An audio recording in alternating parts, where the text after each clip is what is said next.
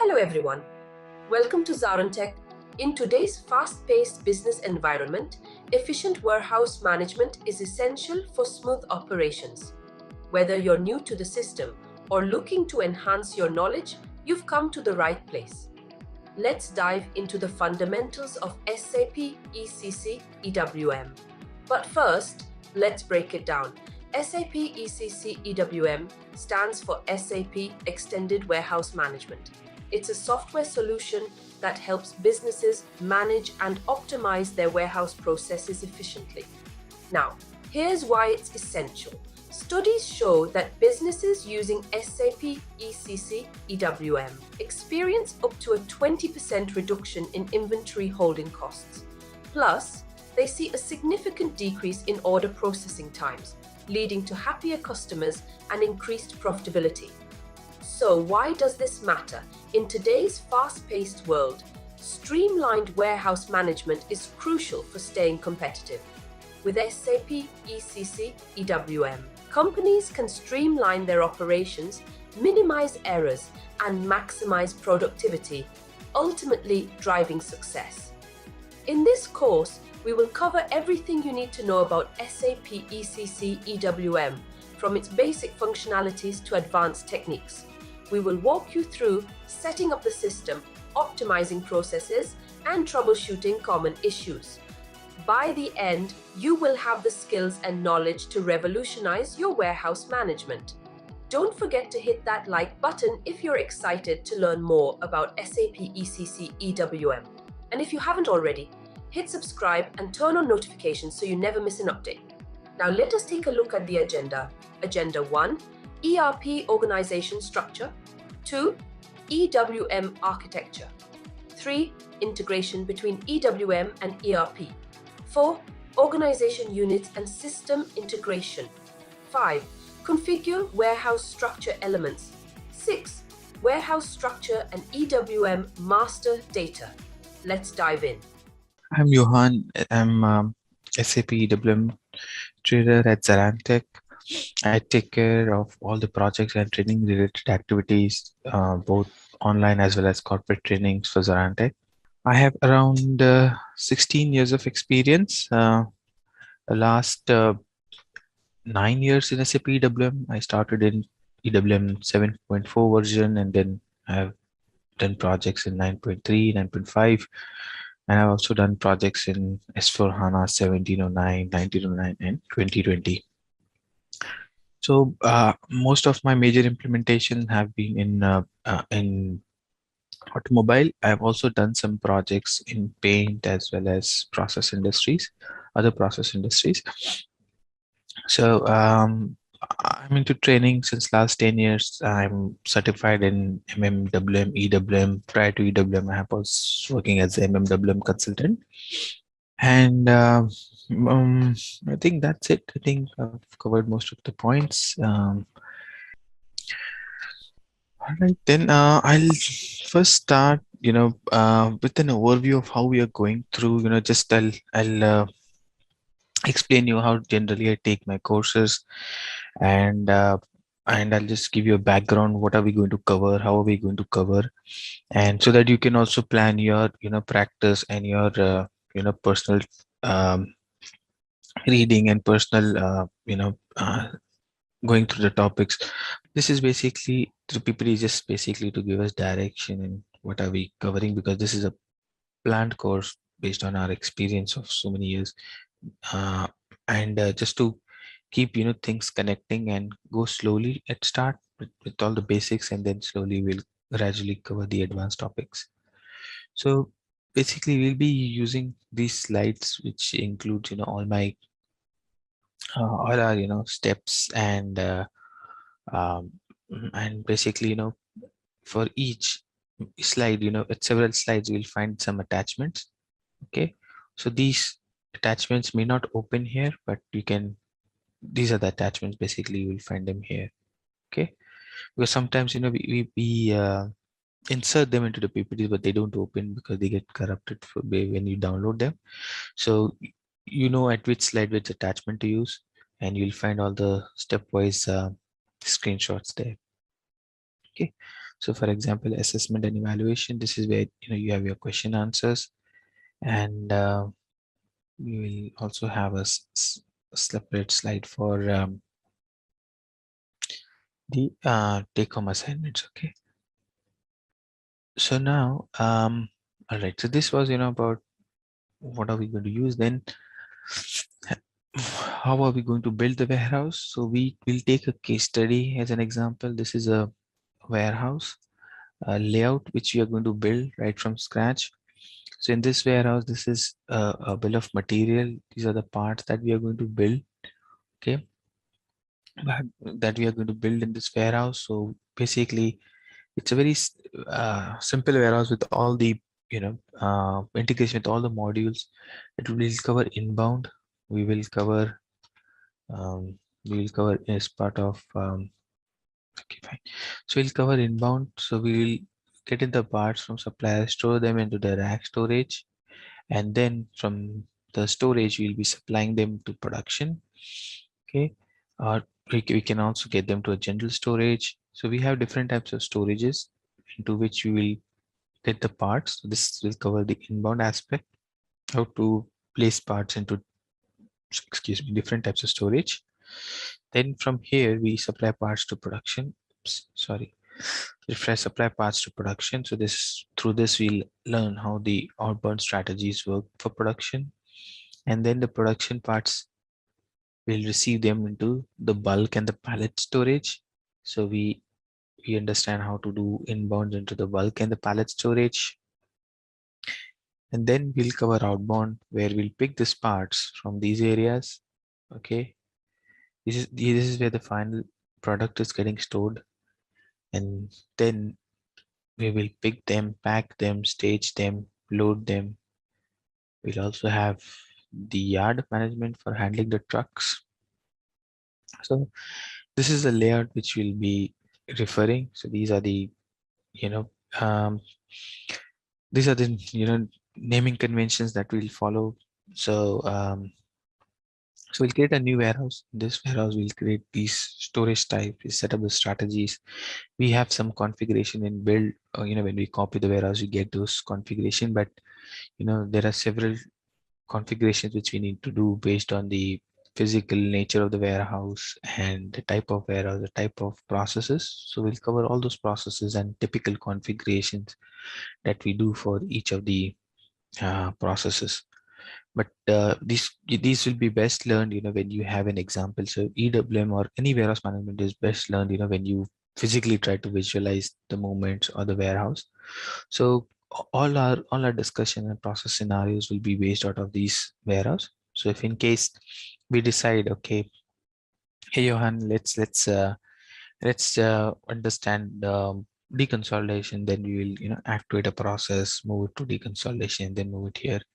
Let's understand scrapping. Why, let's create a new area for scrapping, and so we'll create a new storage type here, and we'll discuss what can be the possible scenarios with scrapping. Okay, so any addition scenarios, we'll be basically tweaking this warehouse, and we'll be adding new scenarios here. Based on our experience, we may come across scenarios. You might have come across scenarios in your projects, and we would like to go through them together. So we will use this warehouse structure basically to do some add-on processes as well. My expectation from you guys that whatever configuration we are doing for that particular week, you complete them by end of the week. You just follow me. Yeah, you can do your own exercise, but yeah, but initial couple of modules, you follow me, get your warehouse ready, structure ready, and then if at all you want to simply follow me, follow whatever the processes I'm going through, you're free to do that. You're free to use the warehouse which you have set up in the system together, or you can create your own warehouse to your own integration. I'll leave it to you, but whatever topics we'll cover, please do them, because regularly, because slowly we will be going through the complex topics. We are going to build up many new scenarios, and the backlogs will keep on accumulating. So, and basically all topics are linked to another. So if you miss, let's say, master data, I'm explaining some master data in detail, If you miss that, it may, you know, it may stop you with your understanding on the processes. Okay, I'll explain you why I have kept it here. Yeah. So basically, storage control, process control, we need to go through unloading, loading as well, which requires some yard management activation. Okay, so the prerequisite is yard management for storage control. Plus, you activate storage control at a creation rule level. So you need this understanding also. It's not like, if I'm here and if I'm talking about creation rule, you will get lost. You need to understand the creation rule first before activating storage control, because for outbound, you activate at a creation rule level. So you need to have prior understanding of these two topics. And why I have taken inbound and outbound together in storage control, because when we activate storage control, we have, for example, so it becomes easier for you from a layout perspective. When you do the inbound and outbound, we can do a mix. In inbound, we activate process as well as layout both together, and in outbound we can just do a layout, just a single through. So but the main thing here is we need yard, or at least shipping and receiving activated, so that we can do a storage control step of loading, unloading, which is very important. And plus we should also be able to have an understanding of creation rule, because that plays a very important role in the process control. Going back to PPF, why it is at the bottom. So we'll be going through the process. So every process, so PPF is not only about automating a step, but it is also about your outputs. Yeah, So printing we out. will be, so we will be using PPF, but at this point, till this point of time, we'll not go into PPF. We'll maintain the condition record, test and automation. Let's say good receipt in through for a production integration. We'll do that with PPF. We'll maintain the condition record, we test it, but we'll not be discussing what is action definition, action profile. All those technical topics will divert us from the process. Yeah. Okay, and they'll be covered together at the bottom, along with the other outputs of SAP EWM. For your week, particular week one, you will have, what is certification done? You'll have, some questions for that particular unit. I would recommend you, till you complete all the modules, just limit your study only to that module and the questions related to that module. Okay, once you have done the you have completed all the modules, then you can go through the certification done for the entire course. Then other thing is, there is a lot of SAP books which are provided by SAP, so you can go through those books as well. So there are certification books and um, some documents provided by SAP for certification, some material. So when you go for a certification link, you get that document number, right? For EWM, it is 100, 110, 120, those kind of books. So you have to go through those books also. So those books, once you've completed the course, because through this course we'll be very busy with practicing, understanding. So after the course, take 2 or 3 weeks and go through those books as well. So once you have understood, those books will, they'll further refine your understanding, and they'll really go fast, because now you've understood the overall concept. What are we going to cover in our first unit? So first unit, our aim would be, end of the unit, our org structure should be set up, and our integration would be set up between ERP and EWM. So at the end of this unit, the warehouse should be created, should be integrated, and we should be ready to start maintaining the master data for the warehouse.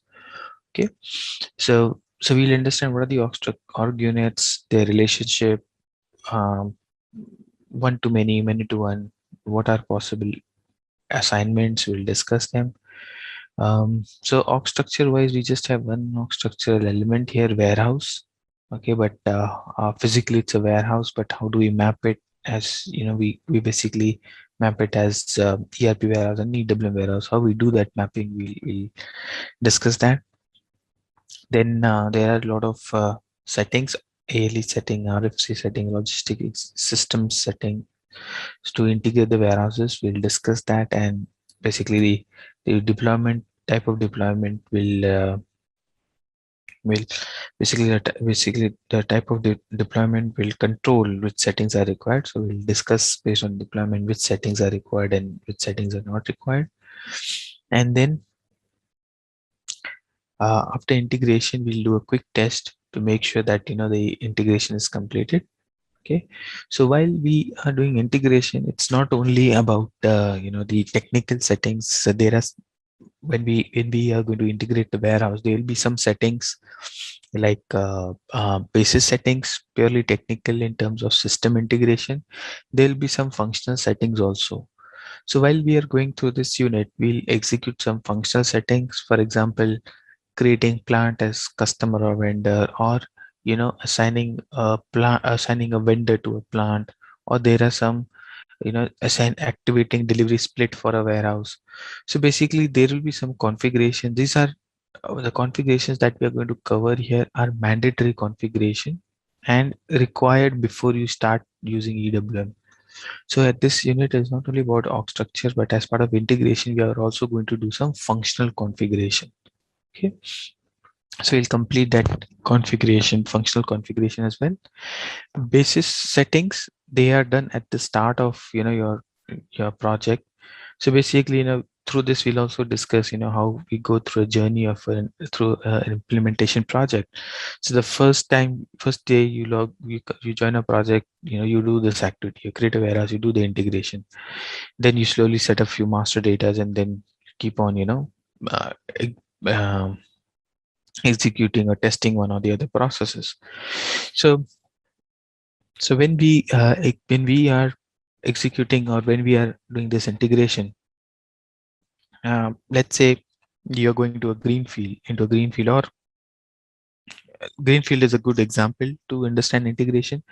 So let's say it's a blank system. How the basis team, what are the expectations from the basis team to set up the communication between ERP and EWM?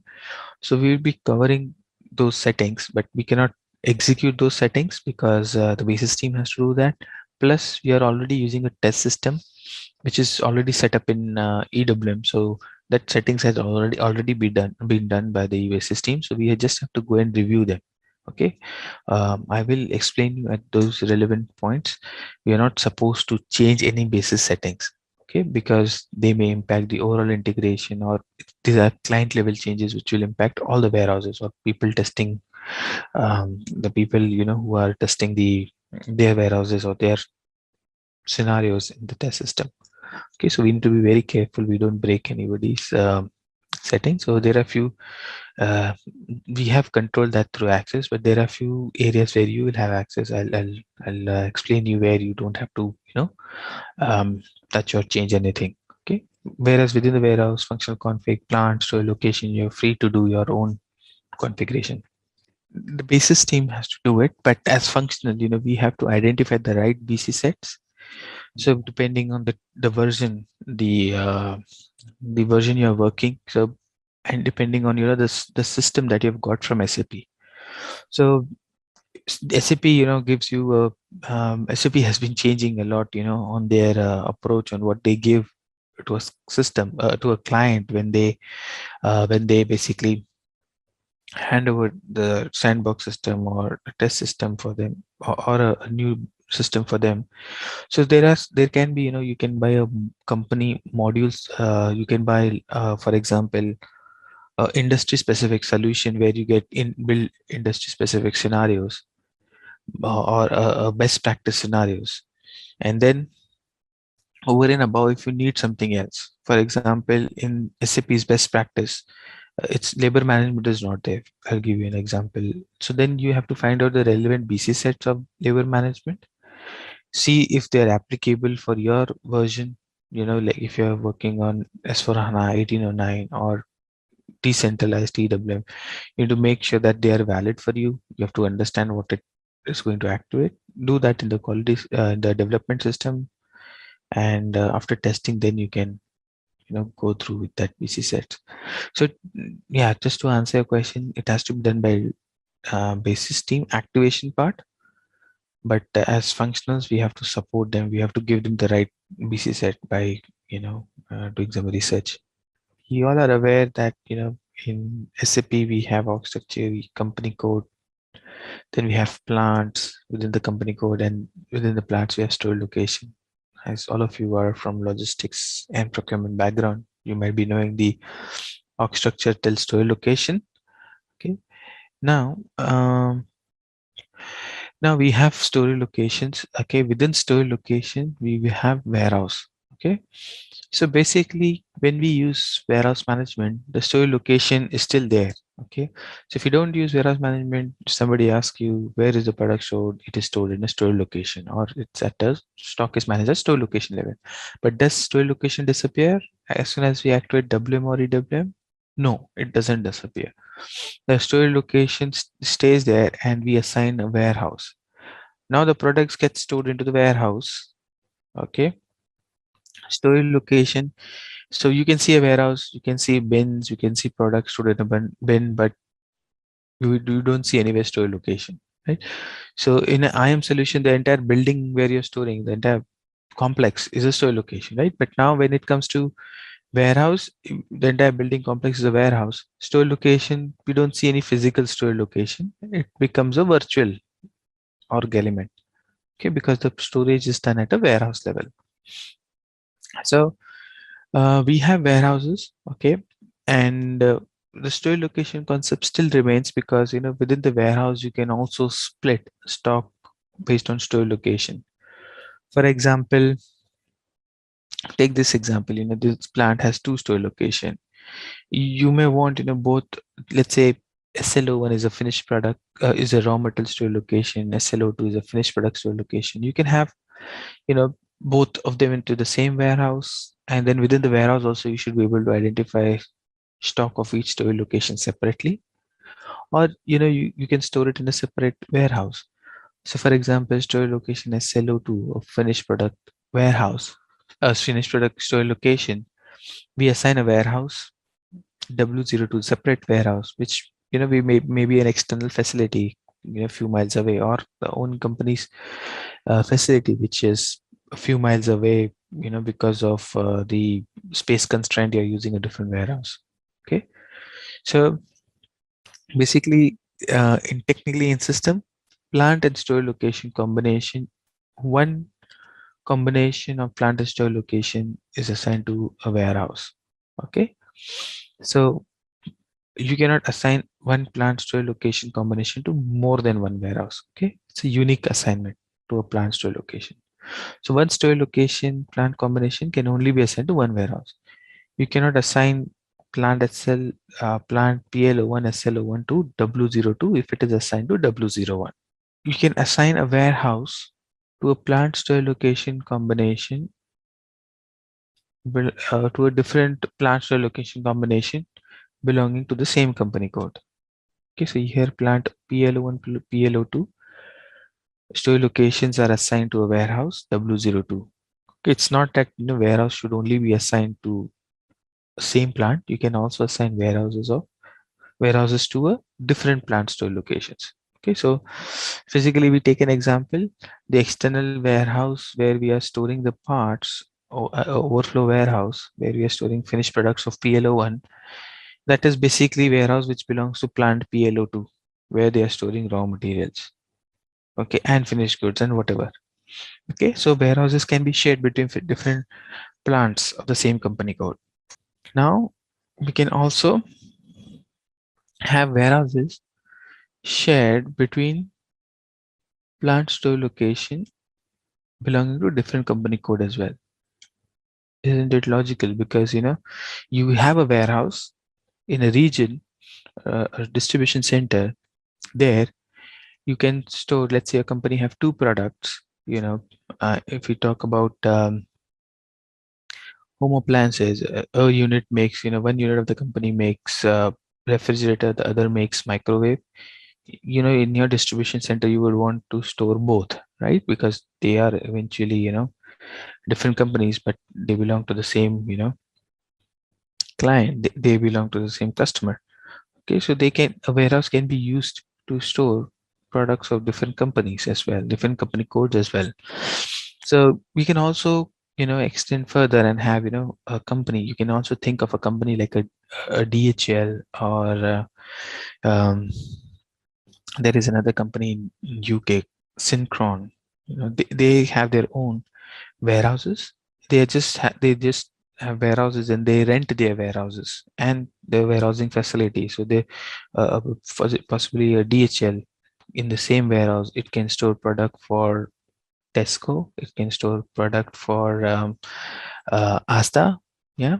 So this these kind of warehouses, can also we'll talk about them in our deployment option. You can also have these kind of warehouses where they are storing parts for different customer as well.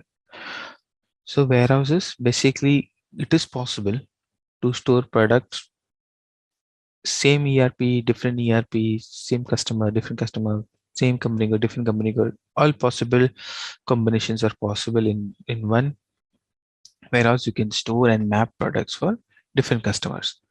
Okay, so here, to start with, we will basically have one plant. Okay, one few store locations in the plant, and we'll create one warehouse. Then, as in when we build scenarios, we'll create more plants, more store location, learn about STOs and different types of scenarios. But to start with, keep it simple. We will create our own plant, store location, warehouse, and then we will first go through the entire setup in that warehouse for one plant, and then we'll see how we can also expand it to another plant or plants of another company code. See, EWM is about managing your stock. So where do you have EWM? You'll not have EWM at Singapore's virtual plant. You'll have EWM at Australia, where you do pick, pack, goods issue, and then you when you receive in New Zealand, you'll have a warehouse there where you receive the parts and do the good Yeah. receipt put away. So Yeah. EWM is about receiving the part. The whole planning, the whole logistics planning is done by the shipping or the transportation team. Yeah. They will have to create a delivery.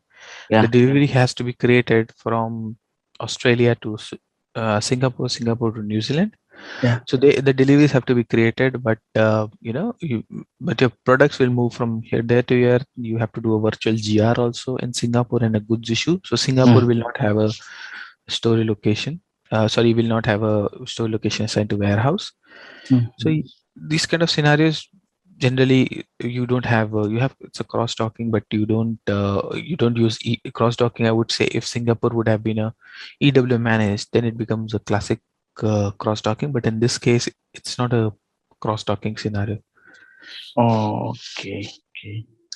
Singapore, you have to through the shipment or the transportation, you have to through your routes, you have to plan this outbound, inbound, and Mm. then you have to do some automation, or somebody has to manually do the receipt and goods issue at Singapore. Okay, so we have discussed these points. I'll come to what we are going to set up to start with. We are going to have a warehouse. Okay, now here you can see there are two warehouses. Okay, one warehouse is ERP warehouse, one is EWM warehouse. Physically, there is just one warehouse, but in EWM, the same warehouse has a 4-character code. In ERP, so when I say ERP, it means ECC. Okay, now in S4 HANA, we have ECC as well as in EWM in the same system. So it's a still early stage. So maybe SAP would make it one. Just change ERP side, ECC side, the warehouse into 4 characters, but they haven't done it yet. So all the deliveries and other places, the warehouse is of 3 characters wherever you see warehouse. So basically, that 3-character warehouse represents your EWM 4-character warehouse. It's created in EWM as 4 character. They're assigned, they are mapped to each other. So when you say W01, it basically means EWM warehouse of WH01. We are going to use, so what org structure elements we are going to use, we are going to do that listing shortly. Okay, but we'll be creating our plant. I'll be telling you which company code to use. So basically, I would recommend to use company code 1000 or whatever is a company code in the test system, so that you don't have to do all the finance settings. The company code which I'm going to propose you to use, that will be supported by our finance team. So if there are any issues, they will sort it out. Plus period and closing, everything, maintenance activity of that company code, periodic maintenance activity, the finance team does it. So it's an active company code, and it's well supported. So I recommend you to use the company code which I'm going to share with you, so that you spend less time in troubleshooting finance related errors. Okay. So company code, we are going to use the one which is given to us by our finance team. In that company code, we'll have a plant. We are going to create our own plant. We'll copy an existing plant. Again, which plant to copy from? Standard SAP template plant. I'll let you know which one to copy. And then we are going to have 4 store locations, or rather 5. So basically, for testing all the scenarios, um, for the warehouse that we are going to implement, we have to take 5 store locations. So ROD stands for receiving on dock. Okay. AFS stands for available for sale. I'll quickly go through the layout and explain these store locations to you. Yeah. Production as a separate store location, finished product as separate store location, and I've created a store location which is IM managed. This is for the consumable and office supplies. This store location, SAP will tell us, to do a ROD and AFS. This is for the scenarios that we are going to cover. For those scenarios, we will use these store locations. So basically, I'll split this layout into the store location. So whenever we are getting any stock, okay, they are in this area. This is called as ROD, receiving on dock. Okay. Once we do the put away, the store location is AFS. So what is AFS store location? This is AFS. Okay, available for sale. We have a separate store location for, production, prod. Okay, another store location for finished products. The finished products are stored here. So basically, when we do the warehouse processes, the products are moving. ERP should be updated with store location information as well. So the moment I supply parts to production, the store location of that part changes from AFS to prod. Okay. Now once we see, basically, once you implement a project, you have to be very clear with the store location definition. So once we implement the project, there is this change, bringing this change becomes very difficult after a warehouse has gone live, because warehouse is continuous. They work 24/7. Any change becomes a really big change, or has a lot of prerequisite, a lot of planning and a lot of struggle, plus the business is also impacted. Okay, so some of the warehouses they don't even give you downtime, because time lost can never be regained, for them, because they work 24/7. So basically, we have to be very clear when we map these store locations. The reason SAP recommends RODAFS, why we are having 2 store location when we are receiving the parts. We do the GR here. Okay, we may do a repacking of the parts in the deconsolidation area. We may be doing the quality. Before that, we may be unloading the stock from the trailers. So basically, the good receipt is done at this stage. When the truck comes, you scan the pallet, you do the good receipt, and then you take the pallet to a GR area.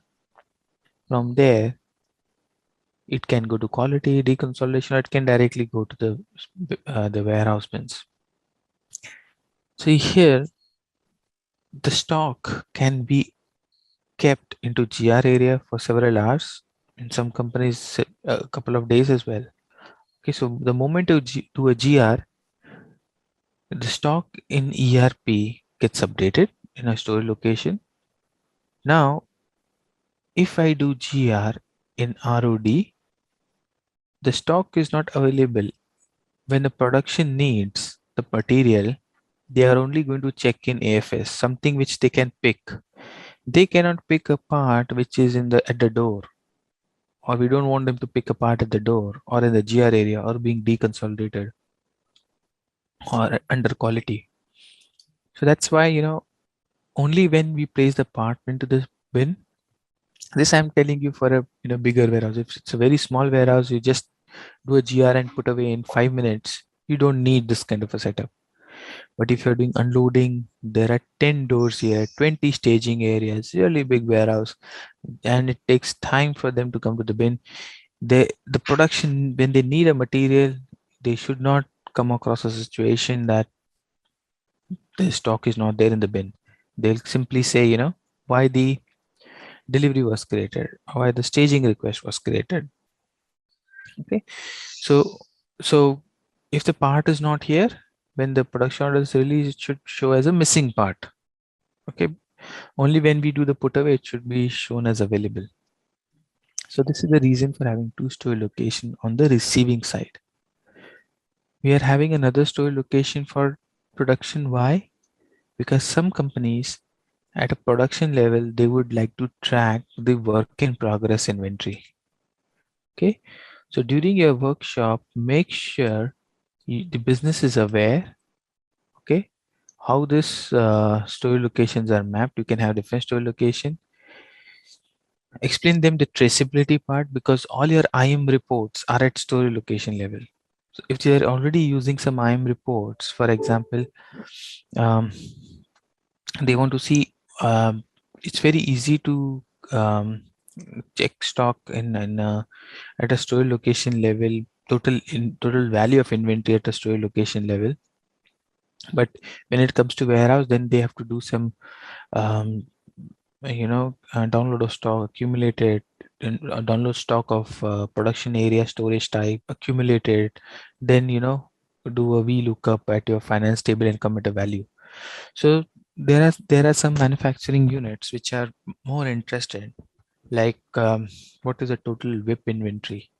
The work in progress inventory is also in some companies it is also showed in their balance sheet. So they are get audited by the companies as well. So the companies which is production heavy, they will ask you for this. If not, just make sure they are aware that you can have a separate store location for production as well. Then we have having separate store location production. So we, for availability check for outbound, we always store finished products here just to exclude our search into other store location. We have just kept one store location for finished product. Okay, you can, it's not mandatory. You can also keep it as same as AFS. You can give the same AFS, but there's no special requirement. Just for traceability purpose, if somebody wants to track all the finished product in their IM reports, then we know we have a separate store location where you can get all the finished product stock. It basically helps on the IM reporting. I go to store location 4000 and I get everything. Consumption will happen from 3000. Yeah, because, That's correct. yeah. Yeah. So this has to be well thought and well agreed at the start of the project, because later on bringing this change will have a lot of impact on master data, transactional data, all documents, work in progress documents. So we need to be clear exactly how this has to work. Okay. See, basically the EWM, the material is same. So when you create a material, if you have a custom field of GMID, so now here probably you can use a different field, but here the challenge will be when you scan. Are you going to scan the SAP ID or a GMID? See, if it is decentralized system, you also need to do the same custom field in product as well. You can refer the same field in Metal Master because it's the same system. Okay. So you can use the same Metal Master Z field and you can refer that for your whatever custom process you have. But if it is a decentralized, then you have to send it across. All right, let's test your knowledge. Here's a question for you. Which of the following is not a key feature of SAP EWM? Option A, warehouse monitoring and control. Option B, inventory management. Option C, production planning. Option D, labor management.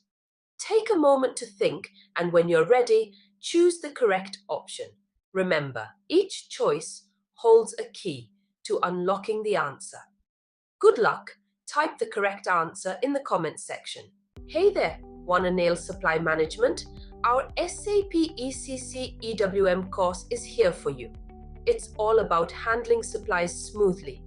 This course is your go-to for mastering SAP ECC EWM. Think of it as your toolkit for planning, ensuring we've got enough stuff and getting it where it needs to be. We cover it all, from the basics to some cool advanced tricks. Experts made this so you're in good hands. Your teachers? Total pros. They've been at this forever and are here to guide you and answer your questions. And guess what? Students love it. Just like you, they found it super useful. And the best part, it's budget friendly. Learning shouldn't cost an arm and a leg, right? Ready to become a SAP ECC EWM whiz? Enroll on our page today. And for more details, visit ZaranTech's website. So let's start with, creating this org structure. So generally, what I do is for each batch, I create a spreadsheet document. This is in the end of each session I upload into the LMS. So whatever our notes are, for each unit, our discussions, some flow diagrams, some data we are preparing, I will, keep on updating them into this sheet so that, you can use it for your reference when you're trying it yourself. Okay. So I'll clean this and load it. And so I think we don't need this. We are tracking all these details on our, so I'll clean this and I'll upload this. So basically, just give a batch number here because we'll try to create a company, a plant in that code, with that code. Okay. So let me put, let me propose something, and then you can, obviously we need to also check if 34 is available in the system. Let me see. I generally, give a sequential number PL34 for plant, warehouse 34, EWM warehouse WH34. So let me see if, we have this plant and warehouse available. It is suggested to keep them separate to different name because, at the starting point, you may not, okay, you may be coming across, requirements from client that they want one warehouse for the plant, and it's basically one plant, one warehouse. But in future, the same warehouse can be shared by another plant. They can bring material into this plant, and so technically it is possible you can give any name, but generally we prefer giving a different code than plant.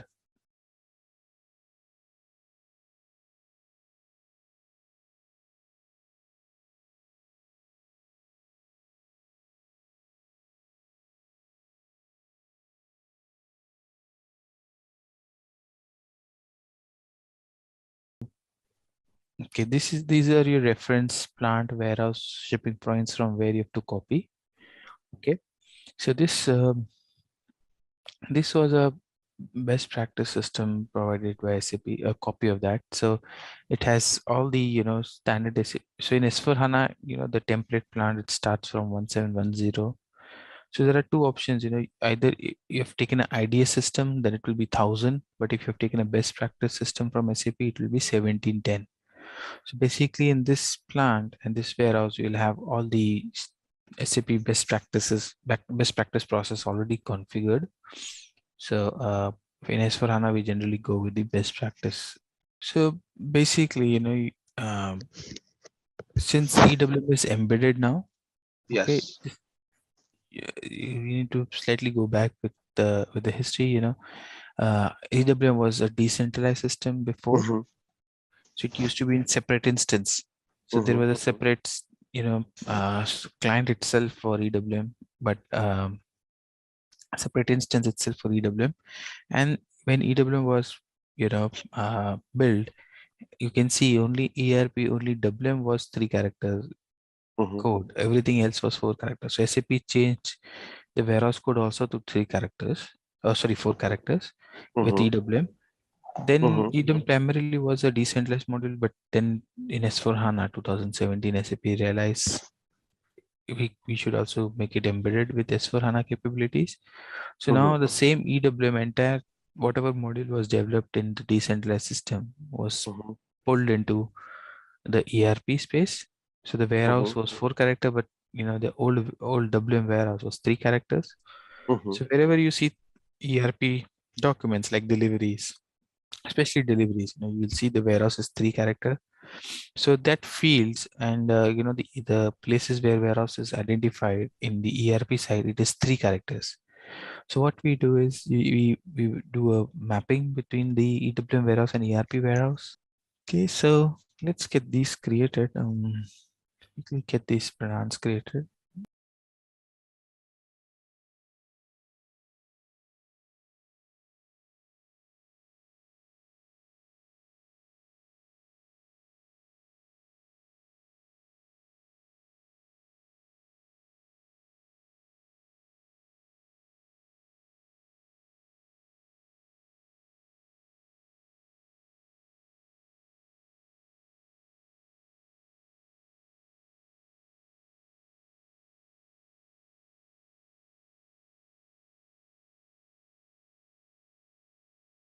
Okay, so let's also create story location in this plan.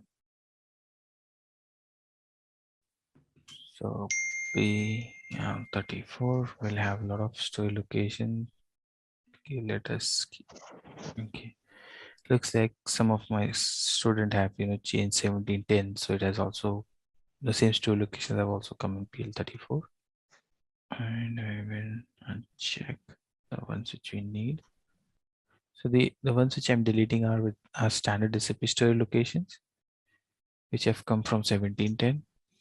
And we have these 5 story location which we plan to use. Then let me create a ERP warehouse. So the warehouse to copy from is 171 to W34. I hope W34 has not been picked by anyone.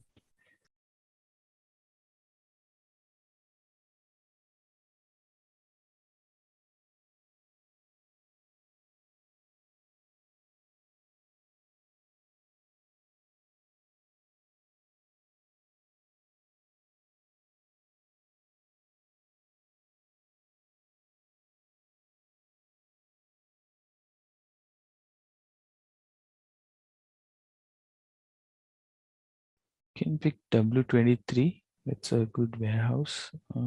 I have created that copying 171 only. And let me also bring in 171 back.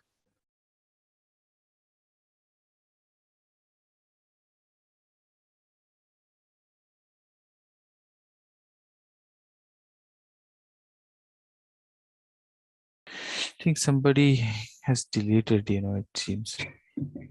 Since it's a test system, yeah, someone might have deleted by mistake. Okay, good. So let's do the assignment, or let us also create a shipping point. Let's do the shipping point creation as well. Since we are going to use a lot of deliveries, and yeah, shipping point is an important org structure for deliveries, plans all the deliveries and shipment. So I ship SH34. Let's try creating that. 1710 is here.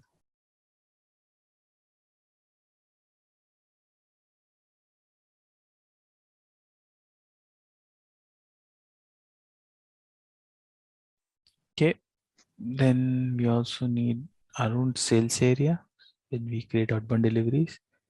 Just creating these org structures so that we could, if any settings are required, then we could on the sales procurement side, if any settings are required, then we can do it for our ERP org structure level. So I will again copy from 1710. I hope it is there, and I'll create a sales org SO34.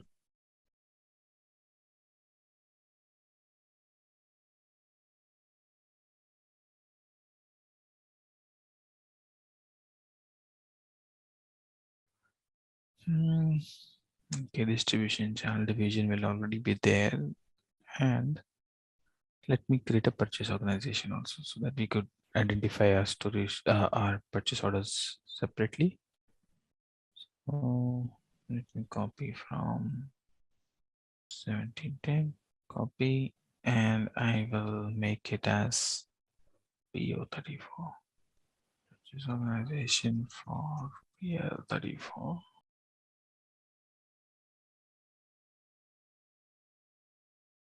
All right, then let's quickly complete the assignments. We'll first complete the ERP org structure assignments, then we'll go to the EWM warehouse and get it created.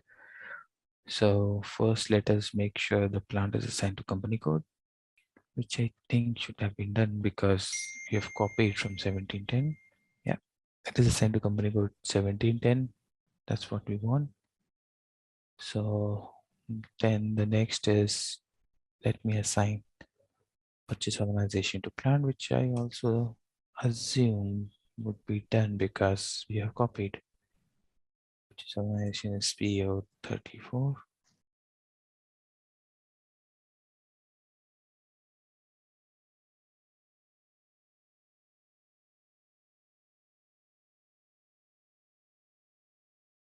Okay, let's go back and create sales area also.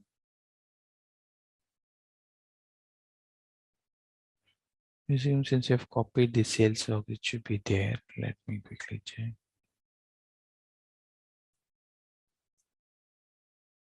Yep, and we are going to use SO34 1000. Yep, it's there. We'll use the sales area for our testing.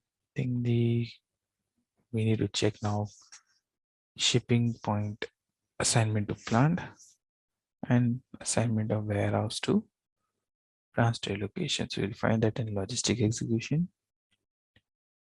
First, let's just assign the shipping point to plant. Let me search my plant. Okay, this is plant. And we should be assigned to, so our shipping point is assigned to the plant. So we are okay. It's assigned because we have copied. There are some more assignments which have come up because we've copied. That's fine. We are okay with that. In our determination, we'll make sure that our shipping point is determined. And then so here comes the main setting. I'm not sure whether this would have been copied, but let's give it a try. PL34. We are going to use 4-story location. Okay, no entries are maintained. And copy this and then replace the plant. So we're going to use 4 story location which are going to be EWM managed or EWM managed 1000, 2000, 3000, 4000. So let me just copy them.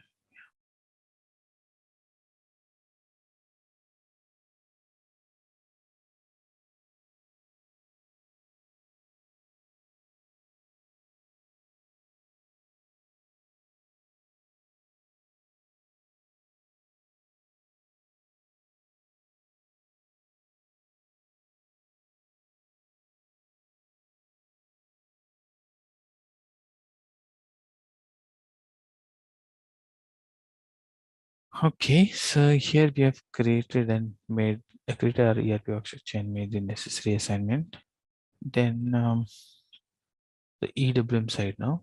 Okay, so for EWM, creating an EWM warehouse, we need to go here, SCM extended warehouse management, extended warehouse management. So basically, the entire folder of EWM has been taken here with all the config nodes in S4HANA. So here you will find there are 2 things here. One, you can define your warehouse here.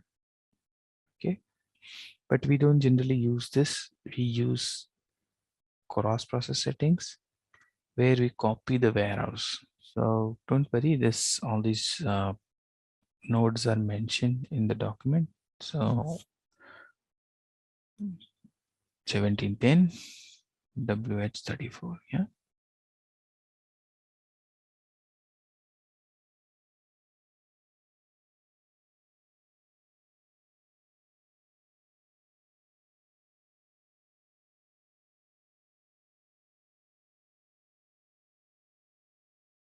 So we have created our EWM warehouse. I'll go in master data, and then here I'll go and change the description of the warehouse.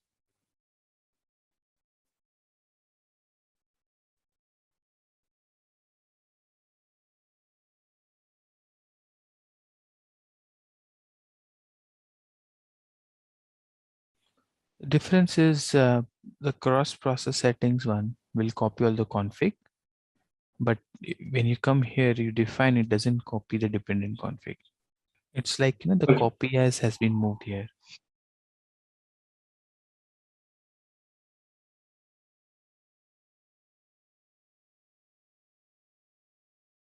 See, basically you have to reach out to your, I have been into projects where there was nothing in warehouse, especially in S/4HANA.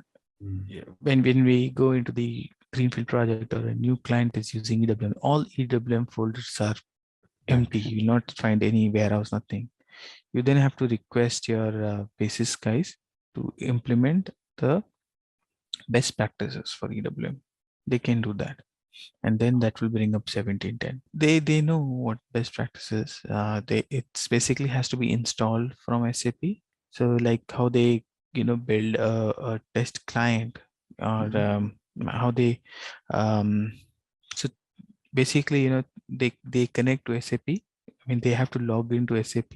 So each basis, a basis team, they have a connection through SAP, through which, just take example how you download OSS nodes from SAP into your system, right? So they log in from SAP into the SAP's portal. From there, they get all this required config of best practices. So basically, you will have here, S/4HANA. You go here.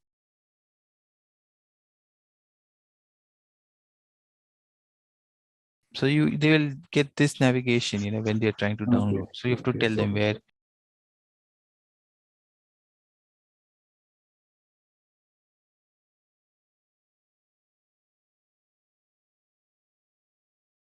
It's very clear, through navigation, they can go to warehousing. If here there are more than one, so they may ask you, do you also need advanced warehousing or no? Now, before we start into a project, we need the other modules to complete their activities. Basically, we need so we are at a stage we are creating a warehouse, and we have to do the integration. So before we go into the functional integration and the basis integration, we need these prerequisites to be completed. The finance team should get us the company code. We should have plant codes. Store locations should be identified, which are these decisions should be made. Yeah, the shipping point to be assigned to the plant. We have assumed for all of them, and we are ready. What we also need is plant as customer and plant as vendor. This is very important. We need the sales team and the procurement team to provide us a business partner in S/4HANA system for a customer and vendor. So this is required. This is mandatory. So that's why I mentioned it as a prerequisite. We'll see as we proceed, why they are required, because in many logistic projects, you need them for your STO scenarios and so on. But in EWM, we need them to identify the stocks, basically, for which plant they belong to. Because in EWM, as I told you, you can store products for multiple plants. Though the projects will be less with one warehouse, multiple plants, but EWM is designed to connect to. It's basically a standalone independent module. EWM can be implemented separately, and it can connect to non-SAP ERPs also. It is that standalone module. So So we need to identify which plant stock it is. There are processes like consignment where we need to identify, the vendor, and we have to differentiate the stock between vendor and plant. So there are several processes where we need a plant identification for our stock. Okay, so that's why we will create plant as customer and vendor. This is mandatory. We need to get that created from our um, procurement and sales team. So I'll get it created now, and as we proceed further with our integration settings, we'll see how this can be used. Okay.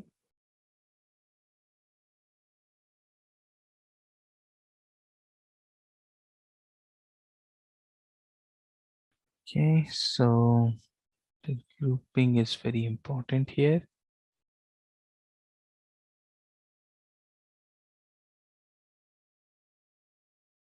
See, this is a grouping which takes a number range into consideration, which number range a business partner is created. Okay, so this grouping controls that. So business partner, this is the general data of business partner, and then we are going to create a vendor and customer data for the business partner. Okay. So what I'm going to do is I'm going to just keep the address same as plant.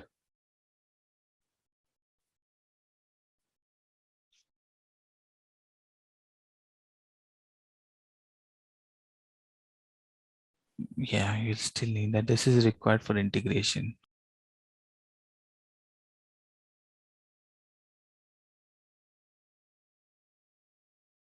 I would say this is required basically for your stock identification. So if you don't, there are some settings going forward where we need to identify, how the stock should be, identified for which is the plant. So if we don't do those settings where this business partner is used, we'll not be able to use EWM.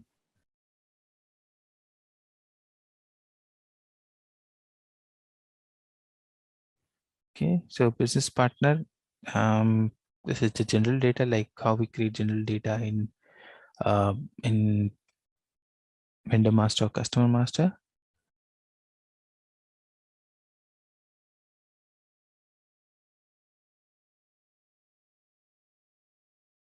Okay. See if at all I have to have identification. This is a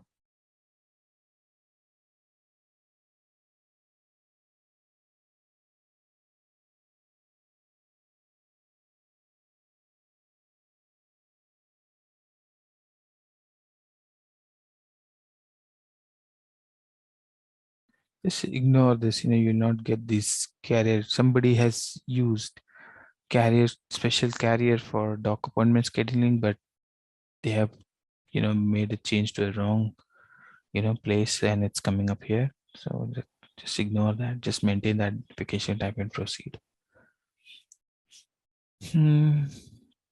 So this is general data. Now let's say this a business partner. Now I want to make it as a customer, okay, or a vendor. Okay, so the place we need to go here is going to change mode and assign. Just since you guys are new, I know most of the time it happens. So what I've done here is just giving you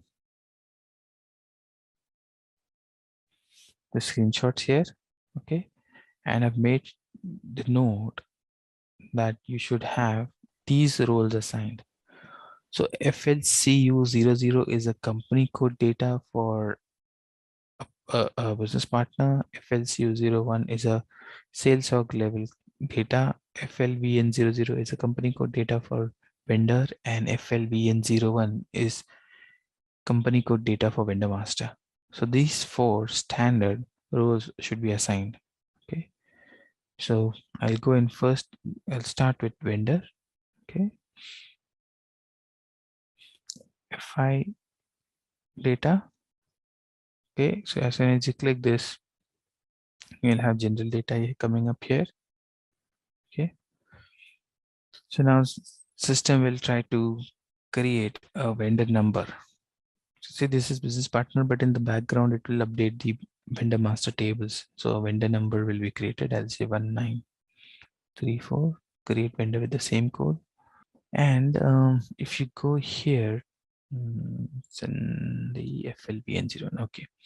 So I'll just browse through the data. If any other, data is required, I'll click on company code and I'll enter our company code here. Just 1710. I'll extend it to our company code. The reconciliation account is mandatory in vendor master. The same thing is coming up here. I'll say domestic payable. Yeah. Simply browse through if any mandatory details are required. If not, I'll just simply save it. Okay. Now I'm going to maintain the purchase organization relevant data. So now if you go to the general, you will see a plant code here. This is very important. This is where, we assign the plant to the business partner or the vendor. Okay. So VL34, we maintained it now. And then let's go to the purchasing tab, enter a purchase organization, PO34. Anything mandatory will maintain, otherwise we'll just simply browse through the fields and save it. Yeah, into the center. So how we know that this business partner is a plant? Basically, it represents a plant. We have to assign the plant code to the business partner over here.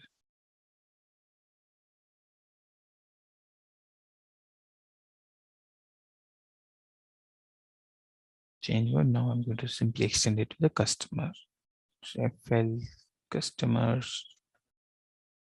Start with general data.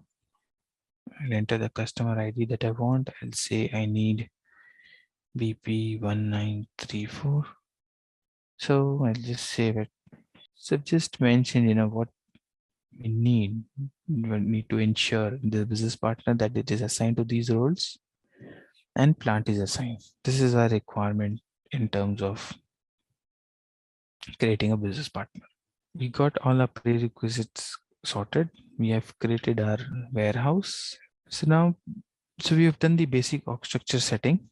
Now let us, start with the integration setting. So we need to integrate our warehouse. So this warehouse still, we have created them and the basic org structure is created. But before we start executing the process or start our master data setup, we need some additional integration configurations. Okay, so that the data comes from ERP to EWM and it goes from EWM to ERP. So I'll just quickly give you the definition of what our goal should be, for this integration. So at the end of this integration settings, I'm going to take you through some basis settings, some functional settings, and at the end of this, we should be able to, when we create a product, we should be able to extend it to EWM, or if we create a delivery, it should come to EWM, and when we do a GR, it should flow to ERP. So our aim is, there should be a seamless communication between the systems. Okay, so in S4HANA, basically, we don't do sifting, or we don't send data from ERP to EWM. Okay, this is just one single system in S4HANA. Okay, so master data is synchronized. We don't need to do sifting. We don't need to do IDOC, nothing, because it's just one system. This is one of the main benefit of going with S4HANA. Embedded, yeah, that's correct. And if you go for decentralized, then you have to send data to IDOC, or if you're not in S4HANA, you have to use SIF. We, at the end of a training, we'll spend 1 or 2 sessions to talk about, what is the difference between a decentralized system and embedded. Till then, whatever I'm discussing is embedded, because it's easy to understand and it's easy to execute a process. We don't have to swap one system to another all the time. But there are some deltas. We'll discuss them. The deltas are mostly related to your master data integration and some of the some of the additional documents are created in a decentralized system, which we could eliminate them in S/4HANA. So we will be using this master data, button master, your vendor and customer, they are in EWM, basically in SCM, we used to create them as locations. We don't need to do them plant as customer, plant as vendor. When we used to do integration settings, we had to shift the plant as customer and vendor to EWM to create a business partner. We can, you don't have to do them now. Shipping point, when we create a shipping point, we had to create a supply, we have to shift or push the shipping point to EWM, and that would create a supply chain unit. This is still required, but we'll create it manually. As we go ahead through our settings, we'll see how the supply chain unit is created. It basically represents shipping point on the EWM side. So I'll be introducing a lot of new terms, supply chain unit, custodian, part and tool dispose, as we go ahead through this integration settings. So master data, we don't need to do any more settings with the existing S/4HANA framework. It will work seamlessly. It is integrated as a one product. Okay, but for transactional data, it still behaves. I mean, SAP is in process of, still they're in a process of still embedding, thoroughly EWM into ERP.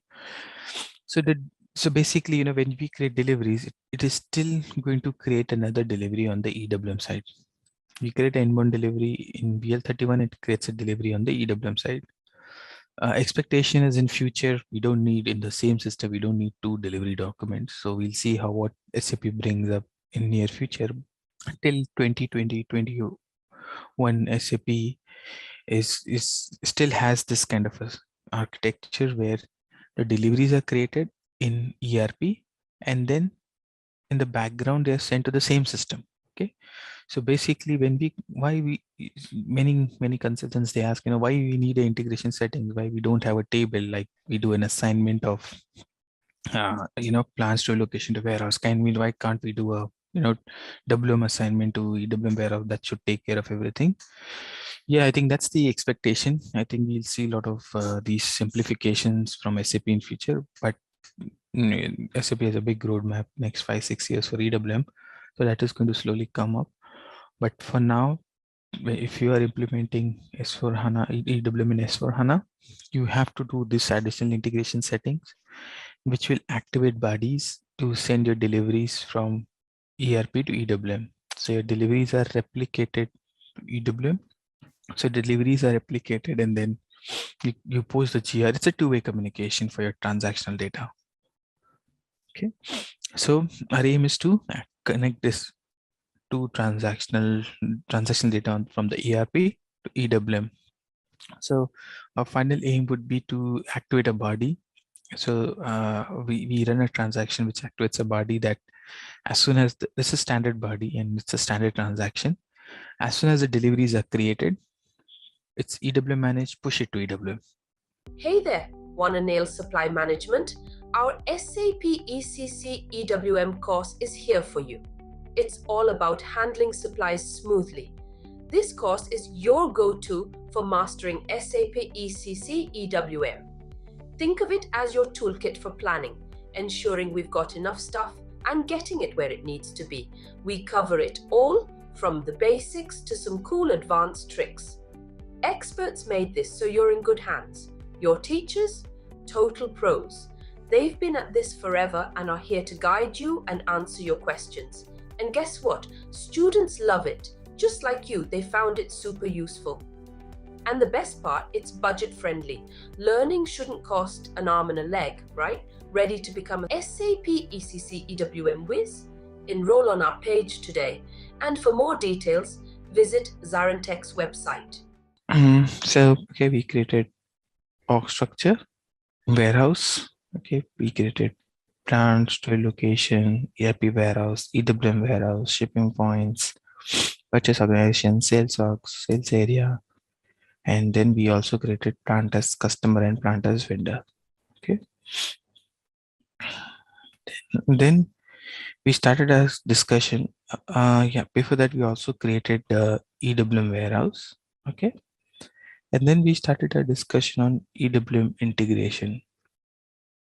We were talking about the architecture, how the systems are integrated, how the data flows from ERP to EWM, and what will be our our requirement at the end of this unit to make sure the data flows from ERP to EWM, EWM to ERP. Here we have, let's say, a purchase order. Okay, this is standard process between ERP and EWM. We have purchase order. For that, we do a good receipt in IM. Okay, without EWM. Now, when it comes to EWM, we have to create inbound deliveries. Inbound delivery is mandatory. Okay, so as soon as the inbound delivery is created, this gets distributed to EWM. Okay, and another inbound delivery is created on the EWM side. The number of inbound delivery can be same or it can be different. Okay, so basically here this integration point we have to set up. So in this inbound delivery, we'll see our 3-character ERP warehouse, and when it is saved, we'll see when we log into any EWM delivery, our warehouse will be 4-character warehouse. Okay, so whichever document you see on the ERP side and it has a warehouse field, we'll see the 3-character warehouse. Okay, now this delivery is created. We also call this delivery as warehouse request. This delivery is then further processed. We'll do good receipt and then put away. The deliveries are always in sync. Okay, so any changes on the delivery ERP side, it updates EWM. Any change on the EWM side, it updates ERP. So inbound delivery is created, and then as soon as it is saved, and we post a good receipt, a material document is posted in EWM, which will then go and update the ERP system. So again, a message goes from EWM to ERP. This is the same process steps, even in S4HANA and decentralized, the message goes from ERP to EWM. In S4HANA, both ERP and EWM are in the same instance. Still, we have queues and messages from one system to it behaves like it's a different system. Then when the putaway is completed, putaway means you take the parts, you first receive it, you receive the pallet on the scanner, and then you take it to the final bin, and then another message goes to ERP that the delivery is completed.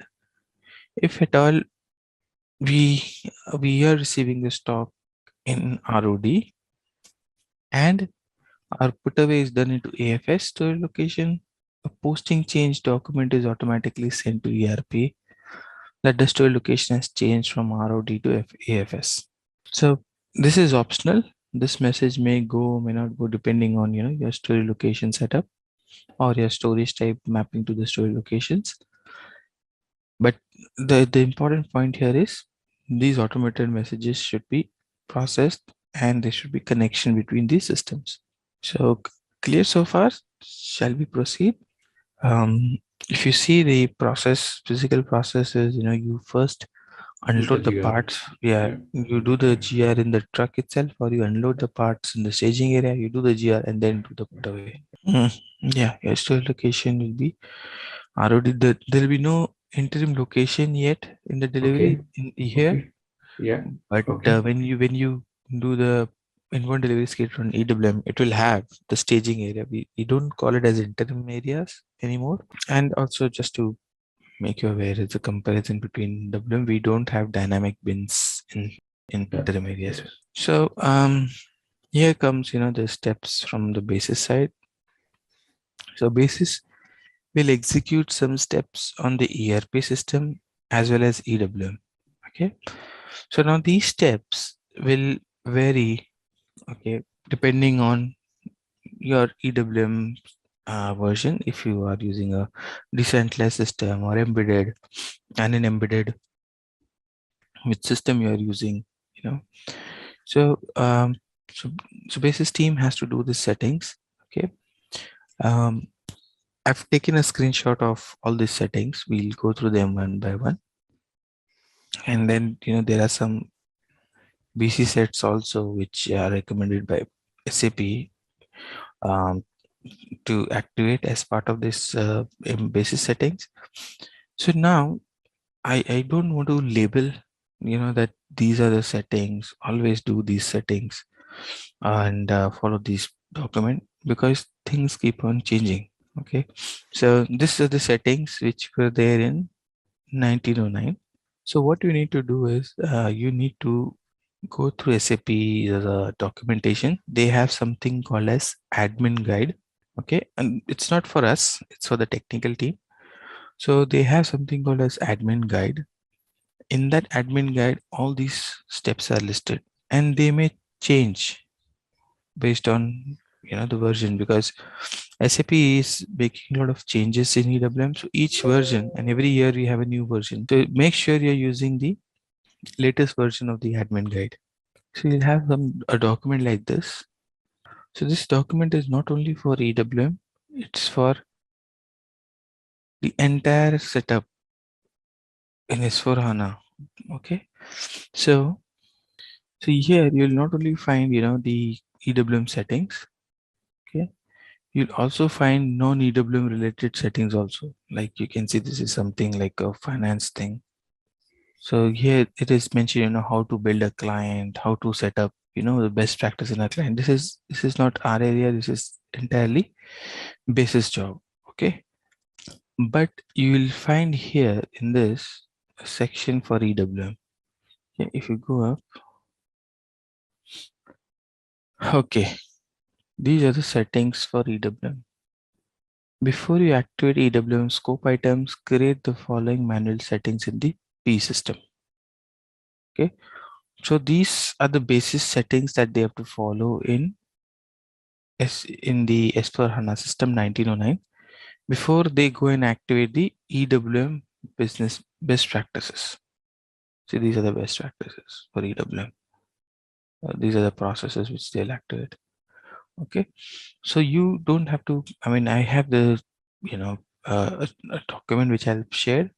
But when you can refer that for this system, but whenever you are working for a project, make sure that particular version 2020, 1809, 1709 or decentralized, you refer at the admin guide, and make sure, see, it is total responsibility of basis team to make sure that these settings are done, but they may or may not do it. We need to make sure that just visit these nodes and make sure that they have done it.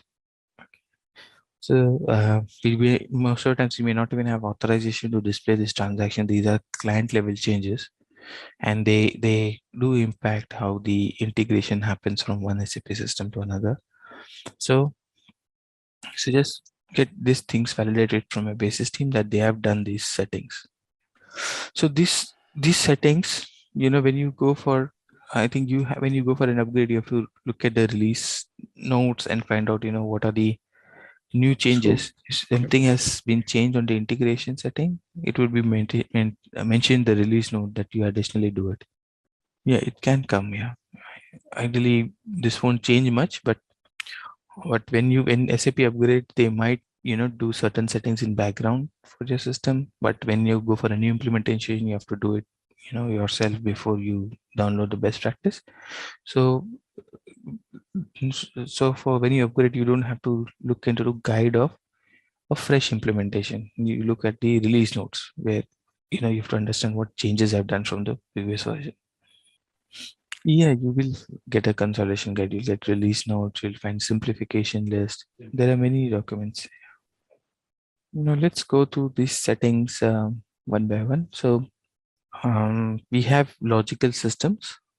Okay, so now we will create a dummy logical system, because generally this is a valid logical system, because your destination is because if it's decentralized, different system is created. Okay, let me try to explain you here. So if it is decentralized system, we have, ERP, not ERP, we'll say, okay, ERP, we'll say one ERP for now, EWM. So this system is created as a logical system. Basically, there are settings done separately in ERP, separately in EWM, and the system will, how, when the data is supposed to send to ERP A, what RSA destination to be used, what logical system to be used, that all configuration is done separately in ERP and EWM. Okay, but when it comes to embedded, you have both. The system is same, ERP and EWM, both are in the same instance. Okay, but EWM is also in the same, instance. So what we do is we create a dummy system here, dummy logical system. Okay, so basically A is logical system and B logical system are same. Logical systems are basically, a basis, kind of a I would say master data, where no, it's a config data where they identify each system with a name. Okay, and there is a naming convention also. For example, the naming convention here you will find it's system name, EWM client name. So if the system is RSK or PRD, VR0, whatever the system name is, and then EWM and then the client name. Okay, so you'll also get these kind of naming convention proposed by SAP. It used to be a big headache, when these settings were very big in decentralized old days, 7.4, 9.1. But yeah, now slowly SAP has reduced the number of settings. And then the expectation is, slowly they all will be created in background when, when SAP will, further streamline EWM into the embedded system. So all this will slowly go away or will be automated. There are still tools provided by SAP where you can go and do these But settings one by one. yeah, So we'll go through these settings, understand the logical system, and we'll also visit the config where these settings are mentioned as wizard, but we'll follow this document one by one. We'll see the settings.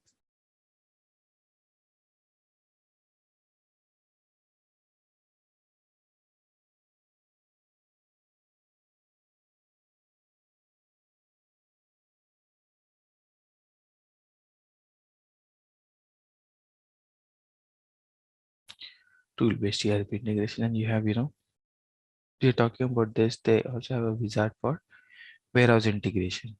Okay. So generally, if you click on the documentation, you'll see all the steps that we have listed. They are here in the document. You'll find them here. Okay.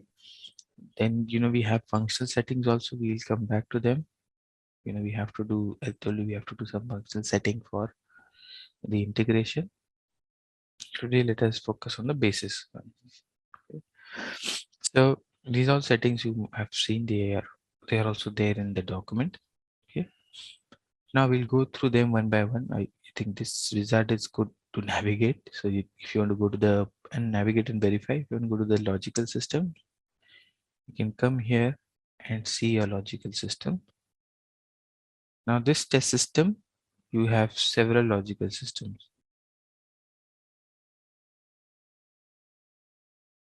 Yes, so I mentioned here DV1 client 400 is the ERP logical system. We don't have to change anything here. They are already set up.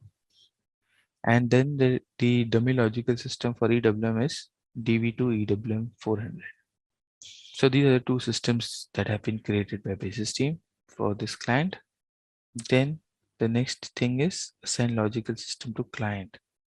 So if you look at this, the logical system, the client is 400. This is company code setting.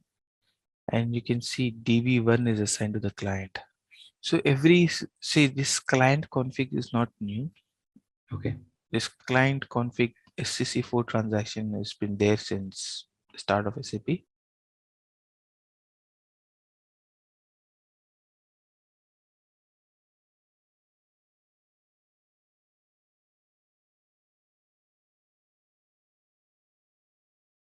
So this logical system of ERP, it is assigned to client. So if you come here, we see here that for DB2 EWM 400, this is the DB2 EWM 400. This is the EWM logical system, dummy logical system. It is assigned to RFC destination. RFC destination is generally it uses we use RFC destination to connect to another system. The other system is EWM only. So if you I mean S4 HANA only. So if we copy this and if you go to /OSM59,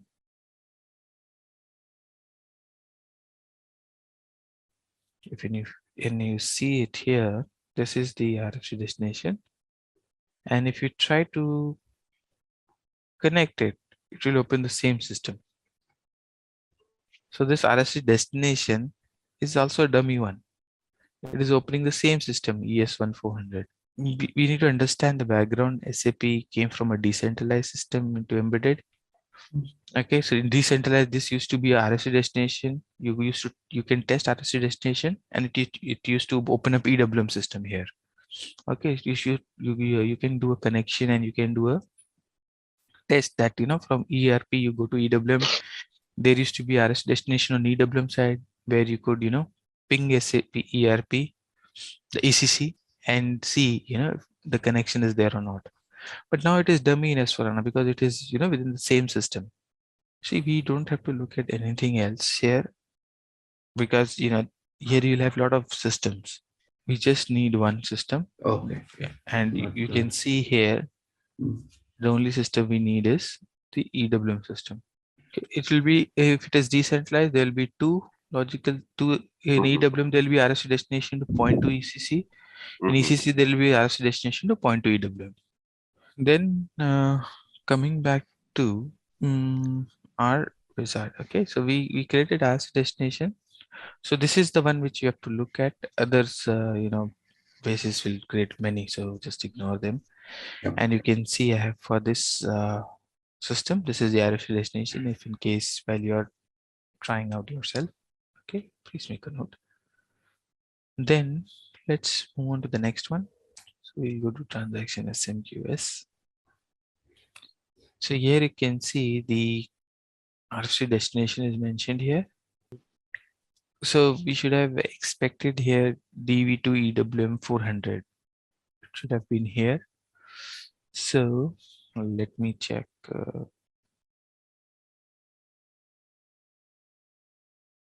So okay, so the keyword scheduler is it's not for the EWM client, it is for this is RFC destination. This is for the ERP system. Okay, not for the EWM. So here our ERP basically this is the RFC destination for EWM. So there is also RFC destination for the same system, DB1 client 400. So this RFC destination, what it does, basically here we have a connection time and a runtime. So basically, whenever EWM is, see, this doesn't make sense in embedded, but I'll just try to explain you from a decentralized perspective. If some data is coming from EWM to ERP, or in this case, some data is going from ECC to EWM. In that case, whatever is the destination, this is the connection time. Okay, it tries to connect in 2 seconds and it will keep on trying. And if it doesn't connect for 60 seconds, it will give a runtime error. Okay. So this is keyword scheduler is, you can change these parameters and it's purely basis parameters and they change it. We start with, SAP recommended parameters and we change them if required. Here for the ECC RFC destination, we go and maintain, like if data is coming from EWM, we go and maintain what is the maximum connection time and the runtime. So that also has been given by SAP. The recommendation is to keep it 1 and 60. I haven't seen any project so far past 8-9 years where we have changed anything here.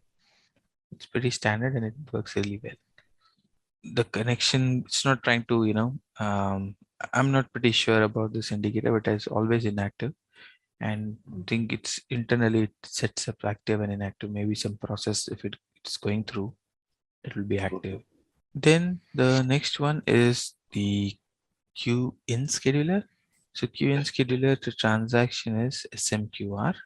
Okay, so these are the queues which are coming from ERP to EWM, EWM to ERP. For them, they have this, these, if you click them, you will see the queues.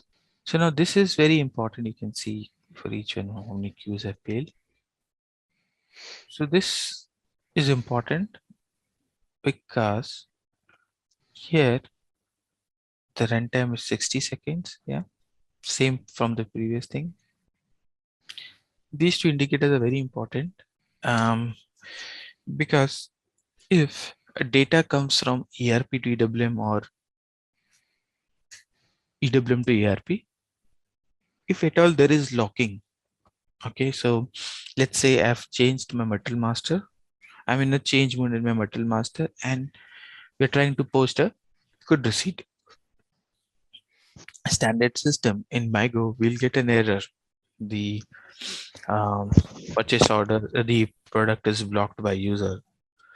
But here, what happens? The queue comes, the GR queue comes, it goes into a retry status. Okay, so this is important where it goes into retry. It says the product is locked. It will take a pause of 300 seconds. That means 5 minutes. And then it will again try to post the document. So like that, it's going to do every 5 minutes, 30 times, approximately 1.5 hours. It will keep on trying to post the document. Generally, the locks are not kept for so long. So once the lock is removed, the queue will be processed. Okay. And if at all the lock is there, even after somebody has kept it open and he forgot and he's been working since then on the screens for more than 1.5 hours, then the queue will fail, saying that the object is locked.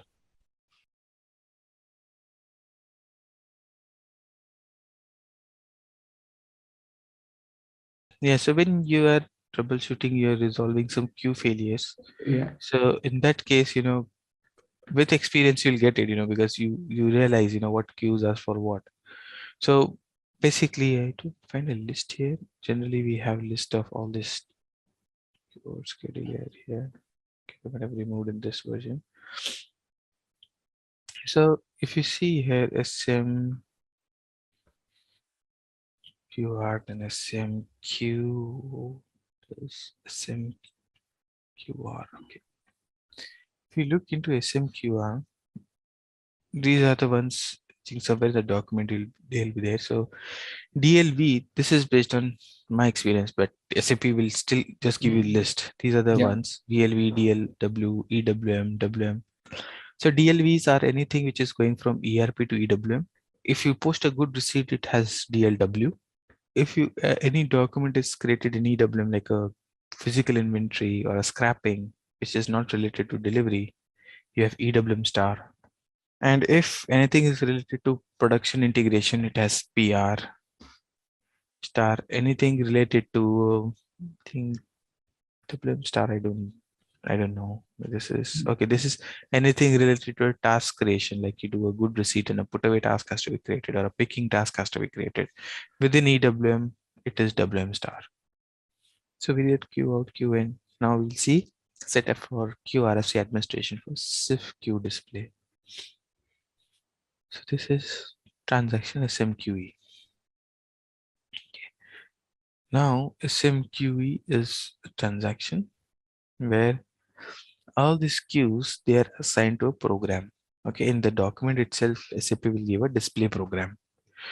So what these display programs are, so they are basically, they help you in troubleshooting. So if at all you come across a situation where there is a queue and you want to see the log of that queue, right?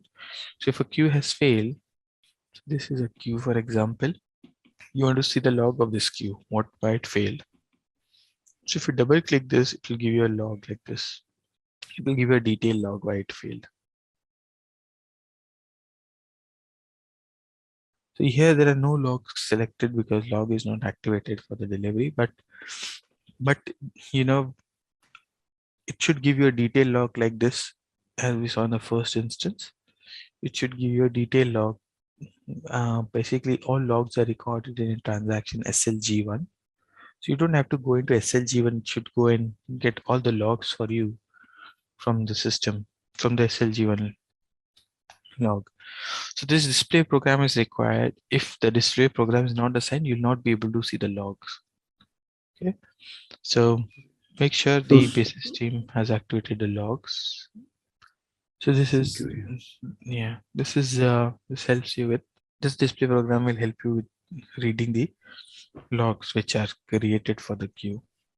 It really helps in troubleshooting. Otherwise, you know, based on that date and time, you have to go in SLG1. It's really painful otherwise. Right. So we did the settings. Now this setting is for master data integration. Yeah, that's correct. Who is executing a transaction, you can find in that day. See, in decentralized system, you'll have an RFC user if you are investigating a good receipt, but in embedded, it is the same. So now we have two terms called business system group and business system. Okay. So business system is used for transactional data and business system group is used for master data. Okay. Now the business system group, I'll explain you what it is, what is the background for having it. But here you can see for our system, the business system group is BSG.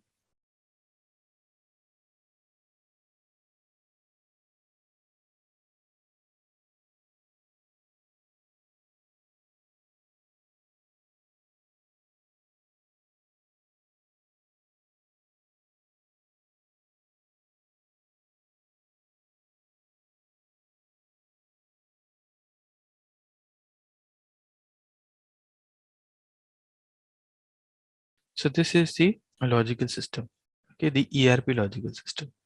So now here, you need to understand this business system group is basically used not in embedded, but in a decentralized system. In embedded, you will just create one business system group and that's it. It will stay there forever. But this is used in the decentralized system, because in decentralized, if you have master data, that is, let's say, product, okay, you have EWM system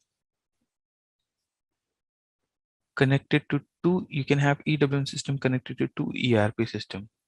Okay. Now when the material T100 is sent, or let's say there is another material T200, when this material is sent to EWM, EWM knows. So ideally, you know what I would do here, ideally what I would need here is, I have a logical system. Let's say logical system is ERPA client 100, and ERP system for B is ERP B client 200. Ideally, when the material is getting stored, for recognizing this material which system it belongs to, I would store logical system, right? Logical system is the best thing, right? But why SAP is not storing logical system, but another element called business system group? Instead of this logical system is assigned to a business system group, let's say BSGA, and this is assigned to BSGB. Rather than storing logical system, my product has BSGA and BSG. So any guesses, you know, why SAP brought business system group rather than storing the logical system? Why it is a business system group is stored here? Yeah, but I could have also stored logical system. Like I would have stored ERP A client 100 and ERP B client B 200 here. Nothing to do with if they got the same kind of material number in both the system. Yeah, No. if they're same kind, then we will have to do an enhancement, and we will have to add a prefix or a suffix, because product master is one. So I would say AT. This is one of the reason So when when you're connecting to more than one ERP system, we have to implement a body, and we do it at a business system group level. That is one thing that is used. But the main reason is this logical systems are basis master data. They can change it tomorrow. There is some reason, they might have changed the name here. Okay, they can bring in a new logical system. Now if the logical system is assigned to a product, the product will become corrupted if you change the logical system. With masking of business system group, your product is same. Your product does not change. Your business system group does not change for the product once you've started your project, once you've started using production system. The business system group remains the same throughout the time you're going to use EWM. So now you saw in the product there was business system group A. Now let's say if SAP, somebody from basis, they change the client for some reason. They say ERP 123, they add something here, they change it. We just have to change the assignment of ERP 123 to BSGA. Okay, so in the product, there's no impact on the product, even though the client has changed. Somebody senior may understand, but if they are juniors, they simply follow the notes and they do it. But it has a very important Impact. implication on our master data. Whenever you do a refresh, client refresh, what happens? Your product client refresh your logical systems. See, there is a client here. Let's say my production client is 500. As soon as I refresh, my client 100 gets overwritten by 500.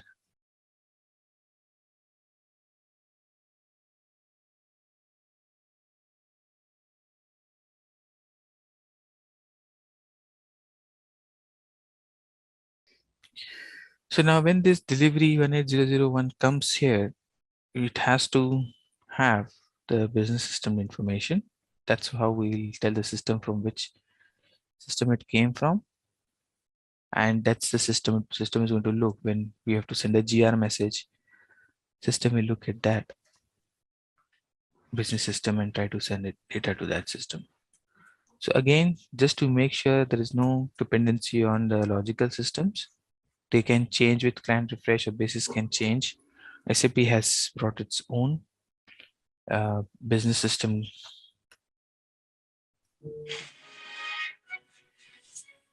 object, which will help us to make sure that we don't corrupt our transactional data. So I'm just going to show you an inbound delivery where you can see the business system, and we'll see what business systems are configured in this, in our embedded. It's purely, straightforward. We don't, so there's just one system and one business system group. So here there is business system. Yeah, this is the business system in our client. 0 to 400, and then it is assigned to a logical system here. Okay, yeah, it's the enter transaction when you say own business system. So this is assigned here, and this is our own business system, and thought it's assigned here somewhere to the logical system also. No. Okay, yeah, this config will come. So here you will see the business system and the warehouse. It's recorded here into the delivery based on the warehouse.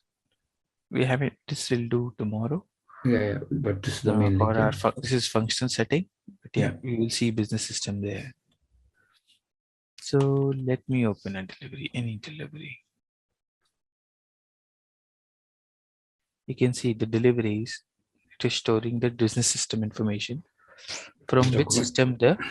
So when a queue comes, it has the business system information, and then it assigns a delivery to it. It stores the business system into the delivery data. So this is the business system configuration. I'll come back again. We first define the business system here.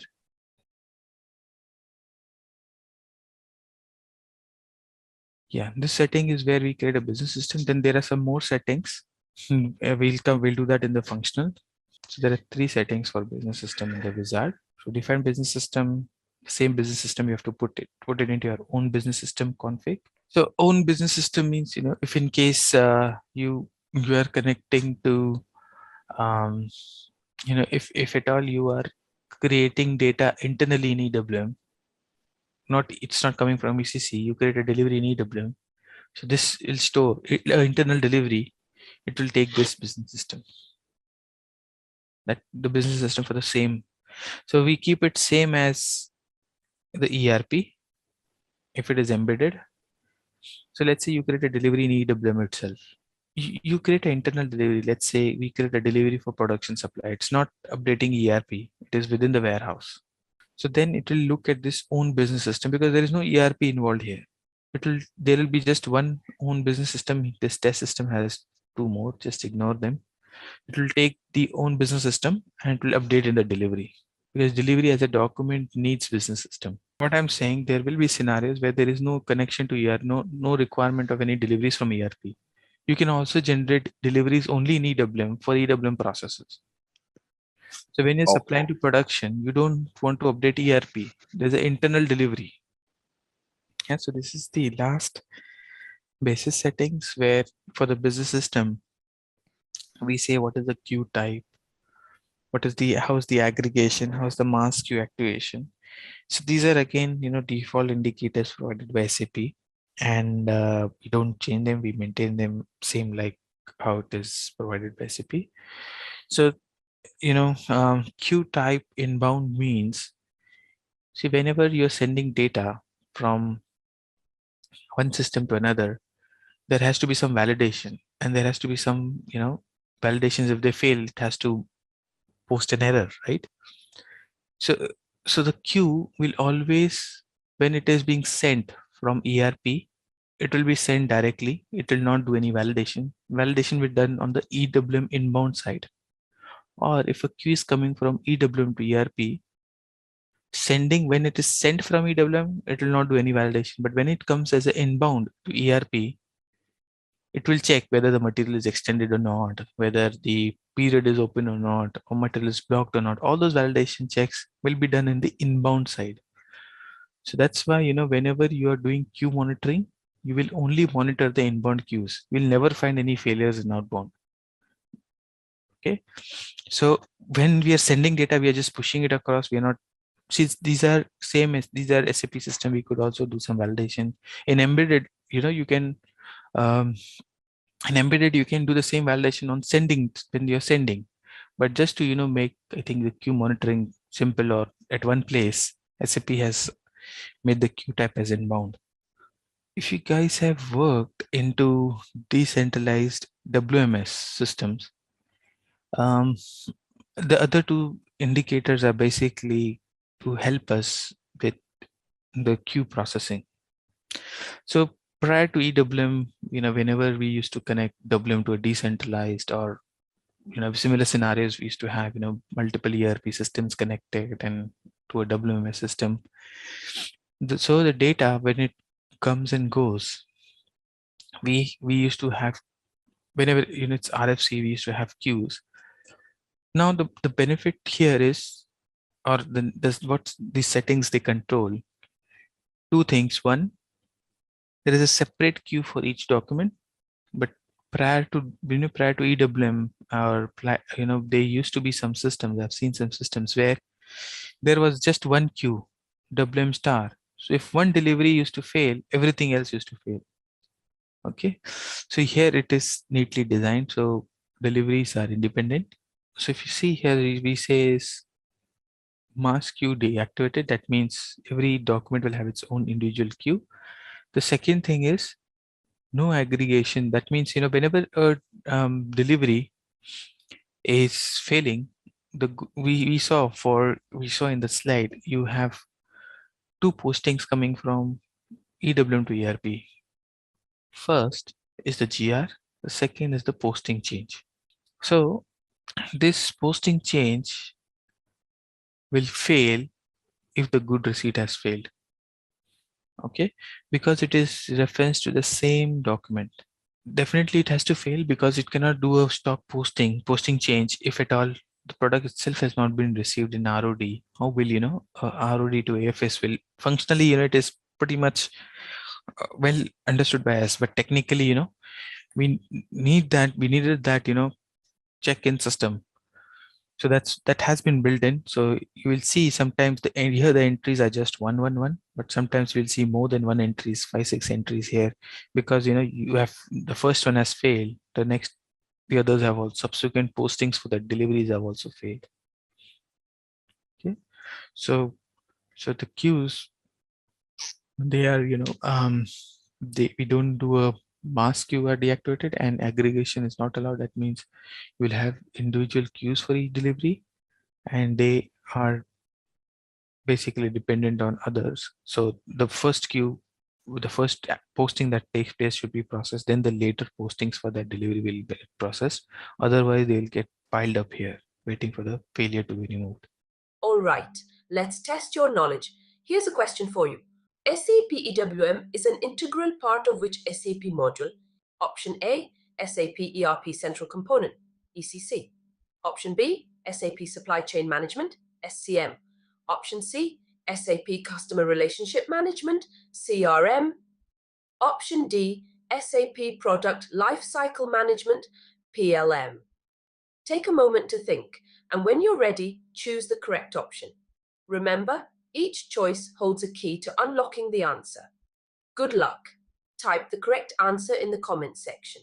Hey there, wanna nail supply management? Our SAP ECC EWM course is here for you. It's all about handling supplies smoothly. This course is your go-to for mastering SAP ECC EWM. Think of it as your toolkit for planning, ensuring we've got enough stuff and getting it where it needs to be. We cover it all, from the basics to some cool advanced tricks. Experts made this so you're in good hands. Your teachers? Total pros.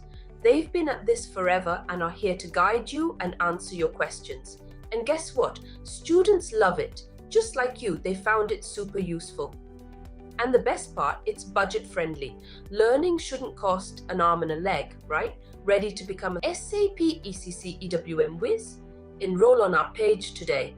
And for more details, visit ZaranTech's website. How EWM would connect to more than one ERP, and how business system group and business system can be used in a decentralized environment. So today we'll proceed with our settings. We'll go ahead and maintain some functional configuration related to integration. So some of this configuration which we are going to cover today, they may not be all integration relevant. Some of this configuration are required for EWM. Some may be from the logistics side, logistic execution side, some maybe from the EWM side. But these configuration, they may be optional in logistic execution, but they may be mandatory with EWM.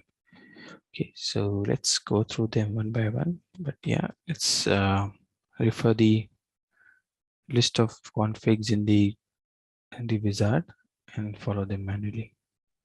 Okay, I think it's better to follow the slide because yeah, so these are the BC sets. I think somebody was asking if we need to know what are the standard BC sets. And these are the BC sets which will have the basis, the basic settings for the best practice setup. It should already be there, but if you don't have, you can use these BC sets. Okay, so we have okay, I think they don't cover all the configs, so let me go through the slide. Okay, so first configuration is for the business system. We would map.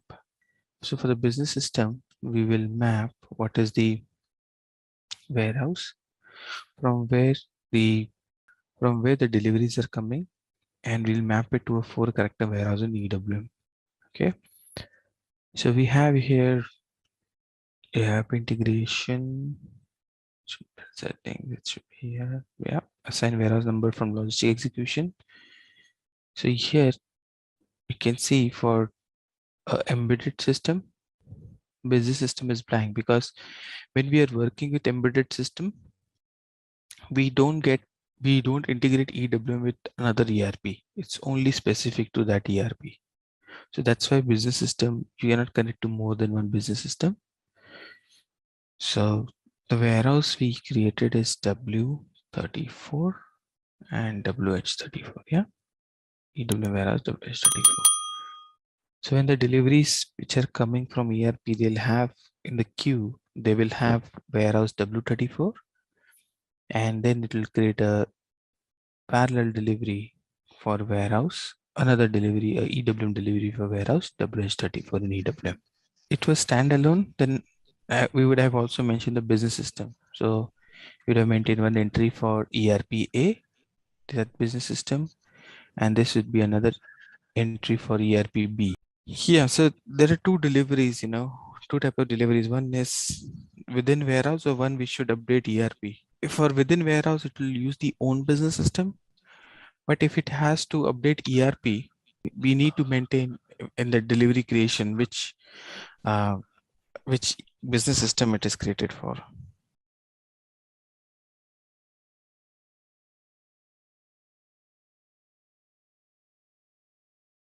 See, this business system generally it becomes important, where there can be chances in decentralized, the same warehouse code will be used by two ERP systems. Yeah. In that case, this becomes mandatory. But yeah, if you don't see in decentralized also, if you keep it blank, should be fine. That means it covers all the business systems. So let's move ahead. The next configuration is mapping of store location.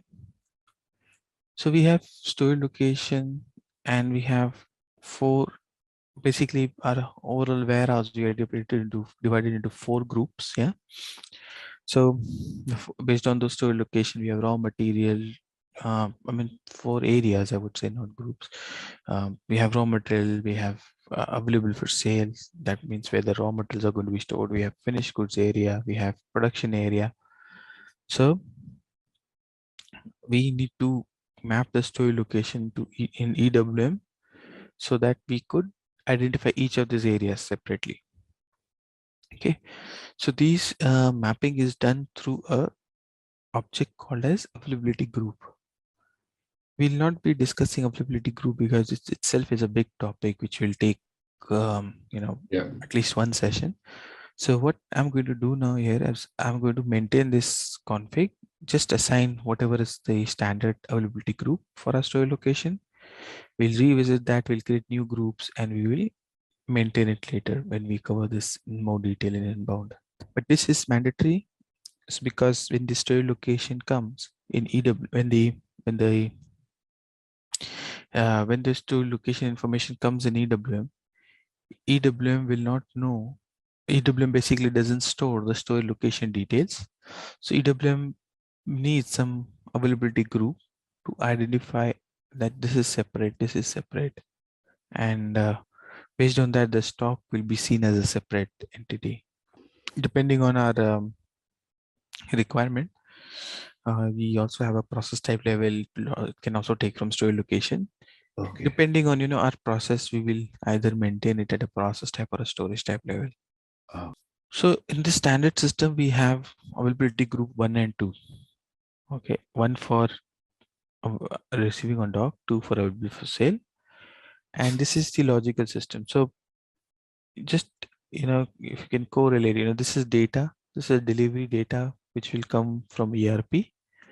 This plant, if a delivery comes with this plant, or I would say when we are trying to receive a stock from this plant, this store location, it came from this system. This is the warehouse, and it will identify this store location stock as a separate availability group and another store location as a separate. So whenever we are trying to have multiple store locations, we have to assign them to a separate availability group. We have to create a new availability group for each store location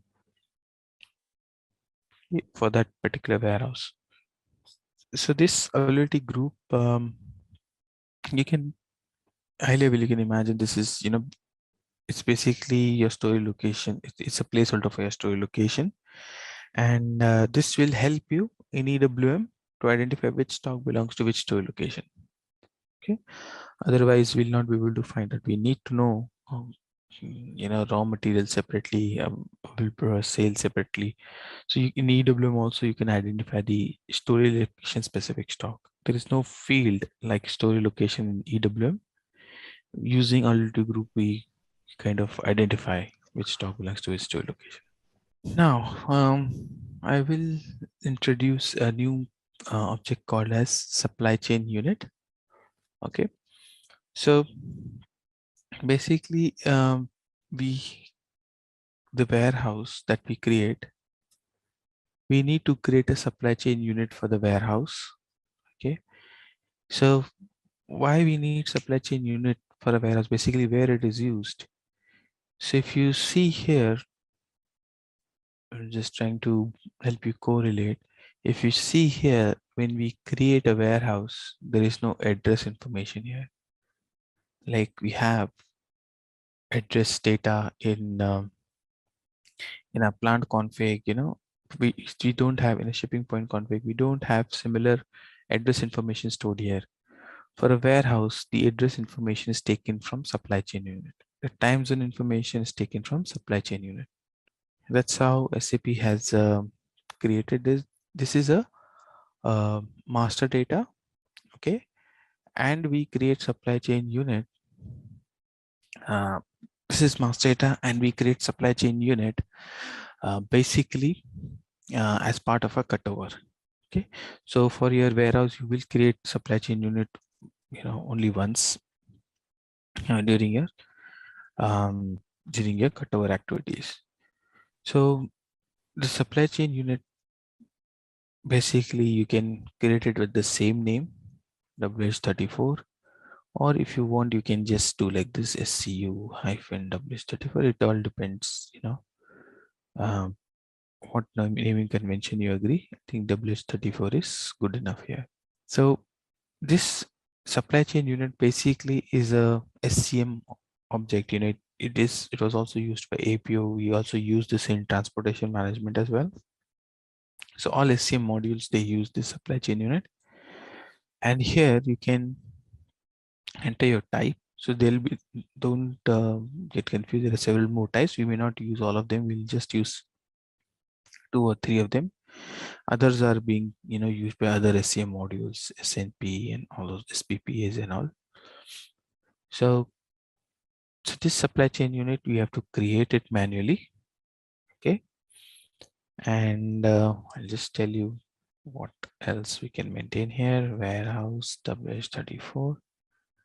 Okay, we have a time zone here, which I will say /o extend. I'll take it from the plant.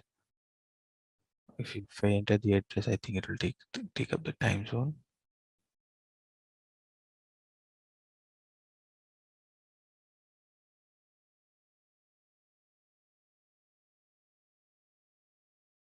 But Fury is for users. So when we go into these scenarios, then we'll use Fury. This is kind of a integration master data we set up for integration. We don't, other modules may be using them for like transportation, may be used like a business master data, but for EWM, the business users don't use them.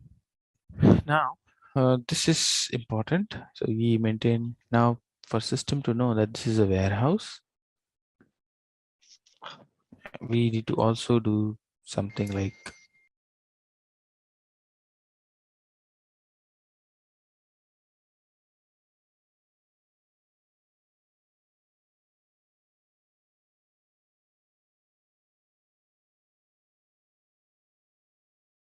but I think this should be more used when you're using cross-docking scenarios across warehouse and transportation scenarios, where for each location you have a global number, but within the warehouse we don't use them.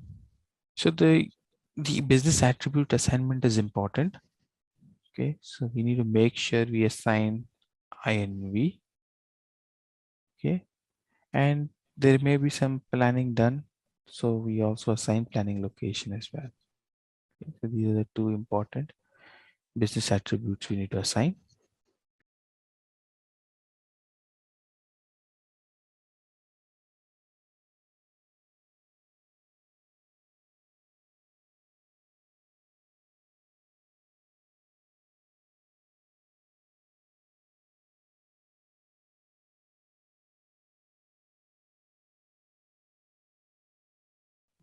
So your address for your warehouse can be different than your plant. So still you create a separate, let's keep it simple, this supply chain is for warehouse, not for plant. You can use very well use plant code also if you want. If you want to do that, it's fair enough. That doesn't matter because this has to be further assigned to the warehouse. So you can assign naming convention, you can use anything, but this is warehouse, this is not a plant. Yeah, it will work with one, but you can also say, WH34 is your shipping point. Okay, so your shipping points are different. So when we create a shipping point, okay, when the shipping points are communicated from ERP to EWM, we call them as good receiving office and shipping office. So there is a field in EWM deliveries as good receiving office, shipping office. So when your shipping point comes to EWM, it looks for a supply chain unit and with that attributes so that it can identify this. Okay. So ideally in a decentralized system or a old system in S4 before S4 HANA, we used to sift shipping points to EWM, which would automatically create a supply chain unit. See, it's still early days, EWM is predominantly was a decentralized module. Okay, so it's still early days in S4 HANA. Now the whole decentralized system has been embedded into S4 HANA. Okay, so we still are carrying forward, all the settings that we used to do in decentralized system, still we do the same in embedded. I understand this is a valid question. Many clients also ask this question, especially with deliveries. They say, why we have two deliveries, one ERP, one EWM. I think slowly SAP will make it a more integrated system, but still till then, we have to do it this way. That's why, wherever I'm explaining you something, I'm showing you where to get the standard SAP document so that you can get the latest updates, because a lot of things are changing in every version of EWM. It will be seamlessly integrated in future. Yeah, that is the expectation. Yeah, somebody who doesn't have a background, but somebody has not worked in decentralized or prior to S4, it is very confusing. I agree. So coming back to the attributes again, attributes are important. We will assign this as a good receiving office. So shipping points, in ECC, we say in inbound deliveries also we need a shipping point. We call it as a good receiving point. In outbound deliveries, call it as a shipping point. It's the same object. In EWM, same way we have for good receiving, we have a good receipt office. In outbound, we have shipping office, and then in our deliveries, we'll see when we start with deliveries, you'll see the shipping point from our ERP delivery. When we create a EWM delivery, the shipping point field will be updated into a delivery field, EWM delivery field called as good receipt office or shipping office. So I'll also assign planning location here.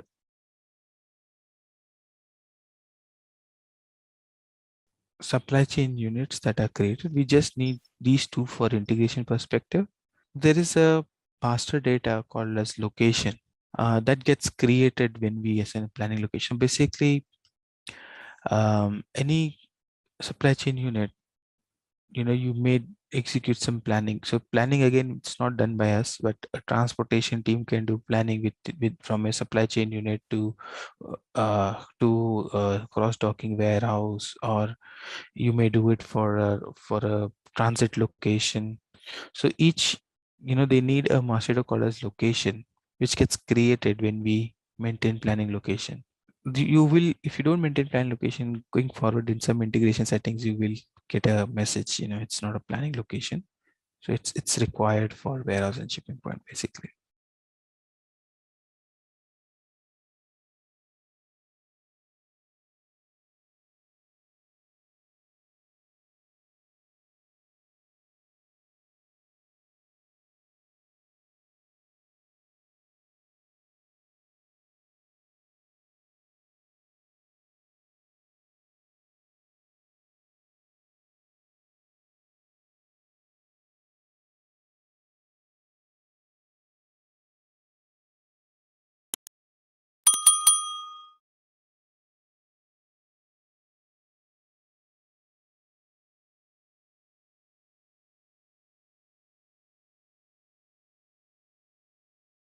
So what I will do is I'll look into this. So, and then, there is like how we assign supply chain, how we assign a plant to a shipping point. Same way, we will assign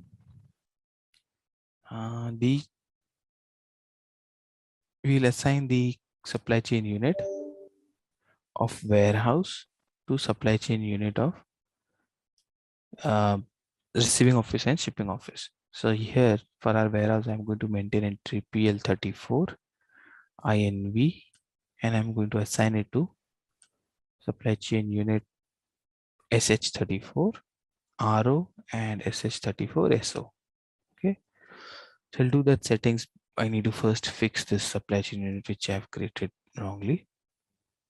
Okay, I'll take a pause here. Any other questions? Because I'm going to start a new discussion on custody and pattern dispose. Any questions so far? Okay, so before we go into this config, there is another config which we need to make sure it's maintained. This is acknowledge use of advanced functions. So when we go with EWM implementation in embedded system, okay, as an embedded deployment option, you have two license possibility. One is your S4HANA license, which you would have taken along with your, we call it as enterprise license, which where you have already taken modules like MMP, PSD. So through that, you also get a basic warehouse management. Okay, so EWM is included in your S4HANA license. Okay, if you're using these functionalities like simple inbound, outbound, deconsolidation, internal movements, physical inventory, reporting.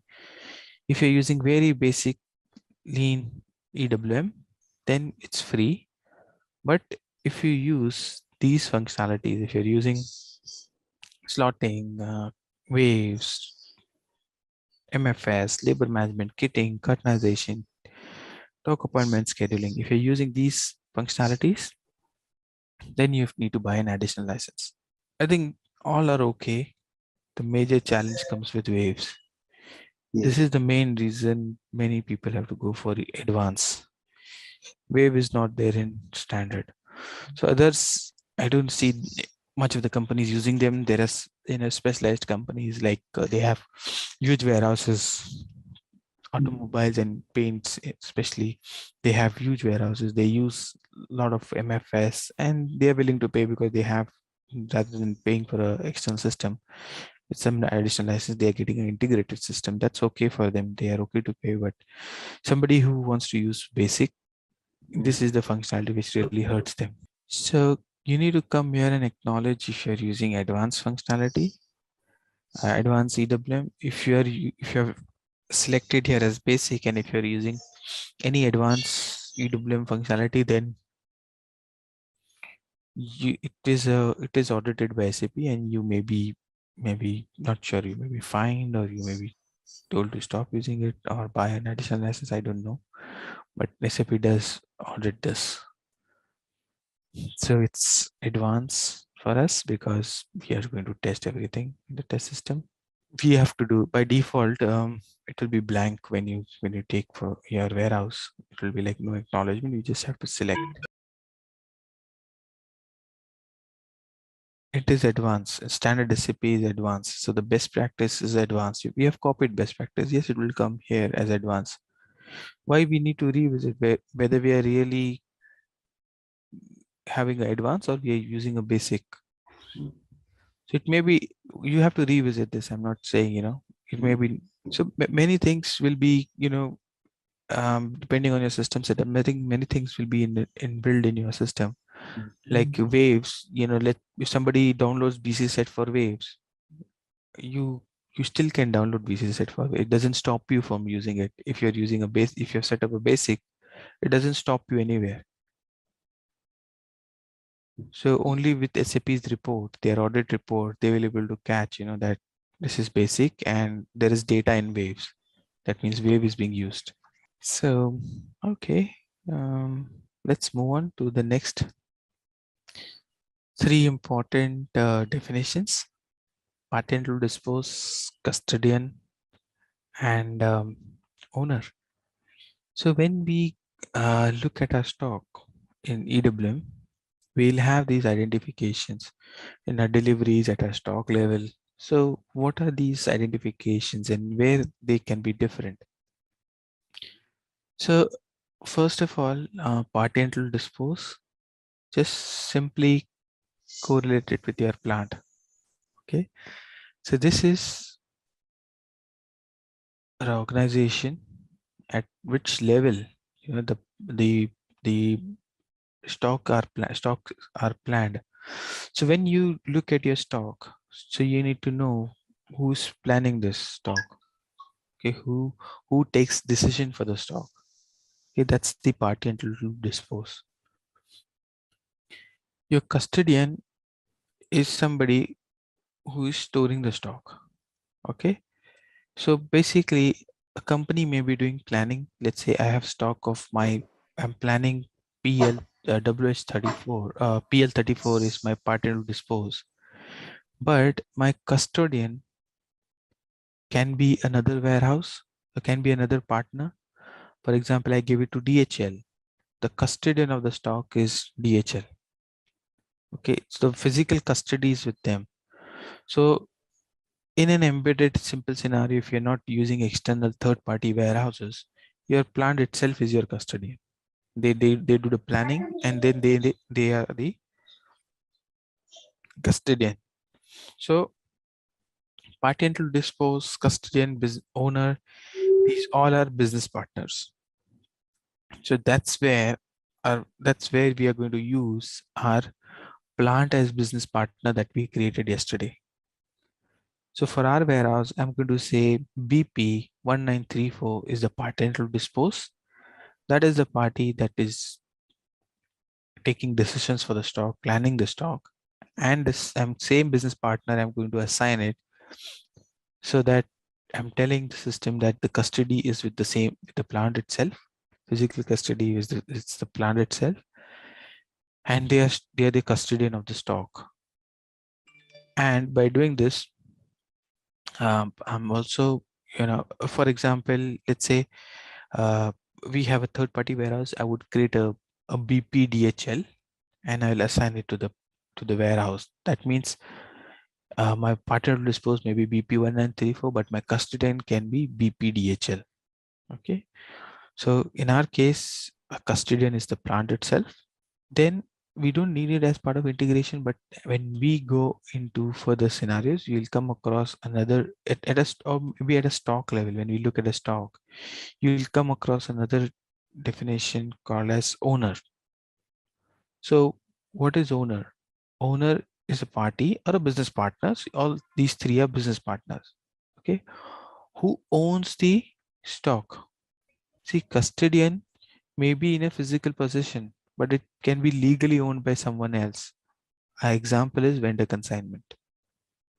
So in your vendor consignment stock, when you look into it in EWM, in most of you are familiar, when we see a vendor consignment stock, we see vendor's code and we'll see a special stock category as K.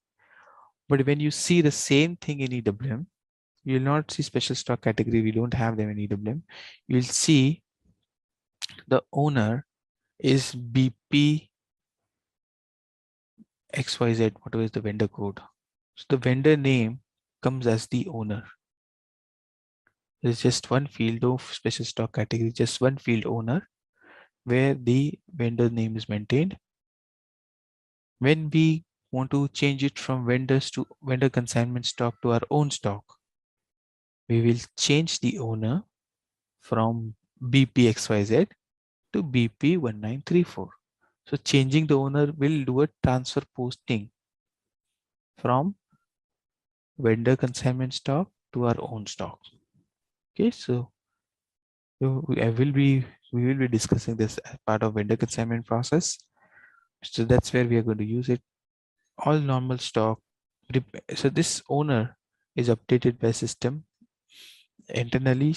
So when you do a process of a normal receipt, it automatically updates the owner as 1934. But when you receive a vendor consignment stock, automatically it updates the owner as a vendor. Okay, when you do 101K, it updates your owner as your the vendor as your owner. That's correct. As part of the process, you have to take my approval, but who is basically party responsible, a owner, a vendor, or a customer, they can't do it. We are just maintaining their ownership, or that they legally own it, or it's basically their property. That identification is there, but anything to do with your stock, the partner will dispose is the person who is going to take the decisions and make it. Yeah, obviously he has to reach out to the owners, take their agreement.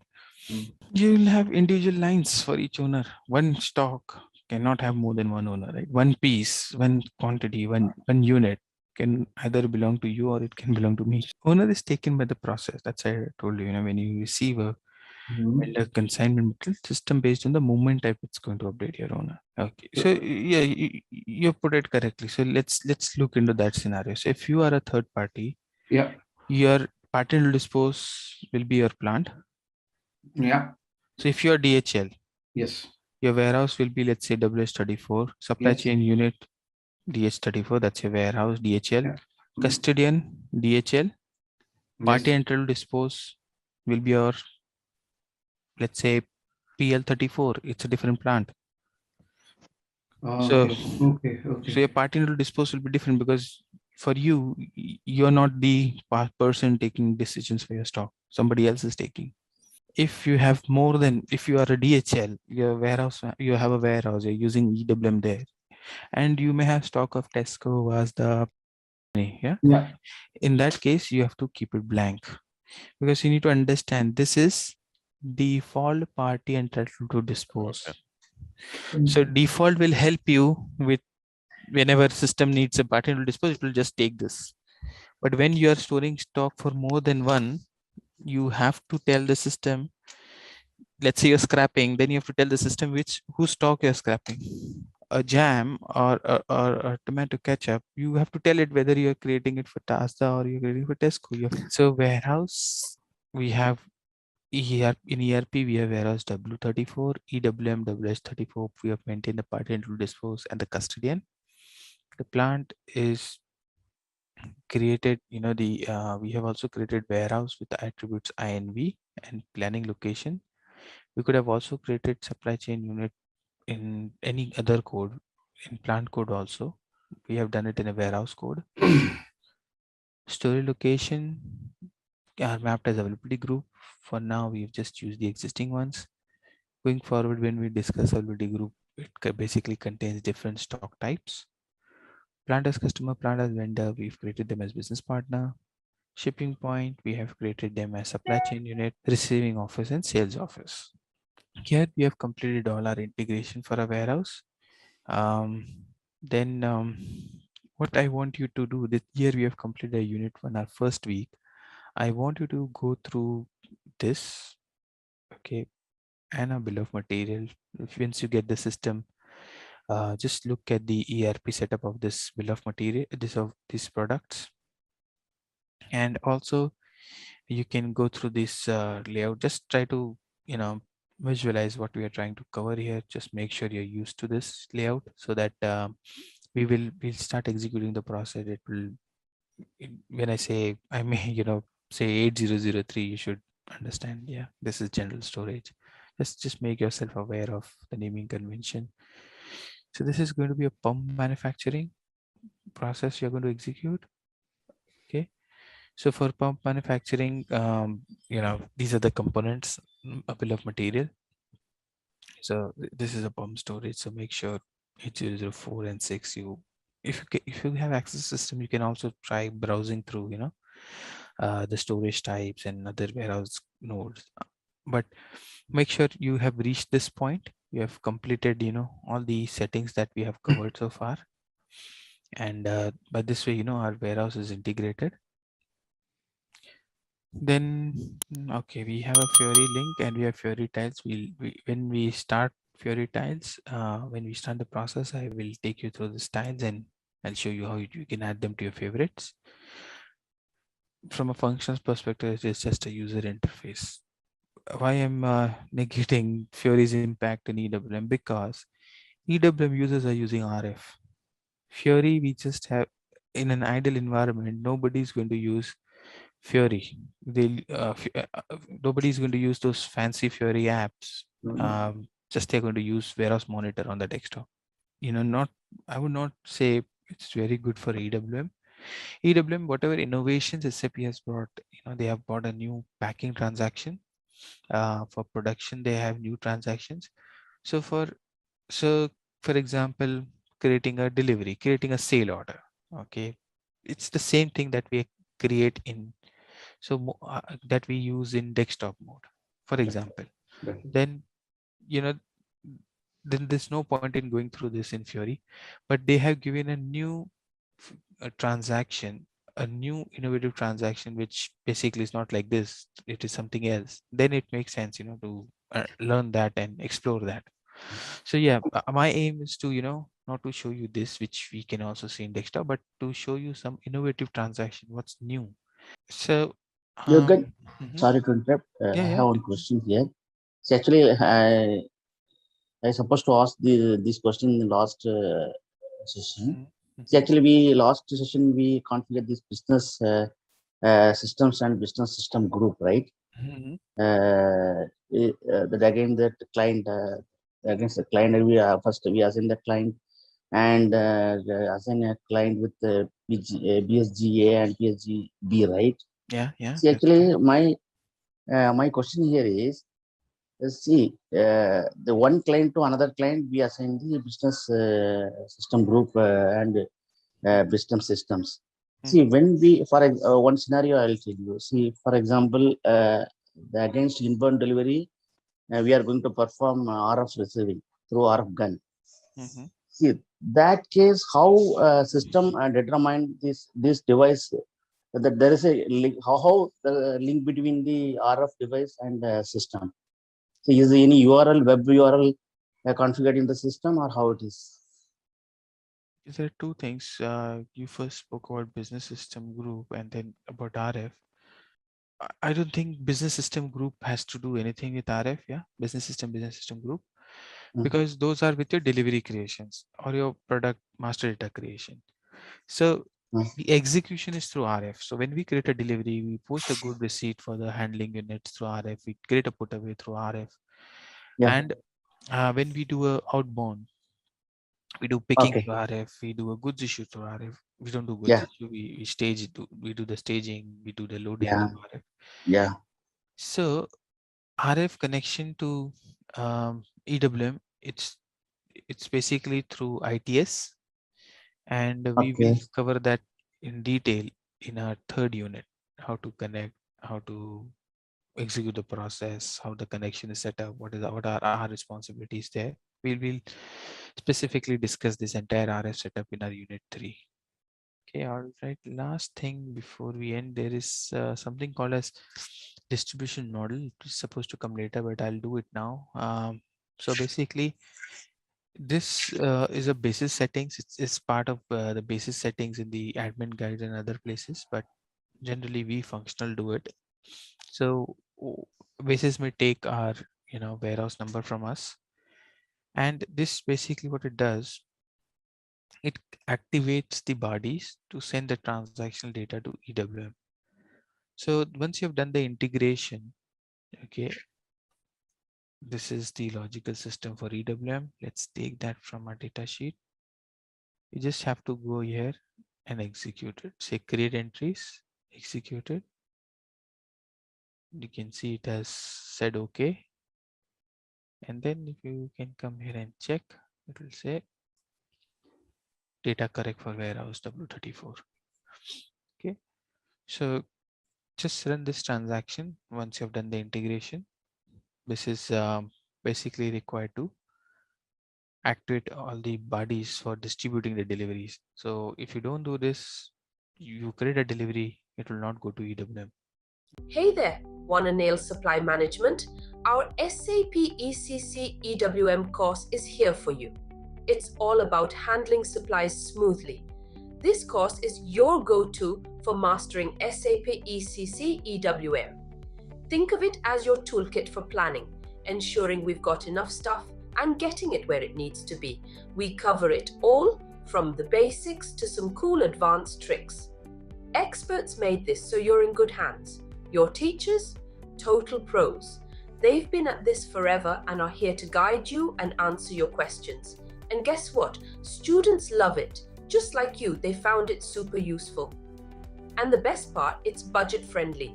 Learning shouldn't cost an arm and a leg, right? Ready to become a SAP ECC EWM whiz? Enroll on our page today. And for more details, visit ZaranTech's website. So today we'll be starting with our next unit, which is warehouse structure and EWM master data. At the end of this unit, we will go through. We'll be able to configure the structure elements within the warehouse, the storage type, section, bins. There's a new structure element called activity areas.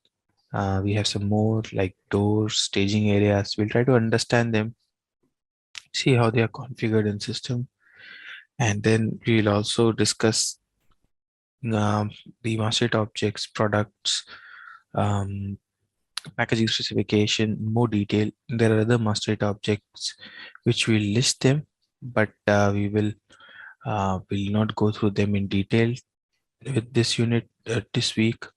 We will go through them in detail in our process scenarios, process sessions, because they require some background, like PSA will require some background data to create a PSA in system or understand in more detail. Okay, so the focus will be on the products and the packaging specification in master data. We'll also talk about the mass upload tools for these objects, storage bin upload, product upload, and also about pack spec upload, what tools we use, the templates I'll share with you. In warehouse, we have these structure elements. We have, there are a few more to start with. And then in warehouse, we have storage types, then we have sections and bins. So storage type, basically you can imagine physically it's a room, a different section, different area of your warehousing complex. So these, you can have a storage type created with bins with similar characteristics, and some of the common storage types are the fixed bin storage, high rack storage. You store the products on floor or open storage, bulk storage, pushback racks. So there are several types of storages in a warehouse. So basically, depending on the storage, you would identify it as a storage type. So I'll say fixed bin storage, for example. Here the concept is, we assign a fixed bin to a product, and product, they always go into that dedicated bin. So it's typically, you have big racks like this, and there's a barcode of the product, which is supposed to get stored into that fixed bin, something like this. And yeah, typically like this, you have dedicated location, the barcode of the product and the bin together. So the product is always kept in that particular bin.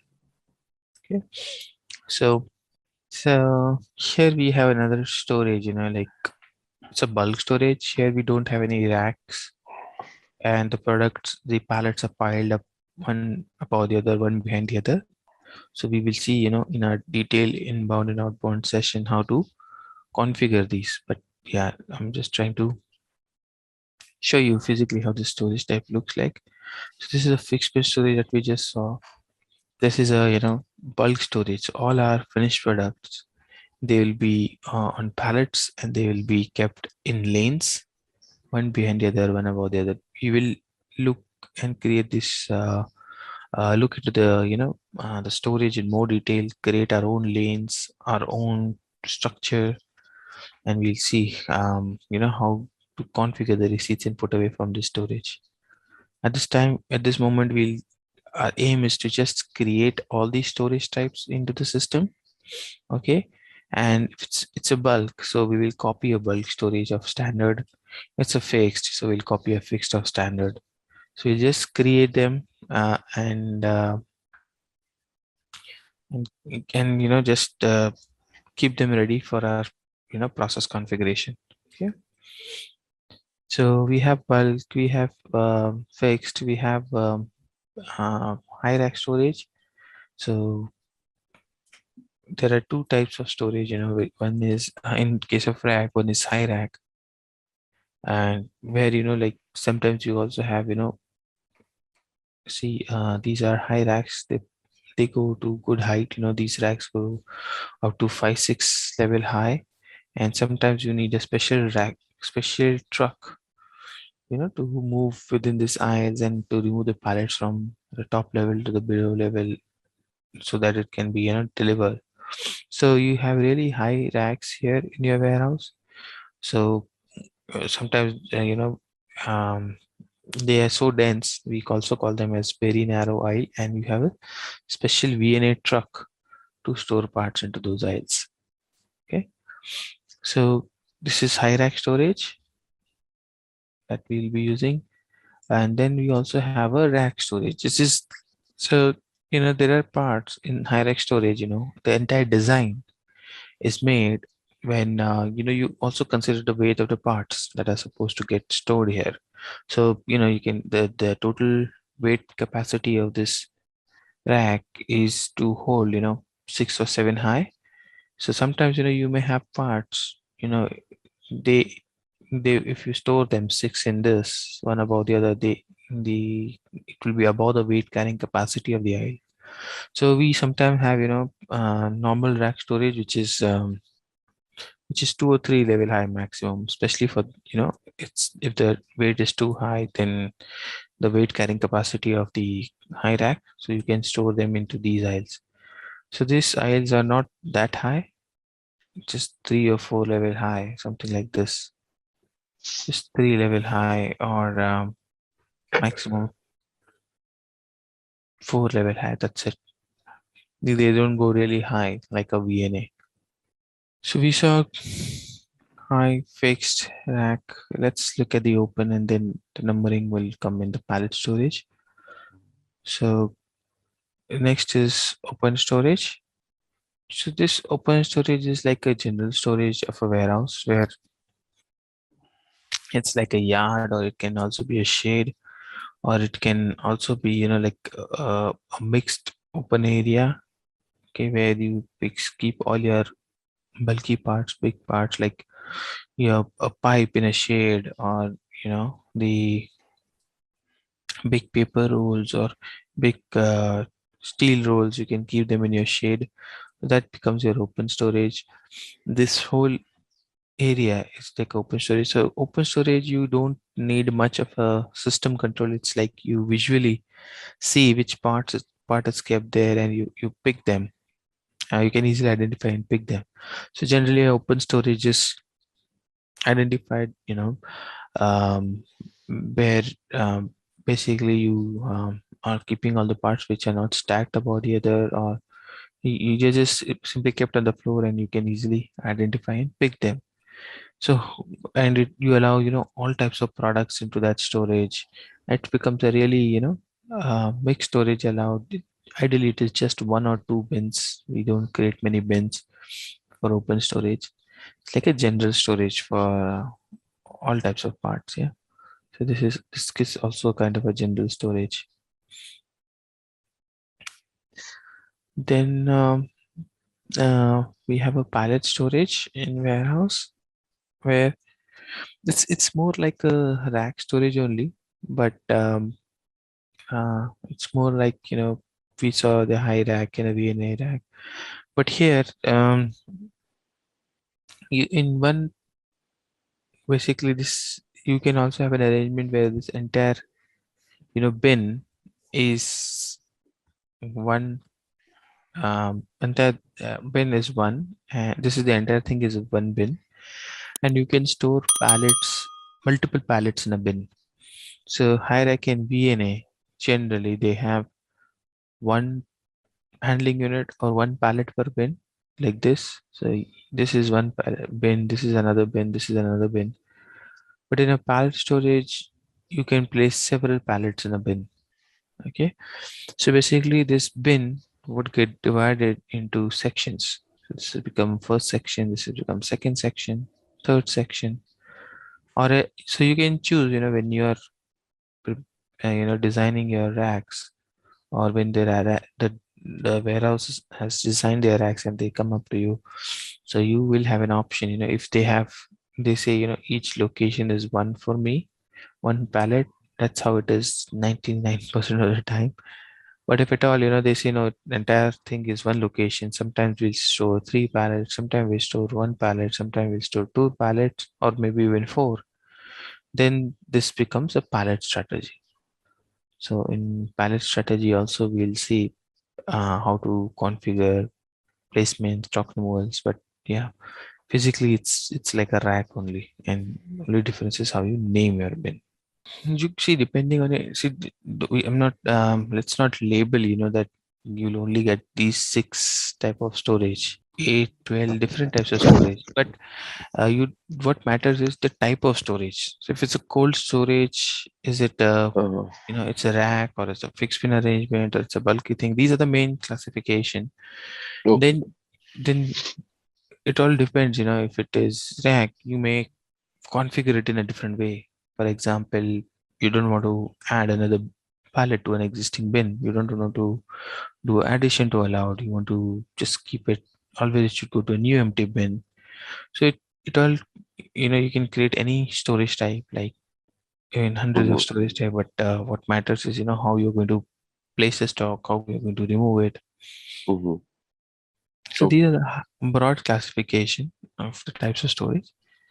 Mhm, Yeah. So your cold storage will be like, for example, I'll just give you an example.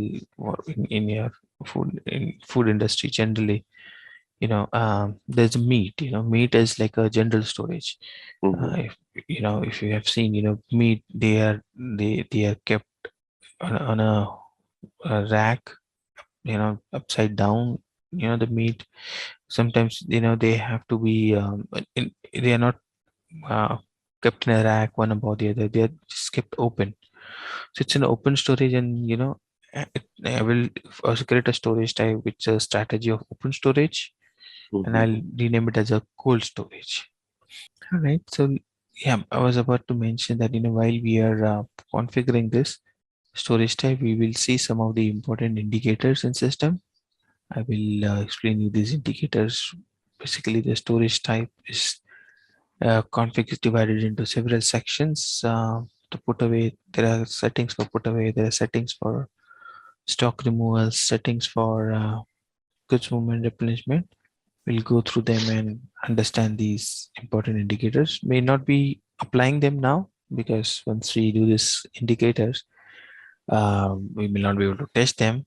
We'll keep them as they are in the standard system, and then we will change them, as and when we execute a scenario. So I'm just going to take you through some of the important indicators which you should be aware of at this stage. So let's get all these areas created into the system. First thing, so like we create a warehouse, we create plan,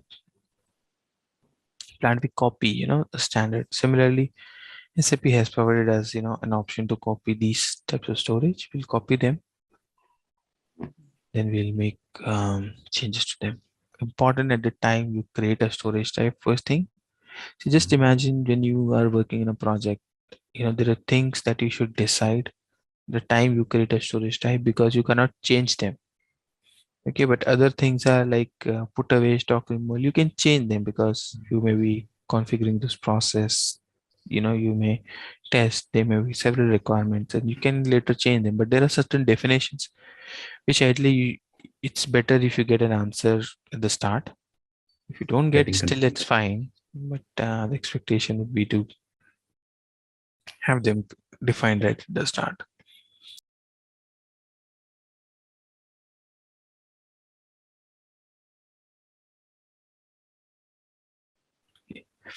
So this standard system unit has all this Y series ones, okay, and somebody had copied. Let me delete this. Somebody has made change to 1710 created 8005 over there. Just remove it.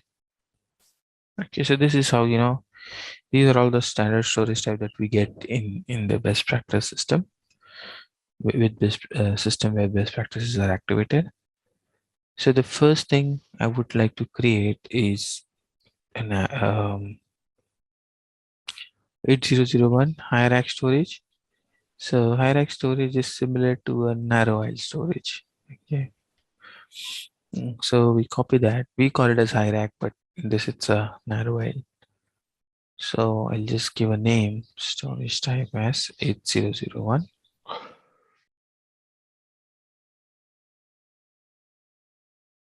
Right. So here, important thing to note here is handling unit is mandatory, and this is a required thing for a for a high rack storage. For basically for rack storage, you know, where you're going to place pallets, you need to make it as handling unit mandatory. So handling unit requirement is one of the important indicator that we set up when we are creating a storage type. So we need to know whether handling unit is going to be mandatory, optional, or display.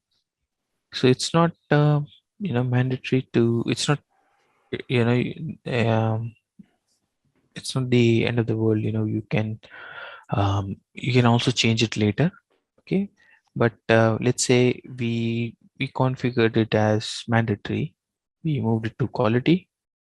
Okay, we are waiting in quality, we do some testing, we realize, and business came up with a defect in UAT saying that, you know, this should be an optional.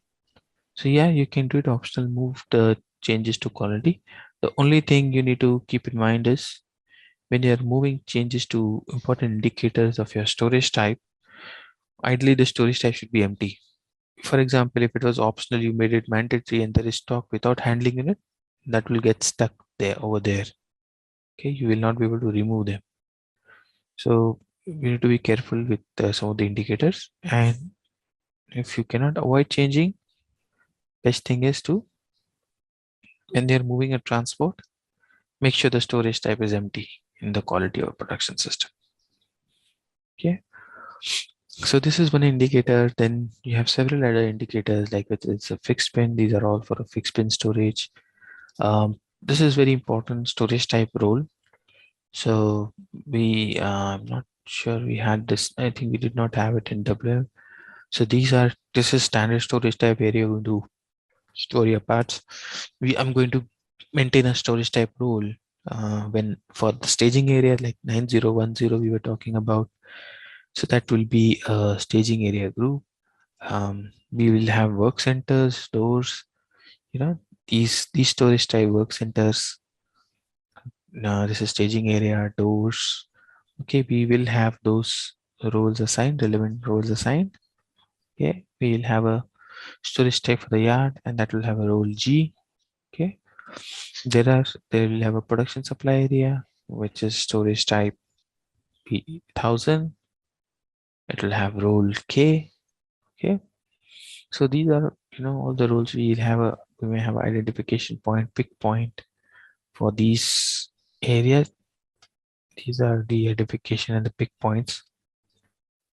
They will have those relevant roles. Basically, identification is, you know, before you store the part, you identified in this area some labeling or some other requirement before you kind of place it into the final area. And then this is a pick point, generally used in outbound. When you take a full pallet, you open the pallet, you take out the material, and then you keep the pallet away. So you might have seen the pallet, the high rack storage, or, you know, bulk storage. There is no place to open a pallet in the rack, so it has taken to an area. You open it, pick the part, and then keep the remaining thing back. So that is a pick point. These areas will be created as pick points. So pick points are basically your, for example, you take a part, you need to pick a partial quantity of a pallet. You cannot take the partial quantity out of a pallet in a rack storage or bulk storage, because there is no space to take the pallet, keep it down, bring the pallet down from a height, and then open the pallet, take the part, and then you need to keep the pallet back.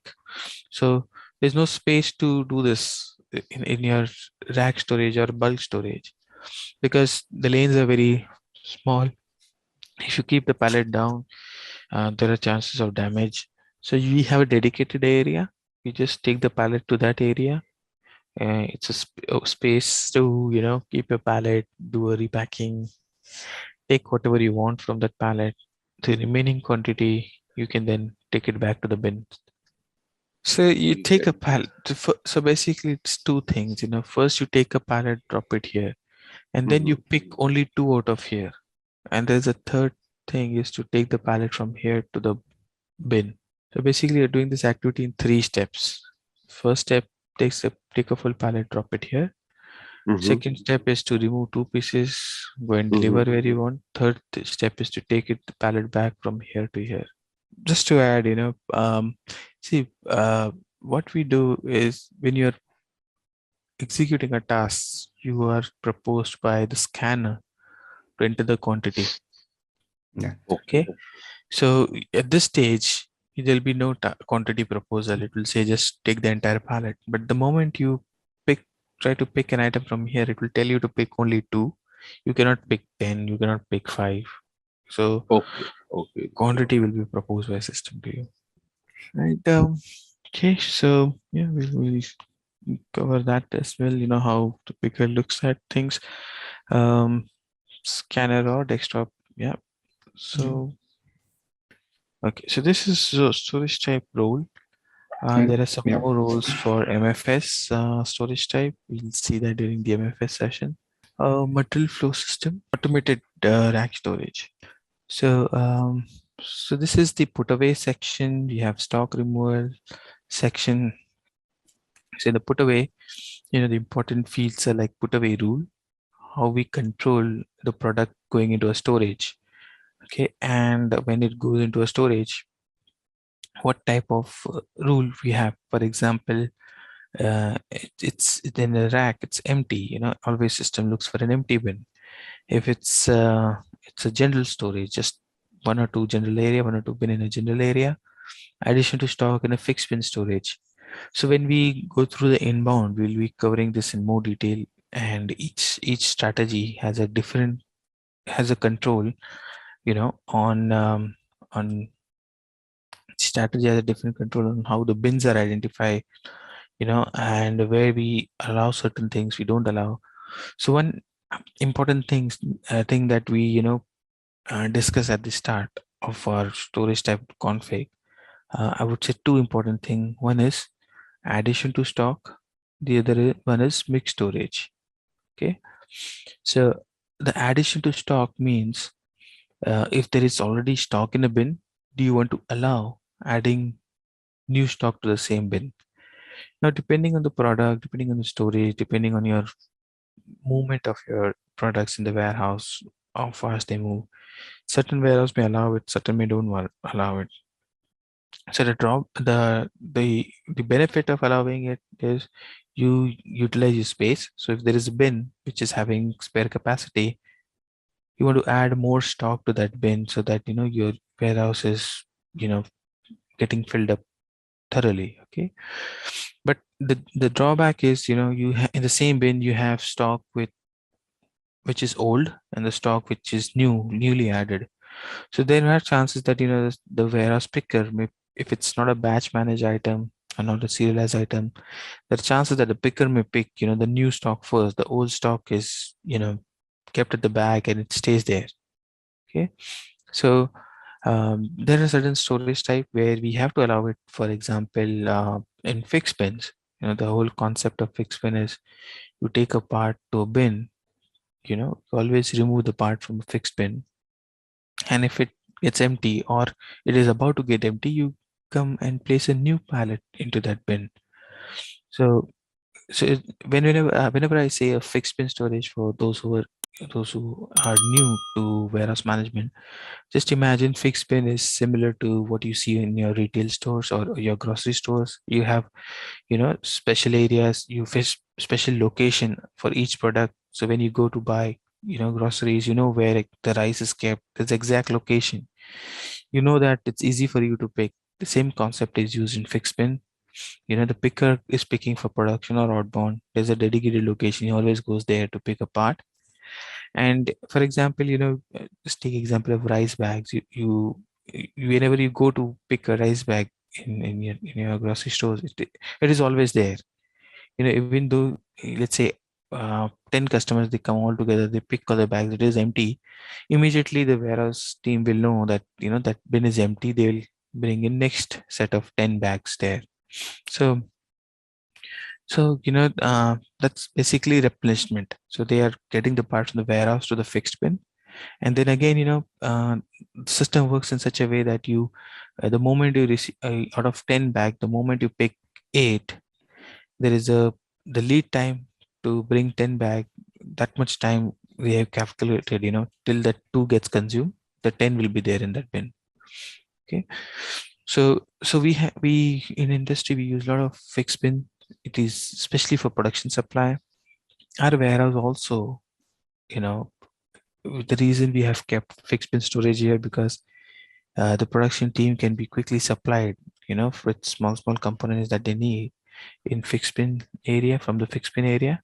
And this fixed bin is like a marketplace, like your grocery store. And then whatever parts they need, once the stock goes down, they are refilled from a high rack storage or a rack storage. So the pallets are kept here, and their representation, a small quantity of that pallet is represented here into these locations. Coming back to the production supply, I was talking about, you pick stock from here, then goes down, you replenish full pallets from here to here. There can be instances where we supply the full pallets directly from here to production, or you may pick directly a full pallet for a customer. But wherever you're picking loose pieces less than a full pallet, the standard SAP suggests you move it to fixed bin, and then keep the it's like you keep one full pallet here. Batch job which runs, which Okay. for there's a program for replenishment which runs and checks all the fixed bins whether they are they have gone down below minimum level. It tries to refill them. And also there is a event which get triggered. So if you're picking a product, you Mhm. say the minimum quantity is 2. If it has reached, system Mhm. also generates an event which will try to pull a pallet from the. So it's automated, and plus there are possibilities of using a batch job as well. Okay. And whenever the production needs, they'll pick it from here. So this is production will never look at what is here. They'll look at their bin. When we go for shopping, we just look for what is there in the fixed bin we need to pick. We don't look into their warehouse. That's part of production staging, configuration, and all those things. Okay. It will come up, Okay. difficult to cover everything. You are always picking from a dedicated location. So you need to create a fixed bin, assign that fixed bin for the product, and then when you're staging it, the storage stock removal strategy should pick from that fixed bin. So I was explaining you about the type of storage, the important indicators. Coming back to what I was explaining you, the important indicators, what you need to decide, at the time of creation. One is handling unit. You need to take a call, ideally at this stage. Then addition to stock, whether you want to allow or you don't want to allow. I was giving you an example of fixed bin. You will allow that because the type of storage itself needs that. But if it's a rack storage, you may not allow it. So basically this indicator controls whether it's has to be product based. You want to allow it for certain products, you don't want to allow it. So my recommendation, when you start with your warehouse, keep all the indicators same as standard. So I've just kept all my indicators same as standard 80. I've copied VNA storage, keep everything same. And when you execute your process, then see, where you want to change, and then only make change to those relevant indicators. So this is important. Then we have another decision to make, ideally at the start. If at all, business is not able to decide, or, there's less involvement from business and you are basically getting understanding and configuring for them. The next thing I believe we would discuss is mixed storage. Mixed storage means, when we are storing a product in a bin, whether we allow more than one product in a bin or not. Okay, so mixed storage is very important, especially, for example, we have racks. Okay, so if we have a production rack, more than one product in a pallet, and it's stored on a rack, then ideally business would not want that, because it is easy for you to take full pallets. The whole aim, business will try to reduce as many partial pallet as possible. So all the movement should be for full pallets. That's where you save time in opening the pallet, trimming stock. So when we basically contact a supplier, we tell them don't give anything mixed. Or if at all the supplier has given us anything mixed, we deconsolidate them. We create individual pallet for each handling each product. Okay, so a warehouse ideally would need separate pallet for each item. It becomes easy for pick, easy for identification, easy for physical inventory. And in inbound, we have a special process of deconsolidation where we repack if at all something mixed has come. Okay, but there will be certain storage like 8003. If the entire storage is, let's say, one bin, so here I would allow mixed storage, because I will have a bulky parts, I will have pipes, I will have steel, I will have steel rolls. Everything is kept here in the open space. So here I will allow mixed storage. But somewhere where it's rack, generally we don't allow that. Okay. So these are the standards which the warehouses use. So then mixed storage in HU, whether you want to allow that or you don't want to allow that. Initial stage, business will not be able to, or you may not be able to configure everything at this point. Let's keep it same as the standard. Then there are some settings on the availability, stock removal control, whether you want to allow negative stock, or what happens when you pick from a pallet. So for example, there is quantity of 10 and you're picking 2. So what happens, when you pick 2, you have a trolley, you've taken 2 pallets into a trolley, 2 pieces into a trolley, then the entire 2 pieces are transferred. But if you are working with a handling unit for the 2 piece, in case of nesting scenario, that handling unit also gets copied over to your trolley. So basically, if you have a box of 2, that box also, there is a handling unit for the box handling unit also becomes part of the trolley. So during picking, we'll use this indicator. This controls how you're picking items and how the handling units are managed during picking. Okay, then I was talking about replenishment. These are the indicators where we'll control how the replenishment works. We have a special topic for availability group. We'll see in what instance we need to assign availability group here. These are the further indicators which we'll discuss during our quarantine and internal warehouse process discussion. So 002 is ROD or AFS. So if I'm placing the stock in 8002, stock should be AFS, right? So I'll create the storage type. And for now, what I'm going to do is I'm just simply going to copy these storage type from the standard and create them. As we will come back again, I understand, this is important. There are many questions coming to your mind, but yeah, we need to make progress. And trust me, slowly, when we go through the scenarios, the concepts, you will come across each of these indicators and we'll explore them. Okay. So let's come to the rack storage. It is also a type of a VNA storage only. Just we don't have it doesn't go too high. It's a rack storage only. So I'm going to copy Y011 again, create 8002, and this is rack storage. So this is exactly what we would do in a project. We will copy the standard and create our own version of them. 8005 fixed pin storage. So in the standard, you can see this is the description itself. It tells you that it's a fixed pin. So you copy that and it's 8005. So as of now, whatever storage types I'm creating, just see the role, they are standard. Okay. I'll slowly come to the other ones also. In 8005, it's a fixed pin storage. Fixed pin storage indicator has been set.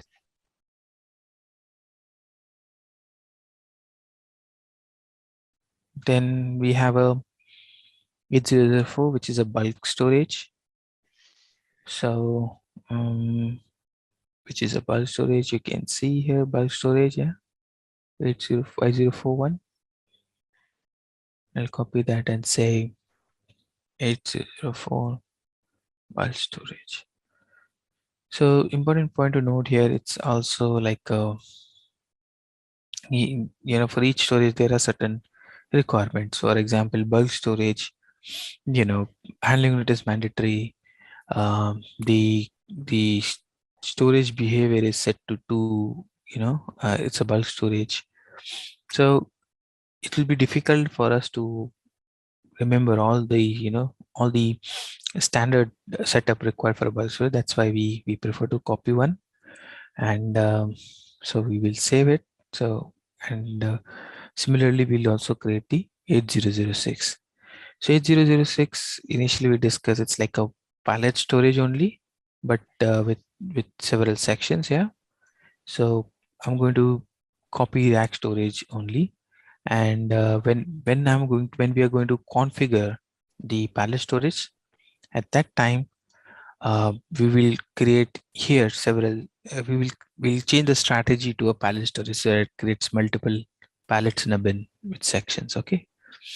So I'm just going to copy my rack storage itself, and the downstream configuration I will do separately for a pallet storage. Because why I'm taking this, because standard SUV does not have a pallet storage. The Y ones, they don't have a pallet storage. So these are the standard ones, storage type role standard. Now I'll go with the doors first, staging areas. These also I'll create my own version. Okay, they are there in standard, but I will create my own based on my layout. So doors 9030 is my inbound door. So here you can see there are door storage type which SAP has given. I'll copy that and say 9030. And here you can see the role has changed to F. So I will say doors for good receipt. Okay. Then I will also copy that and create my doors for outbound goods issue. And that is 9040. So if you're into your workshop, if you try to, during your workshop, if you try to, during the discussion of how the warehouse looks like, if you try to prepare a diagram or a block and, get this information filled with business, it will be very easy for you to configure. That's how I generally do. I just try to get these things identified. So these are the doors. The truck, they come into the warehouse from here, and the one they'll pick the material from the goods issue area, they go out from here. Identified they may be in the same area, but you may have allocate some to outbound, some to inbound. You can do that as well. Okay. Then the staging area. So we have staging area for GR 9010, staging area for goods issue. So staging area is it's like an intermediate area. We take the parts there. After truck comes, we unload the part into this area. Okay. So you unload it, and then so basically you're basically freeing up the truck and this part, Basically, these are, some special forklifts may be required to unload the pallets. So they keep it here. There will be instances, there will be some warehouse which you may come across where they'll say you'll directly take and put it here. So that is also possible. But generally, we keep them here and load them here. And then they may be either taken for deconsolidation, quality, or to the storages. Okay. So this is a intermediate area before we place the part into the final bin. So once you unload at this stage, you may, or if you're not using unload, when you do a good receipt, the stock gets added here and then you put it away into the warehouse. So basically at this stage, your stock is registered into the system. Okay. So as soon as you do an unload, you can see the stock in MMB, you can see the stock in your warehouse monitor that the stock is being received. You will see the stock. Material document will be created, accounting documents will be created at this stage. So I've told you, I was explaining you standard SAP also has a staging area in EWM, which is 4 character. The template, the best practice is Y901. I've changed it to 9010. And you can see the rule is I, which is important. Okay.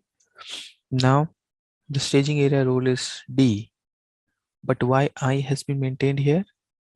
See, it should be D, and you can change it to D. But what I gives us is additional flexibility. You can pack your products into the staging area if you want.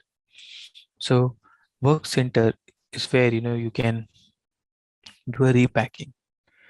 So generally, if any repacking is there, we don't need to move it to a separate repacking storage type. We could do a repacking here itself. Okay, so that gives us the additional flexibility. It is not mandatory. You will not always do repacking, but at times, if it for some process going forward when you're designing your scenarios, if at all a repacking comes in, then you can do it if it's set up as. There are many instances you may do that. For example, you told your supplier to always give into your special pallets. You have given them a special pallets which you send into production, and then they get empty and then they're sent back to supplier. So certain, especially in mechanical components, automobile, you get these types of special pallets. Now let's say the pallets, they didn't reach the supplier, they send into their some other pallet, some different pallet. Now you don't want to take those supplier pallets into the warehouse because your forklifts cannot pick them. Your material handling equipments are not designed to handle those pallets. So you would like to change the type of pallet. This is one instance. Yeah. You get mixed product. You don't want to do a repacking and deconsolidation area. You will do it here. You have a standard pack. Third scenario, you have a standard packing, per handling unit quantity is 10. That is fixed for a product. But if the supplier gave you per handling unit quantity of 9, it's a mistake, or it could be a new vendor. Yeah. Okay. Now you have made it as a handling unit managed, but the existing stock did not have handling unit. The HU was blank for them. Now 8001 is HU managed. Okay. So now these stock, you can't remove them because there is no handling unit. The moment you say handling unit flag, anything coming into the storage type, anything you're removing from the storage type should have a handling unit. Okay. Right. So then if this config moves to production and yes, your storage type is not empty, this will get stuck. So you'll have to do some manual workaround. Either open the client, remove this config, take the material out, do the config again out of office hours, contact SAP to, they'll create some handling units here. So right, that way. Yeah, that way. So yeah, be careful. I mean, quality is okay. Quality you can, but after quality, after UAT, be very careful with production. Quality, even if this become inconsistent, it doesn't matter to you. It will stay there. Next quality refresh, it will be gone. So you can ignore it. Now we are working 24/7. Then create 8003, 8009. And then, but new storage type creation, you have to do everything, all strategies and whatever later on configurations are there. You have to test all the scenarios basically. You have to Even really if you test miss a one lot. scenario, it will stop your process. So that should be a RAST proposal to create a non-option. Right. So we created our staging areas. Now it's time to create the work centers. So work centers, you perform any value-added activities like labeling, repacking, inspection, um, oiling, greasing, whatever. You want to take it to a separate area and do that. That area is a work center.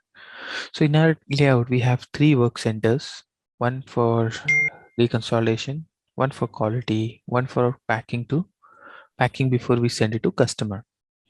Okay. So let me do that. Let me create those work centers. In standard, we have quality for sure. Should be somewhere here. Yeah. Copy this.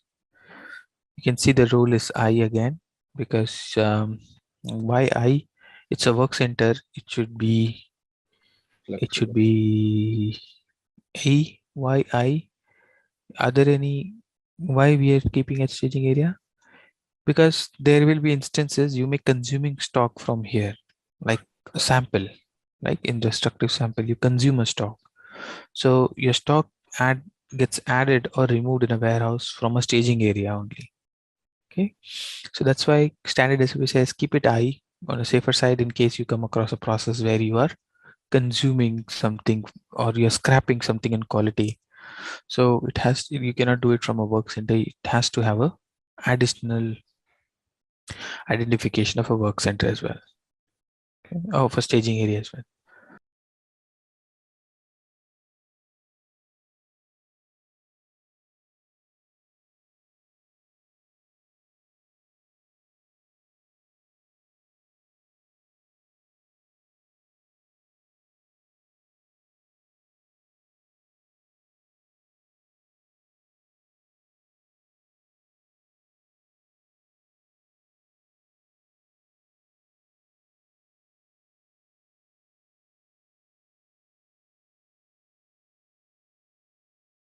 So when you place a stock into a hierarchy storage, it is assigned to a delivery. Okay. The moment you place the stock here, the delivery assignment is gone. So the stock is assigned to an inbound delivery till you complete the put away. So once you complete a put away, the assignment goes away. But assignment of delivery and stock delivery assignment to stock. So when we receive a stock, we'll see that next week when we get deliveries, your stock says when you receive a stock, you're trying to put it away, it is assigned to a inbound delivery, and that delivery assignment is removed because of this. Hey there, wanna nail supply management? Our SAP ECC EWM course is here for you. It's all about handling supplies smoothly. This course is your go-to for mastering SAP ECC EWM. Think of it as your toolkit for planning, ensuring we've got enough stuff and getting it where it needs to be. We cover it all, from the basics to some cool advanced tricks. Experts made this so you're in good hands. Your teachers, total pros. They've been at this forever and are here to guide you and answer your questions. And guess what? Students love it. Just like you, they found it super useful. And the best part, it's budget friendly. Learning shouldn't cost an arm and a leg, right? Ready to become a SAP ECC EWM whiz? Enroll on our page today. And for more details, visit ZaranTech's website. We created a warehouse, we did the basic settings, we completed the functional integration settings. Now we have started setting up the org structure. We have created storage type for our layout. All the storage types we have created, selecting the appropriate role. We haven't made any other changes from the standard setup. We will do those changes as we go ahead with the process execution. Then we started with the other structure element setup. We created storage section. Storage section is optional, so we just created for storage type 8003. Storage bins, we saw the mass upload tool. We also created a bin manually. We discussed about doors, staging area, and work center. And today we will configure them in system, and we will also create and configure activity area, which will be a last structure element in EWM. So then tomorrow onwards, we will start the master data. So I'll log into system and we will get the door staging areas created in work center as well. So we have 3 work centers: the consolidation area, quality, and packing. So the important point we discussed yesterday, the work centers should have the work centers or the staging area or doors should be assigned to a storage tab in the background, because we need bins in those areas. Yeah.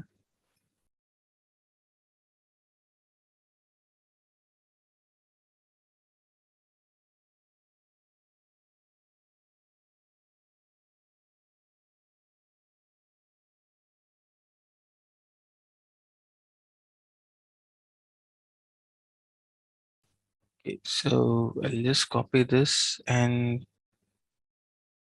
change the description. It's 030. Yeah, and also I'll also change the storage type assignment. Sorry, the work center name is pack and the storage type is 8030. Oops, work center name is not pack. Work center name is VERP.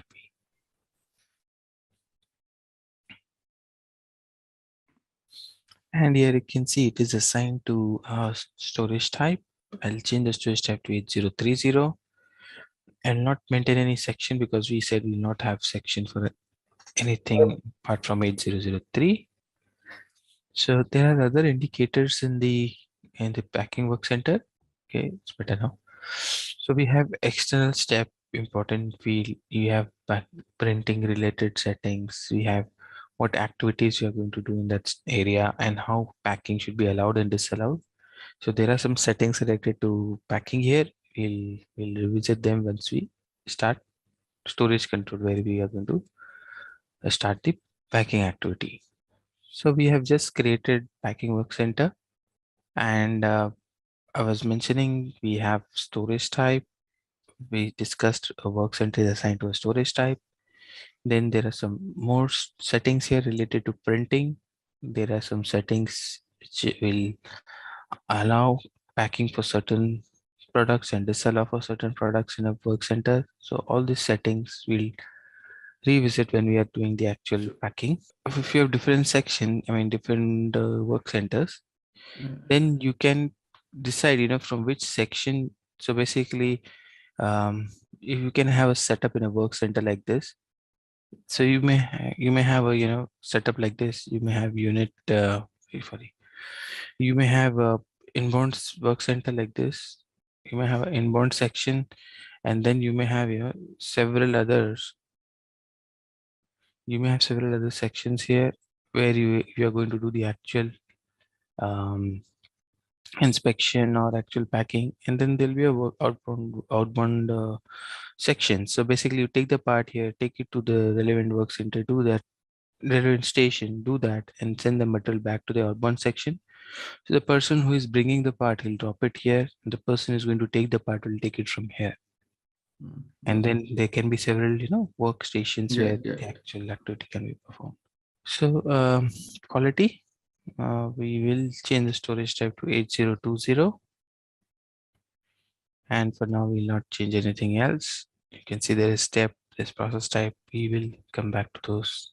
All right. So we come back to this. The config now. We will save the the storage type. The work center name is, what is the work center name? Which one is 8020? 8020. Which one is It's this? called Quality. Quality. Okay, quality. QINS. Yeah. Quality. And then we don't have a deconsolidation work center in standard. You can see all the Y1s provided by SAP. There's no deconsolidation. Deconsolidation is like a packing in the inbound area. So I'll kind of copy the packing work center and I'll say DKO. Okay, so now we have created the work centers. Before we go and create the doors and the staging area, you can see here I don't have names for them because we will do it right now. In terms of doors and staging area, I would like you to understand. We'll decide what names we are going to use, and what I want you to understand is some basics here about how doors and staging areas are named in SAP. So, for example, these are my staging areas and these are my doors here. But that doors GR zones are basically, it's a basic one, but we may have several doors and staging area in that area. Sure. So let's say we create some staging areas here. Let me quickly take the naming convention from here. DRO1 for inbound, outbound, DRO second door, third door. So let's say we create 3 doors for inbound, 3 for outbound. Yeah.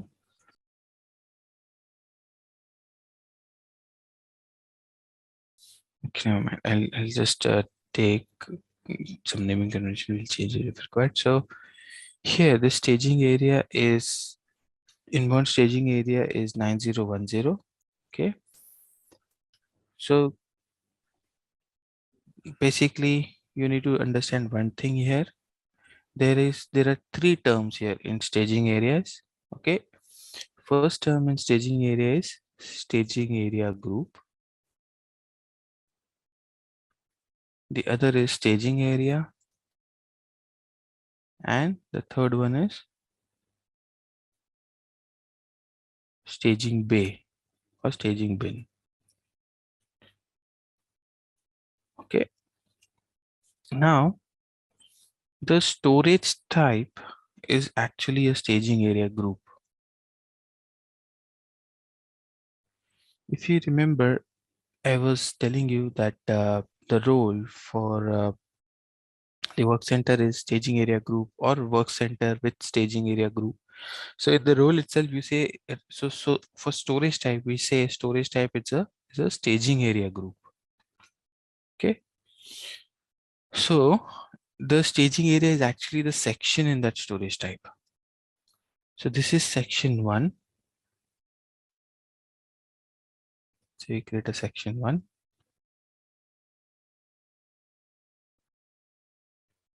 Section 2. Section 3. Okay, same way we can have 3 sections for inbound. So this is not section. This is called as staging area 1 for staging area group 9010. Okay, so staging area, so section is equal to staging area group equals to storage type. Okay, it's nothing but storage type. Staging area is nothing but storage section, and staging bay is nothing but it's a storage bin. So this you can, the next config which I'm going to show you, where I'm going to define these staging areas, there you will see that system is calling storage section. System is calling storage section as the storage section as a staging area. So don't get confused. Basically, it is getting divided. It is basically the whole storage type is divided into section. So the storage type is called as staging area group. The section is called as staging area, and the bins are called as staging bays. So what I can do here is, for example, my bin here name would be 9010 staging area 1. Okay, I'll say it's 0001 bin 01. This I can create. So I may have 3 bins here. So these are my bins which I'll be creating. So for example, if I have to create staging area bin for here, so I have total 9 bins in inbound, 9 bins in outbound. So during our process, we'll discuss, how these bins can be used. Okay. So for which process, for which scenario we need a bin 1, for which one we need bin 2, or bin is business, bin are basically different loads. Basically, you want a staging area to be different. So for example, inbound, anything which comes from external plant, let's say it goes to the staging area. So this bin is full, it will go for another bin, it will go for another bin. If the staging area is completely full, then it will go for another staging area. Okay. In outbound, it can be like, we give this staging area indoor to FedEx. Okay. And they always come there at 5 p.m. and we, load the stock from the staging area onto the door. Or there is a route here, separate staging area for a separate route. And then you load stock from that staging area onto the door. So staging area is nothing but storage section. Okay. So now we need to create storage section in this storage type 9010 and 9020.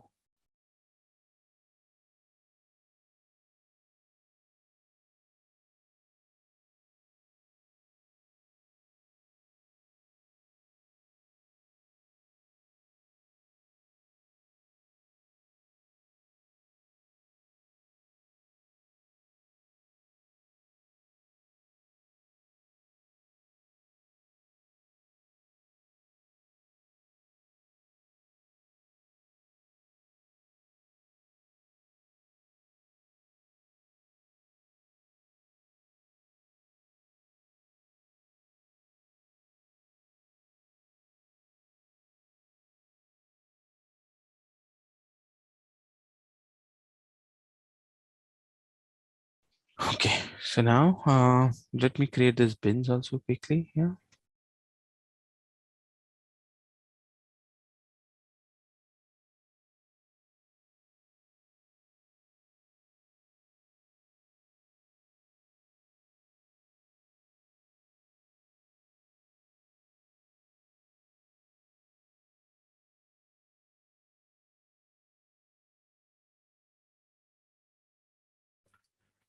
I will maybe I'll do it offline. The other bins are almost created same way just to save time. These are 18 bins.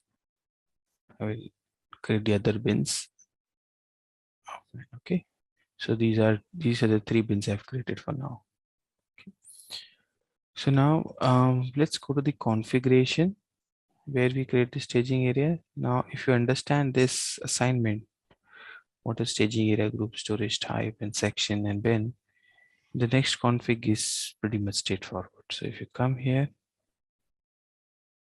staging areas, define staging area. So you come here and say new, might have, okay, we have not, it will have standard SAP thing. So say a staging area group is 9010, storage type, staging area is 1. We're going to do GR here. We have created storage type, right? That is staging Yes. area group itself. Based on that role, system will pick it up. Okay.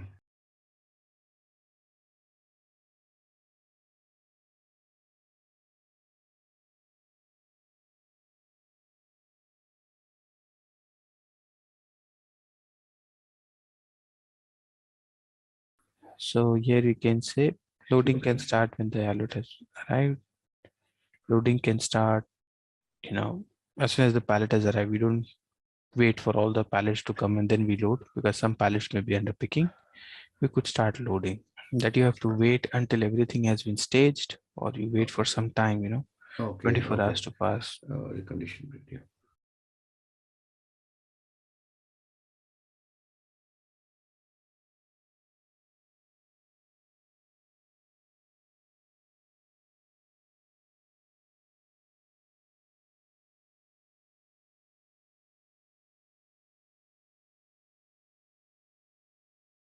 So now door will again create it as new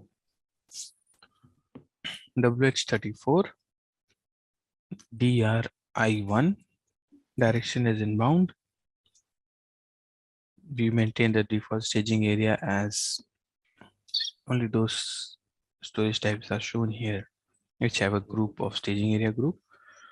So I'm going to say 9010 and the staging area is 1. So this is default for that door. Okay.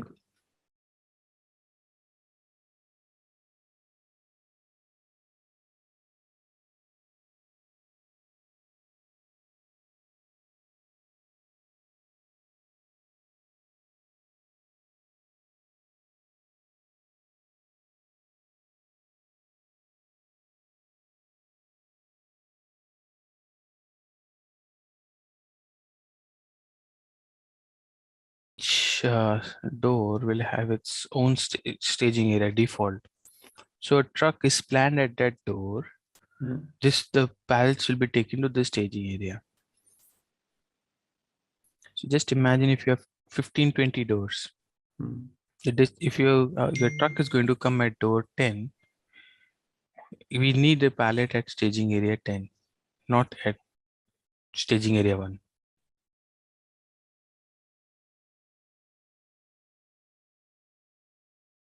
The truck is going to come here, and if I put the parts in the staging area, so let's say there is space in all the bins. Which one should be preferred? This bin should be preferred because it's closer to the door. So this staging area is preferred for this door. It's a default one. Always system should look for bin here adjacent to that door. So each door have their default areas. So there's no, so there, it's not an efficient process if this place is empty and we're putting the stock here. And it's an extra bit of travel for loading. It will be like a crisscross, Let's say this is, I'll just put a title here, outbound, and I'll change the title here to inbound.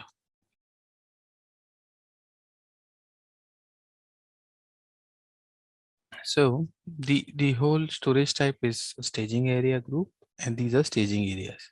See, there is a difference here. The default is not mandatory. If these bins are full, it will look for a bin nearby. Okay. If the truck is coming here, if this bin is full, your concern is if I'm giving default, my staging will fail, right? No, it will look for other default. It's not mandatory. It's not a one-to-one assignment. It's a default. No, it's not like that. The staging area will be based on the availability. The bin will be based on the availability. The default, the system will always try here. If there are no bins available, system will look for another staging area group. Any questions on, we are going to start a new structure element. Any questions on doors, staging area, and work centers? You just have, just on the definition, will you be able to create them for your warehouse? We don't need to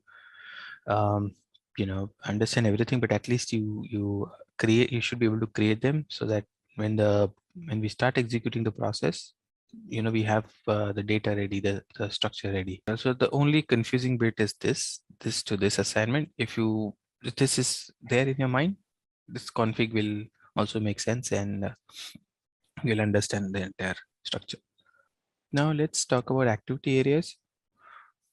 So I like to explain this with making some group of aisles. So give me 2 minutes. I will draw some aisles here for a storage type. Okay. And we'll make some scenarios. We have a storage type and we have aisles. Okay. And if you remember, we gave names to the aisles yesterday, like we said aisle 01, aisle 02, aisle 03, right? So let's say this is my storage type 8001. These are the aisles in that storage type. I'm not going at stack and level, just at eye level. Okay. Now, basically here, we have different zones or different. Okay, first let me define what is activity area. Activity area is grouping of bins. Okay, it's a logical grouping of bins.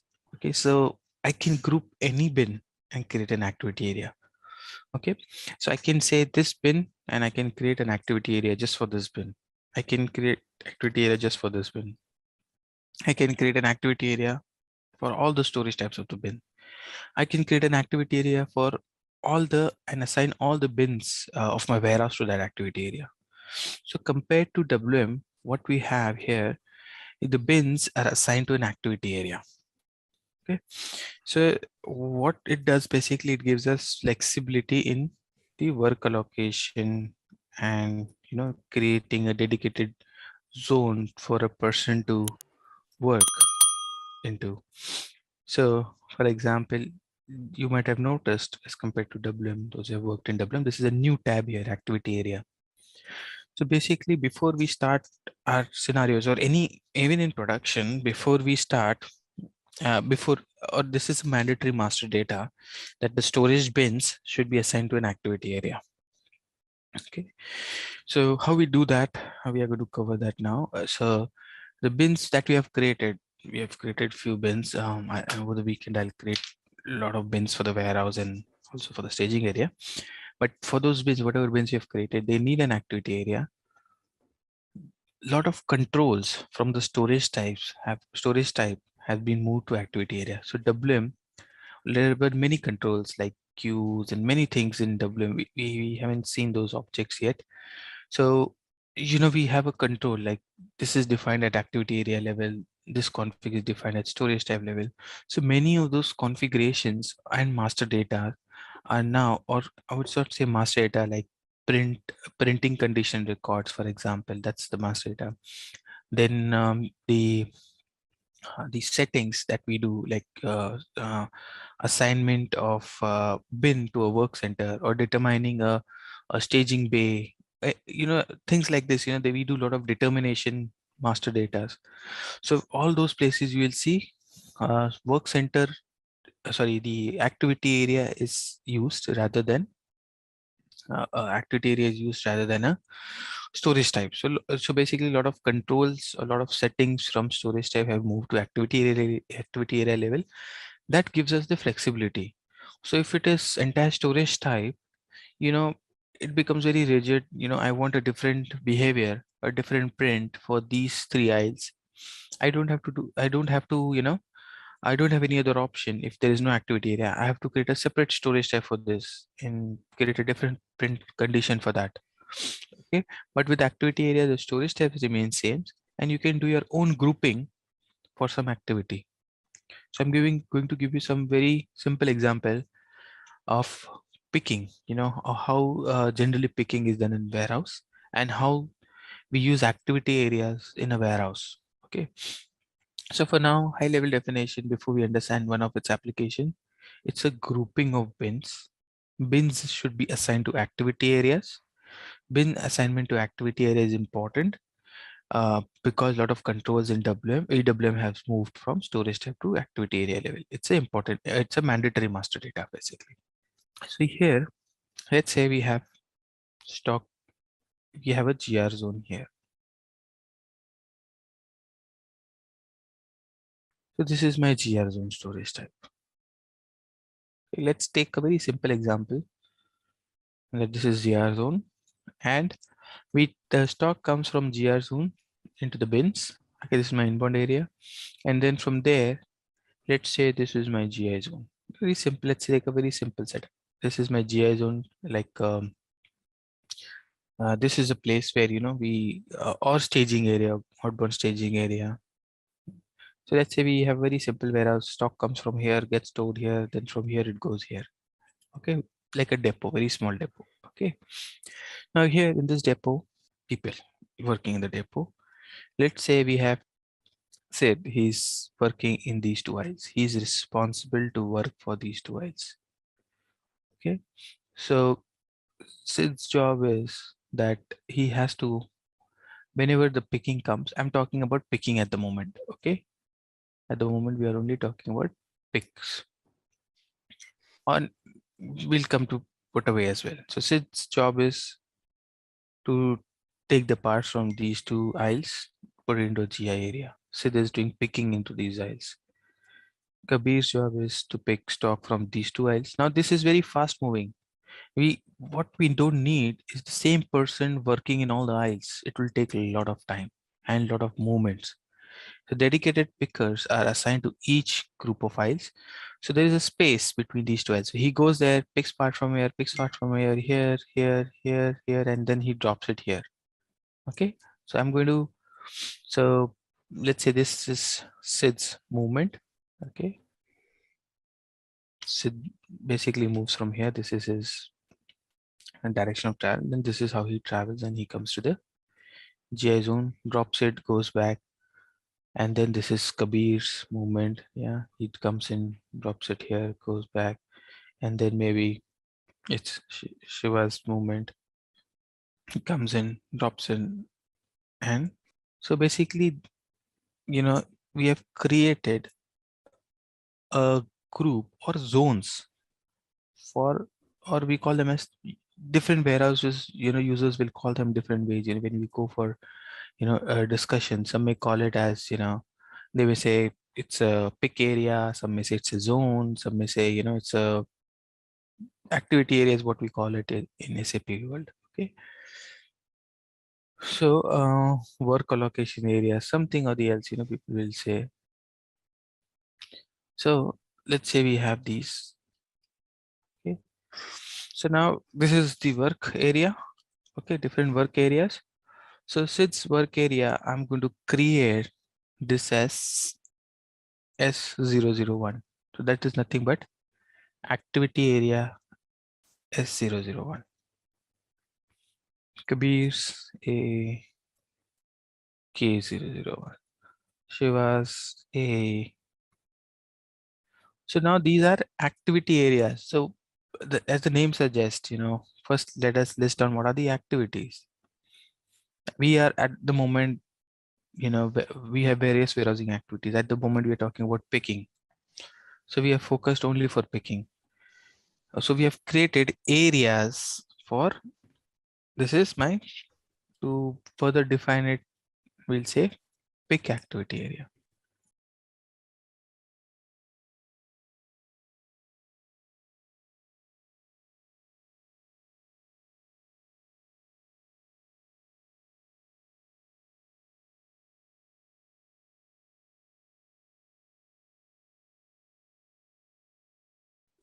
What is this? What do you see a similarity between them? I don't see anything is similar, because active work center, what we said, what is the definition of work center? We do packing, we do quality, we do any validated service activity in those areas. And this is picking. This is, we are doing picking over here. So we are not doing any validated service activity. This is warehousing activity we are doing. So here we have these areas. So now what I have created activity areas for picking, right? I have created 3 activity areas for picking. Oblique K, oblique SI, since I don't have space, I just maintain it like this. Okay. So now, for example, you'll say, okay, this is how my storage type works. Let's say we don't have, I'll 7 here. Now this grouping is based on activity. Okay, so picking, we said we have dedicated areas. This let's say it doesn't belong here. This let me say it doesn't belong to 800. I'll keep it here. Let's say it belongs to 8002. I'm really struggling with my keypad. So let's say it belongs to 8002. And then we need now activity area. Now we will revisit another activity. Okay, so we have created activity areas for picking, because the work allocations to different group is done for performing the activity. Now let's say my my putaway, okay, which is like taking from GR zone to the 6 aisles. Now when we are designing the process, we are designing the layout. So when, as part of the warehouse design, the team, they sit across on table and then they say who's going to work where, what is going to be the direction of travel, because what we need is minimum travel, plus people don't run onto each other. So the whole idea here is to make sure that the movements are designed, the routes are designed, there'll be markings on the floor, there'll be markings on big boards into the warehouse.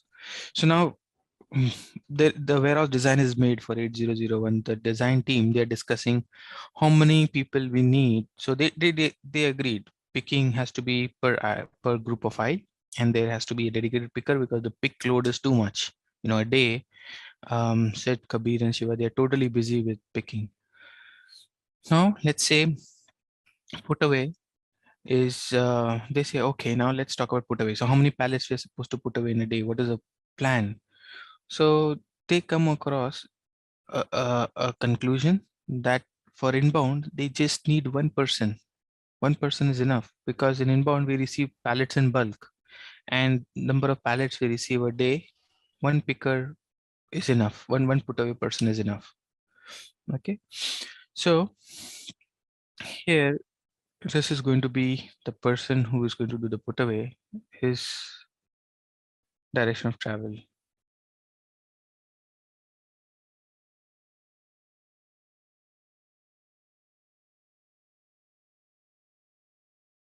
So the person who is supposed to do put away, his direction of travel will be, he'll take the pallets from here. For anything he has to drop in aisle 1, he'll come and drop from the back side. He's not going into Sid's area, right? He's dropping from the back. Because Sid is picking in that area, he's dropping the pallets from the back.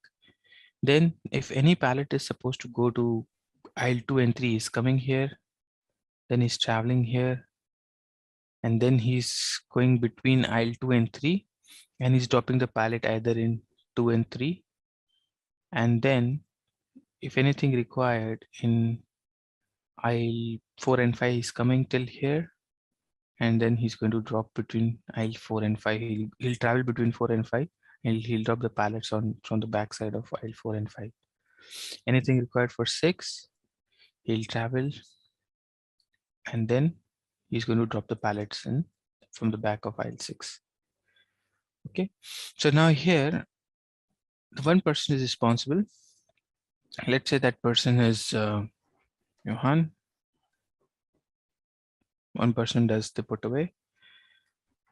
So now my question to you guys is, how many activity areas we need to create for put away? So the answer is 1. Yes. We don't need 4 because the person is having 4 routes, but the same person is doing it. So the work allocation or the pallet movement from GR area to all these 6 aisles, it can be any aisle, will be assigned to Johan. So it will be in one group.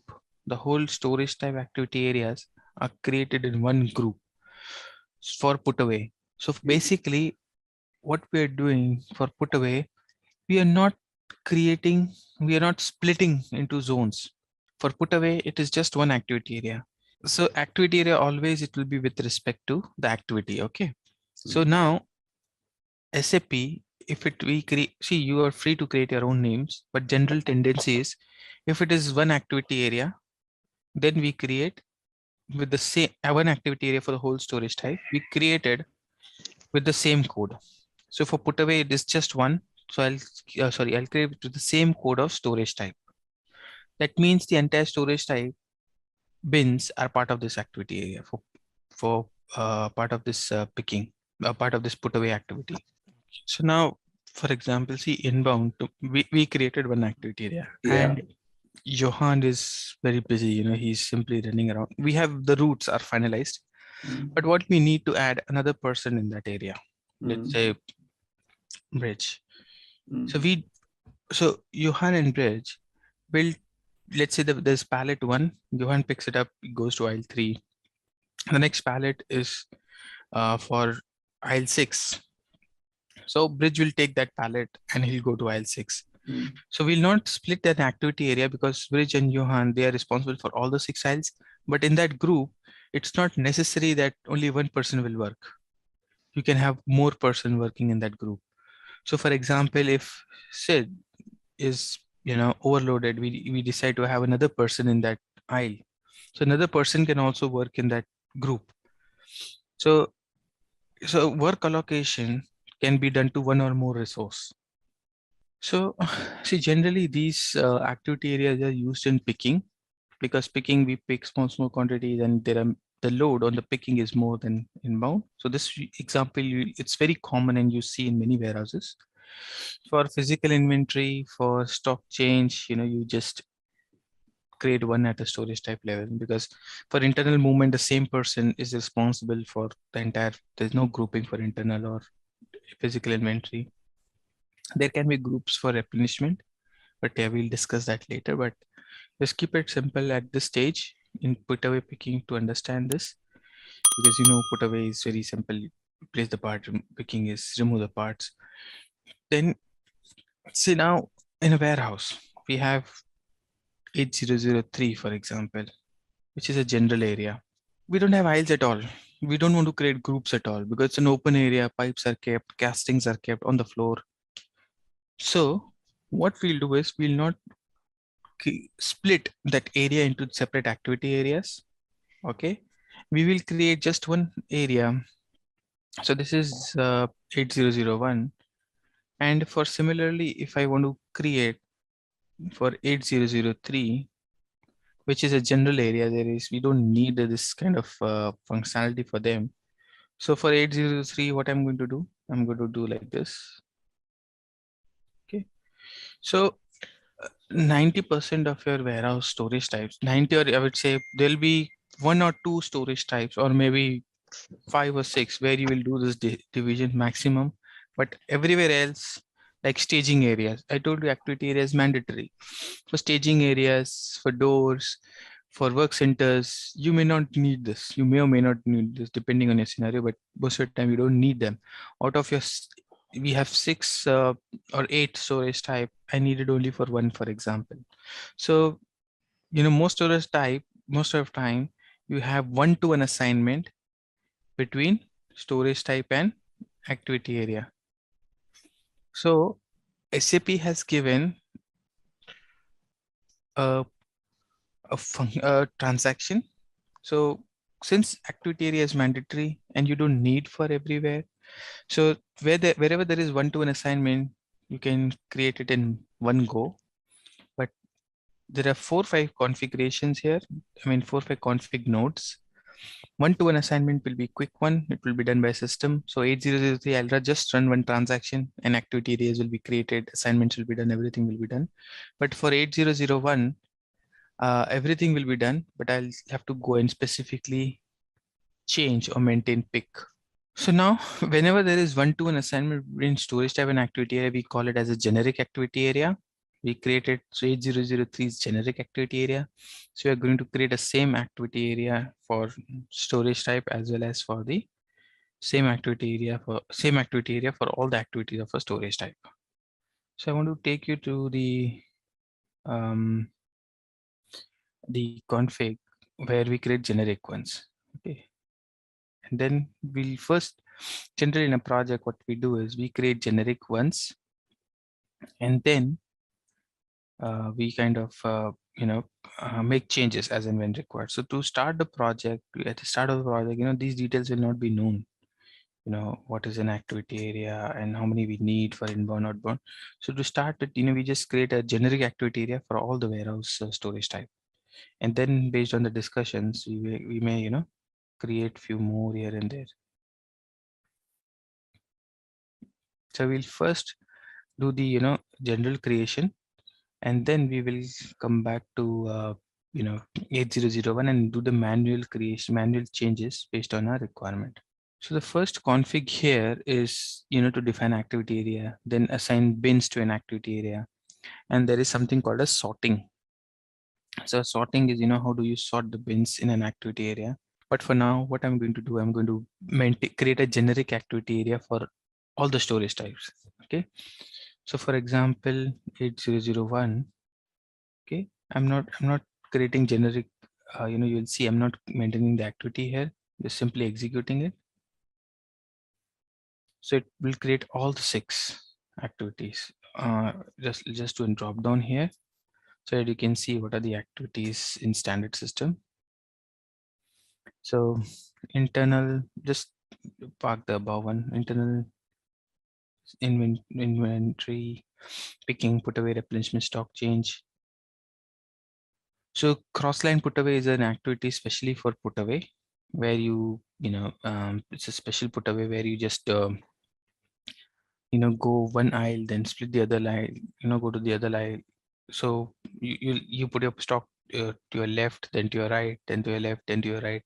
So you do a put away in a crossway manner. So this is a special process we'll talk about in the inbound process, but these not used in all the warehouses.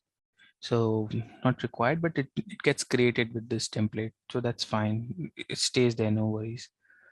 If you want, you can just delete this activity so that you don't create their activity areas. So like this, I'm going to create activity area, just simply run it. I'm just going to run it for all the storage types. So all, even doors, even staging areas, every storage type that I've created so far. And I'm going to create a generic activity area. So creation of generic activity area will be the first step in your projects also, because you may split, you may not split. The decision may not be in day one. So follow the same approach. It will be very useful for you.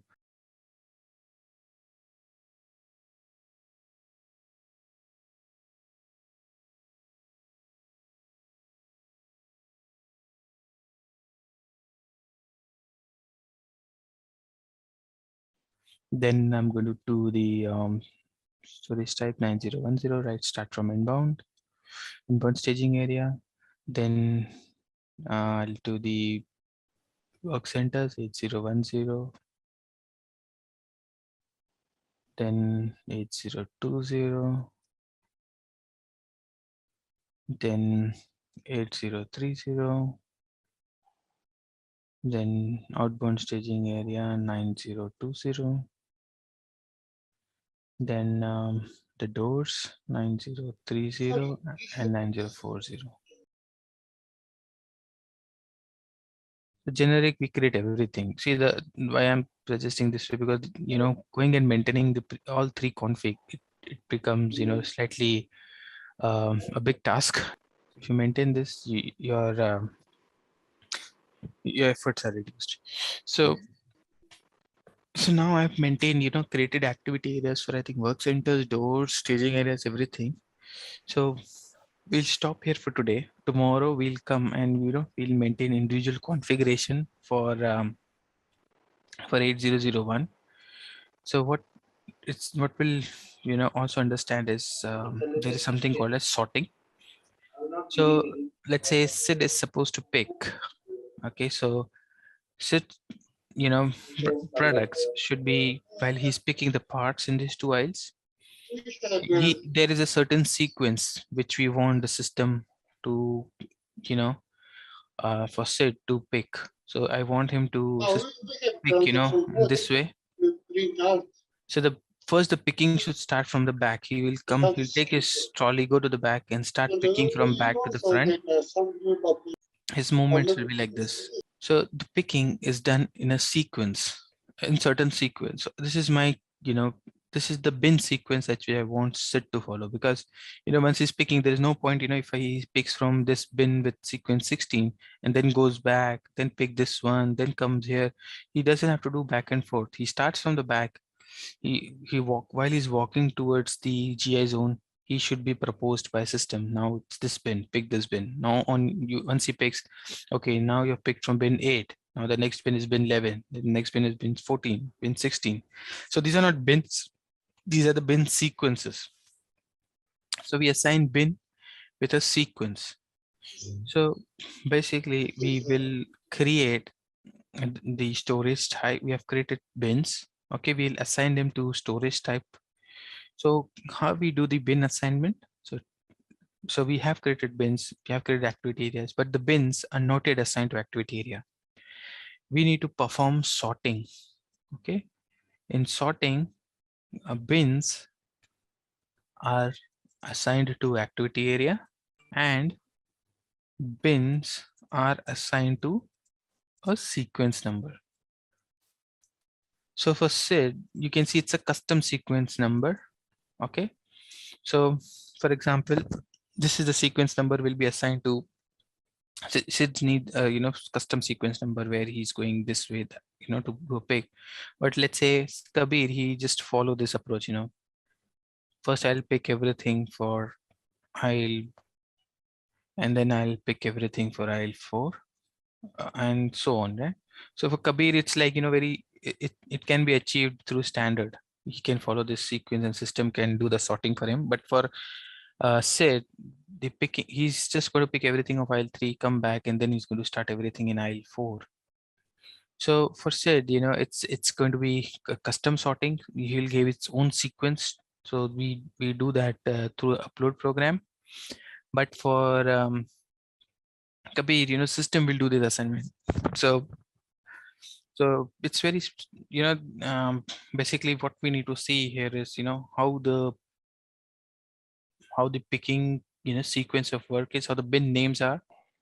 So based on that, we will decide whether we need a custom sorting or we will run standard sorting and see, if it fulfills our requirement. If not, so basically the bins should be assigned to numbers, whether those numbers are, matching to our requirement. This is the sequence they want to follow. If not, then we do a sorting, custom sorting upload. We do an upload and we assign bin to a sequence number. So these are the 2 activities we'll cover tomorrow. Once we create activity areas, pick activity area for 8001. So sequence number is the sequence in which the bins will be proposed for picking. So this bin should always be proposed first. If Sid is supposed to pick, he will pick from here first, then here. So his pick should be from this way, right? First this bin, then that bin. So when he's picking, he's not going to pick from one product. He's going to pick product from multiple bins. So his direction of travel will be based on his direction of travel. He should be picking first from this bin, then from this bin, then from this bin, then from 16, then from 21. So yeah, we will see, if there are too many questions, we'll park it till the end. Because it's only for you, and others can stay back if they want. But if it's something quick, 4-5 questions, we can cover. All right, let's test your knowledge. Here's a question for you. Which of the following is not a supported warehouse process in SAP EWM? Option A, cross-docking. Option B, value-added services. Option C, manufacturing. Option D, wave management. Take a moment to think, and when you're ready, choose the correct option. Remember, each choice holds a key to unlocking the answer. Good luck. Type the correct answer in the comment section. Hey there, wanna nail supply management? Our SAP ECC EWM course is here for you. It's all about handling supplies smoothly. This course is your go-to for mastering SAP ECC EWM. Think of it as your toolkit for planning, ensuring we've got enough stuff and getting it where it needs to be. We cover it all, from the basics to some cool advanced tricks. Experts made this so you're in good hands. Your teachers, total pros. They've been at this forever and are here to guide you and answer your questions. And guess what? Students love it. Just like you, they found it super useful. And the best part, it's budget friendly. Learning shouldn't cost an arm and a leg, right? Ready to become a SAP ECC EWM whiz? Enroll on our page today. And for more details, visit ZaranTech's website. Now we have started setting up the org structure. We have created storage type for our layout. All the storage types we have created, selecting the appropriate role. We haven't made any other changes from the standard setup. We will do those changes as we go ahead with a process execution. Then we started with the other structure element setup. We created storage section. Storage section is optional, so we just created for storage type 8003. Storage bins, we saw the mass upload tool. We also created a bin manually. We discussed about doors, staging area, and work center. And today we will configure them in system, and we will also create and configure activity area, which will be a last structure element in EWM. So then tomorrow onwards, we will start the master data. So I'll log into system and we will get the door staging areas created and work center as well. So we have 3 work centers: the consolidation area, quality, and packing.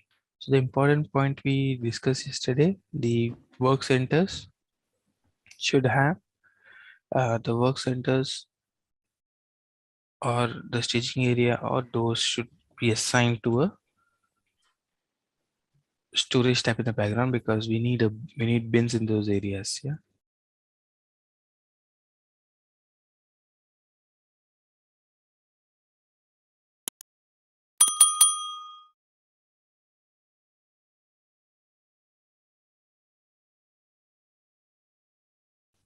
Okay, so I'll just copy this and change the description. 8030. Yeah, and also I'll change the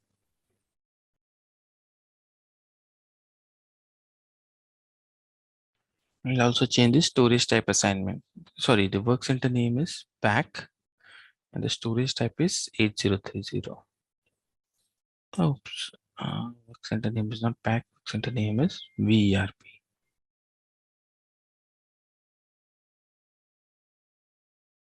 And here you can see it is assigned to storage type. I'll change the storage type to 8030 and not maintain any section, because we said we'll not have section for anything apart from 8003. So there are other indicators in the packing work center. Okay, it's better now. So we have external step important field. You have printing related settings. We have what activities you are going to do in that area and how packing should be allowed and disallowed. So there are some settings related to packing here. We'll revisit them once we start storage control, where we are going to start the packing activity. So we have just created packing work center, and I was mentioning we have storage type. We discussed a work center is assigned to a storage type. Then there are some more settings here related to printing. There are some settings which will allow packing for certain products and disallow for certain products in a work center. So all these settings we'll revisit when we are doing the actual packing.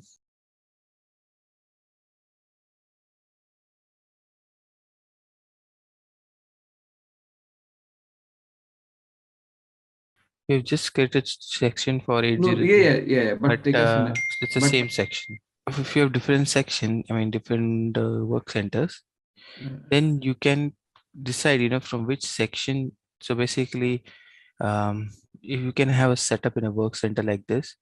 Where is my unit 2? No, I lost it. So you may have a setup like this. You may have unit. Sorry. You may have a inbound work center like this. You may have an inbound section, and then you may have several others. You may have several other sections here where you are going to do the actual inspection or actual packing, and then there'll be a outbound section. So basically, you take the part here, take it to the relevant work center, do that relevant station, do that, and send the material back to the outbound section. So the person who is bringing the part, he'll drop it here, and the person is going to take the part will take it from here. So quality, we will change the storage type to 8020. And for now, we'll not change anything else. You can see there is step, there's process type. We will come back to those. All right. So we come back to this, the config. Now we will save the, the storage type. The work center name is QINS. Yeah. And then, we don't have a deconsolidation work center in standard. You can see all the Y1s provided by SAP. There's no deconsolidation. Deconsolidation is like a packing in the inbound area. So I'll kind of copy the packing work center and I'll say DKO. Deconsolidation. And this is storage type 8010.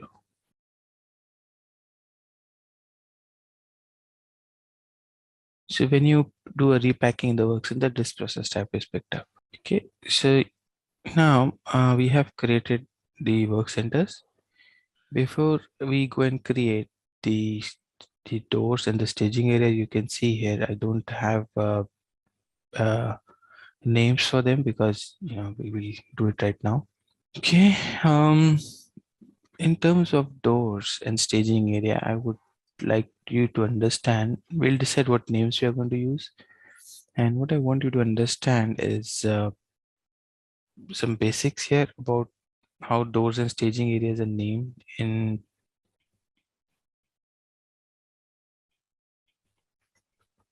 SAP. So for example, these are my staging areas and these are my doors here.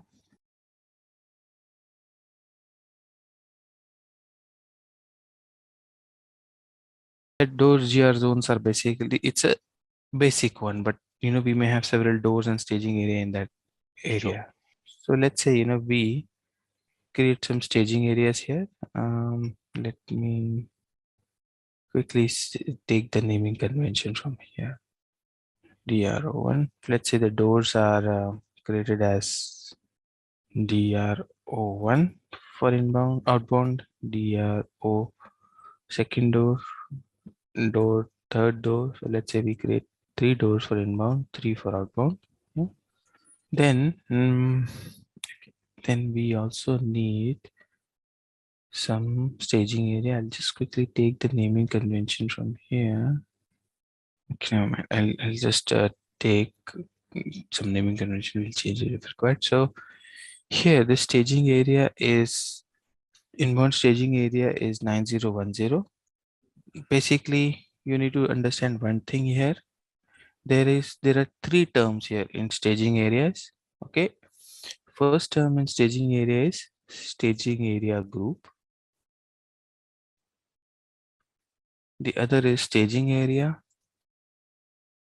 and the third one is staging bay or staging bin.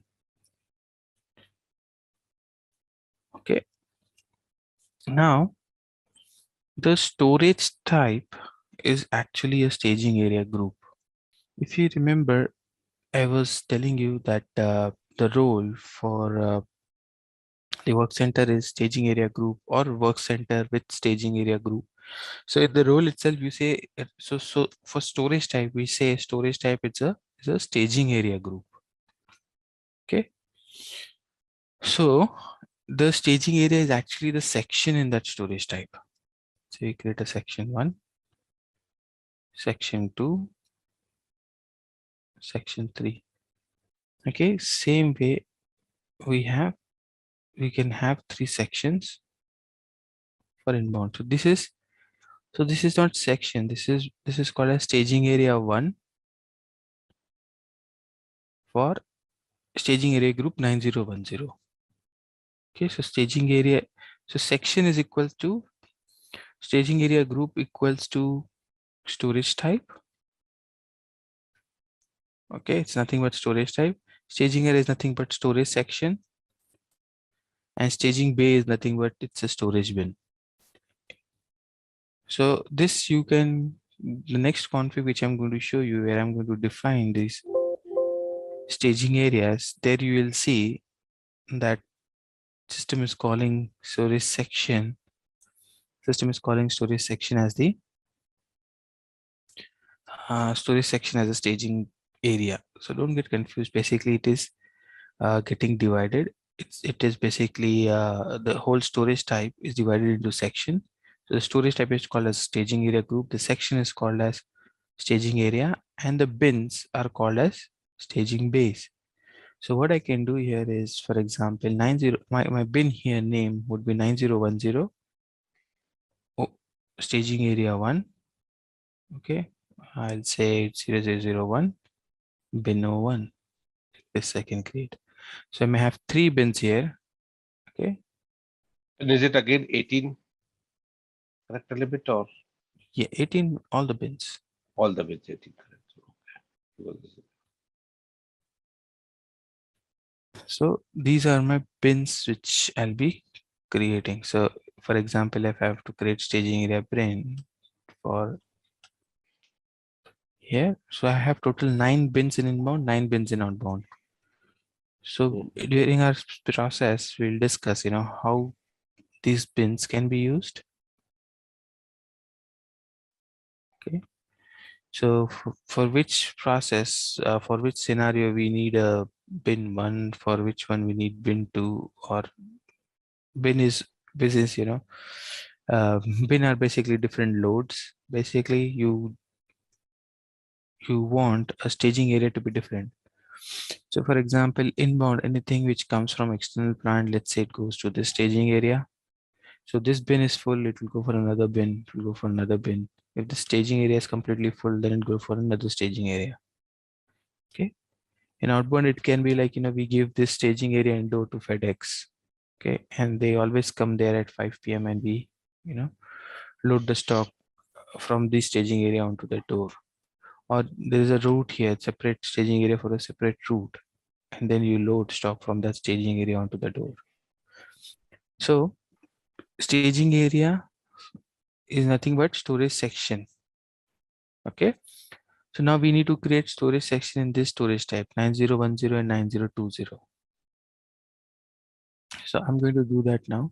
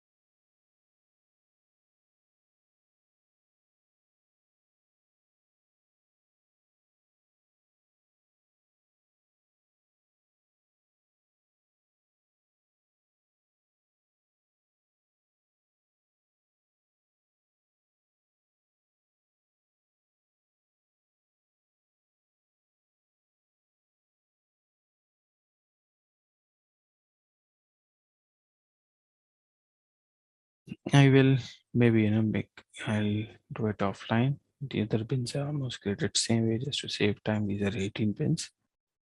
I will create the other bins offline. Okay. So these are the 3 bins I've created for now. Okay. So now let's go to the configuration where we create the staging area. Now, if you understand this assignment, what is staging area, group, storage type, and section and bin, the next config is pretty much straightforward. So if you come here, staging areas, define staging area. So you come here and say new. Might have, okay, we have not,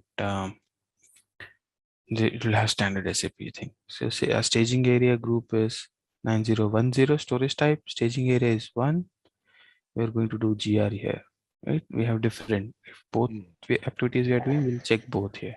We have created storage type, right? That is staging Yes. area group itself. Based on that role, system will pick it up. Okay.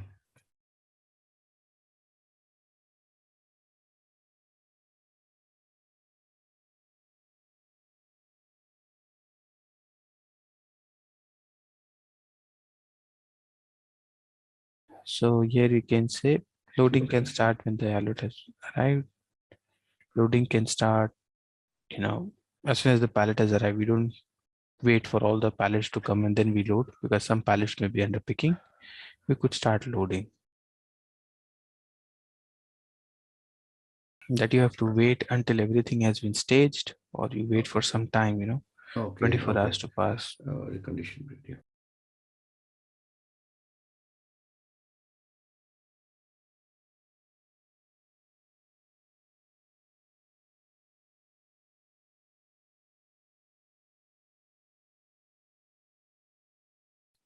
So now door will again create it as new WH34 DRI1, direction is inbound, we maintain the default staging area as only those storage types are shown here, which have a group of staging area group. So I'm going to say 9010 and the staging area is 1. So this is default for that door. Okay.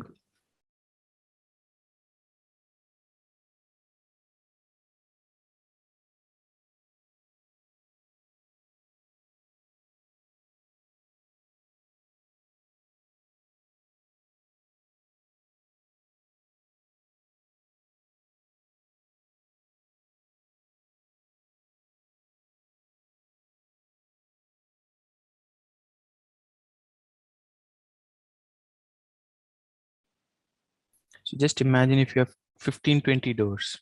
Hmm. If your truck is going to come at door 10, we need a pallet at staging area 10, not at staging area 1.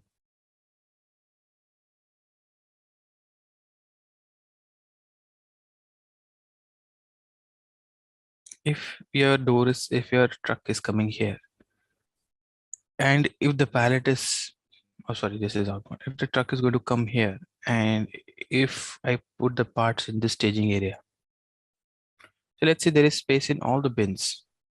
Which one should be preferred? This bin should be preferred because it's closer to the door. So this staging area is preferred for this door. It's a default one. Always system should look for bin here adjacent to that door. So each door have their default areas. So there's no, so there, it's not an efficient process if this place is empty and we're putting the stock here. It's an extra bit of travel. This is staging area group. This was a title. Yeah. If that's confusing you, I'll change it. Yeah. Let's save.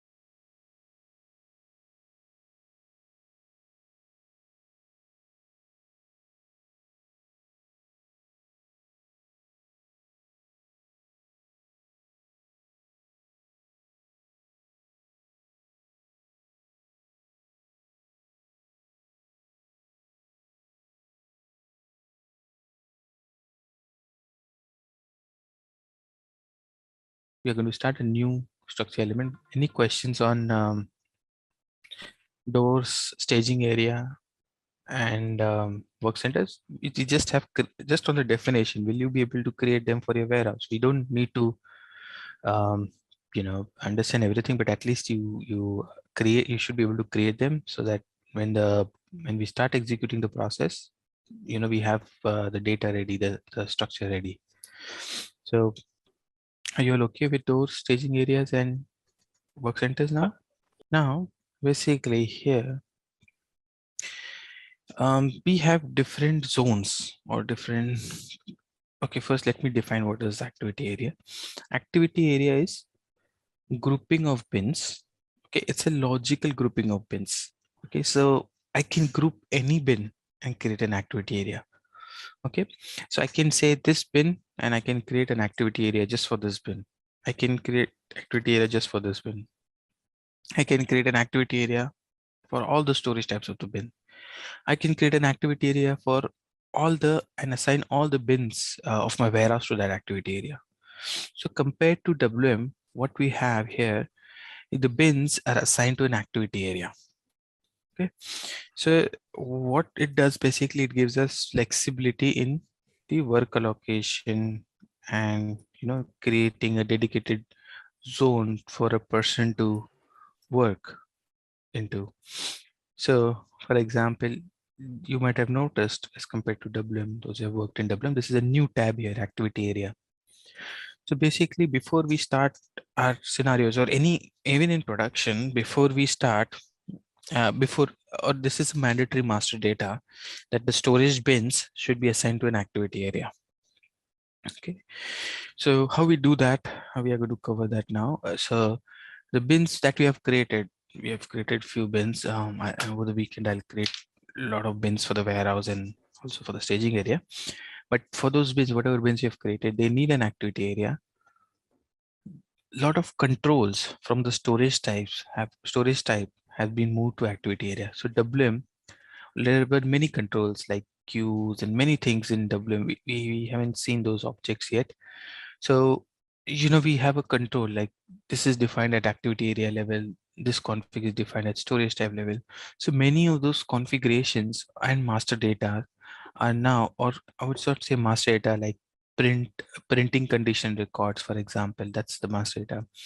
Then the settings that we do, like assignment of bin to a work center or determining a staging bay, things like this, we do a lot of determination master data. So all those places you will see work center, the activity area is used rather than activity area is used rather than a storage type. So basically a lot of controls, a lot of settings from storage type have moved to activity area level. That gives us the flexibility. So if it is entire storage type, it becomes very rigid. I want a different behavior, a different print for these 3 aisles. I don't have to, I don't have any other option. If there is no activity area, I have to create a separate storage type for this and create a different print condition for that.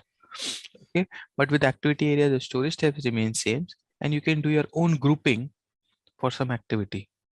So I'm going to give you some very simple example of picking. How generally picking is done in warehouse and how we use activity areas in a warehouse. Okay. So for now, high level definition before we understand one of its application, it's a grouping of bins. Bins should be assigned to activity areas. Bin assignment to activity area is important because a lot of controls in EWM has moved from storage type to activity area level. It's a mandatory master data basically. So here, let's say we have a GR zone here. So this is my GR zone storage type. Okay, let's take a very simple example. That this is GR zone, and the stock comes from GR zone into the bins. Okay, this is my inbound area, and then from there, let's say this is my GI zone. Very simple. Let's take a very simple setup. This is my GI zone. Like this is a place where we or staging area, outbound staging area. So let's say we have very simple warehouse. Stock comes from here, gets stored here, then from here it goes here. Okay, like a depot, very small depot. Okay. Now here in this depot, there are people working in the depot. Let's say we have said he's working in these 2 aisles. He's responsible to work for these 2 aisles. Okay. So Sid's job is that he has to, whenever the picking comes, I'm talking about picking at the moment. Okay. At the moment, we are only talking about picks. We'll come to putaway as well. So Sid's job is to take the parts from these 2 aisles, put it into a GI area. Sid is doing picking into these aisles. Kabir's job is to pick stock from these 2 aisles. Now this is very fast moving. What we don't need is the same person working in all the aisles. It will take a lot of time and a lot of movements. So dedicated pickers are assigned to each group of aisles. So there is a space between these 2 aisles. So he goes there, picks part from here, picks part from here, here, and then he drops it here. Okay. So so let's say this is Sid's movement. Okay. Sid basically moves from here. This is his direction of travel, then this is how he travels, and he comes to the GI zone, drops it, goes back, and then this is Kabir's movement. Yeah, he comes in, drops it here, goes back, and then maybe it's Shiva's movement. He comes in, drops in, and so basically, we have created a group or zones for, or we call them as different warehouses. Users will call them different ways. When we go for a discussion, some may call it as they may say it's a pick area, some may say it's a zone, some may say it's a activity area is what we call it in SAP world. Okay, so work allocation area, something or the else, people will say. So let's say we have these 6, and then so now this is the work area. Okay, different work areas. So since work area, I'm going to create this as S001. So that is nothing but activity area S001. Kabir's a K001. Shiva's a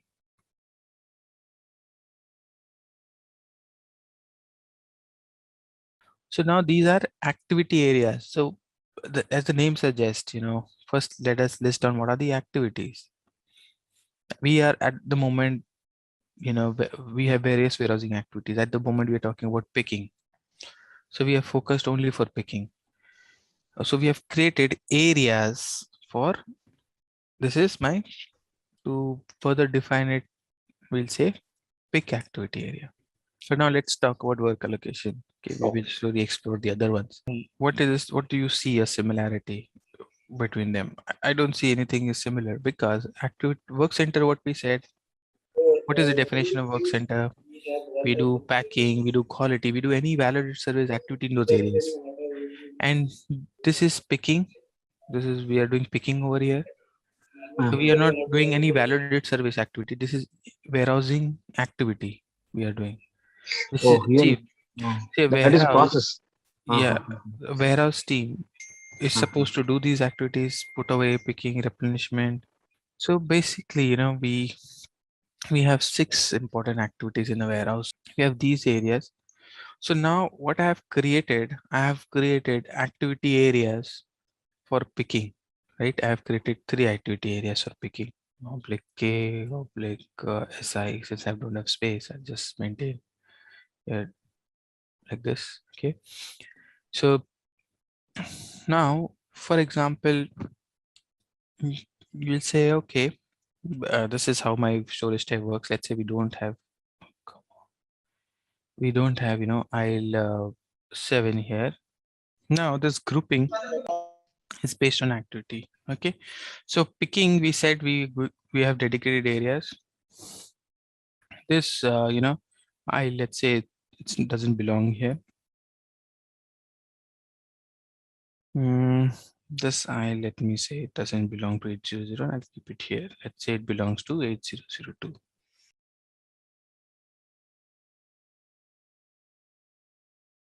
Let's say it belongs to 8002. And then we need now activity area. Now we will revisit another activity. Okay, so we have created activity areas for picking, because the work allocations to different group is done for performing the activity. Now let's say my my put away, okay, which is like taking from GR zone to the 6 aisles. Now when we are designing the process, we are designing the layout. So when, as part of the warehouse design, the team, they sit across on table, and then they say who's going to work where, what is going to be the direction of travel, because what we need is minimum travel, plus people don't run onto each other. So the whole idea here is to make sure that the movements are designed, the routes are designed, there'll be markings on the floor, there'll be markings on big boards into the warehouse. So now the warehouse design is made for 8001. The design team, they're discussing how many people we need. So they agreed picking has to be per group of aisle, and there has to be a dedicated picker because the pick load is too much. A day, said Kabir and Shiva, they're totally busy with picking. Now, let's say put away is, they say, okay, now let's talk about put away. So how many pallets we're supposed to put away in a day? What is the plan? So they come across a conclusion that for inbound, they just need one person. One person is enough because in inbound, we receive pallets in bulk, and number of pallets we receive a day, one picker is enough. One put away person is enough. Okay. So here, this is going to be the person who is going to do the put away, his direction of travel. So the person who is supposed to do put away, his direction of travel will be, he'll take the pallets from here. For anything he has to drop in aisle 1, he'll come and drop from the back side. He's not going into Sid's area, right? He's dropping from the back. Because Sid is picking in that area, he's dropping the pallets from the back.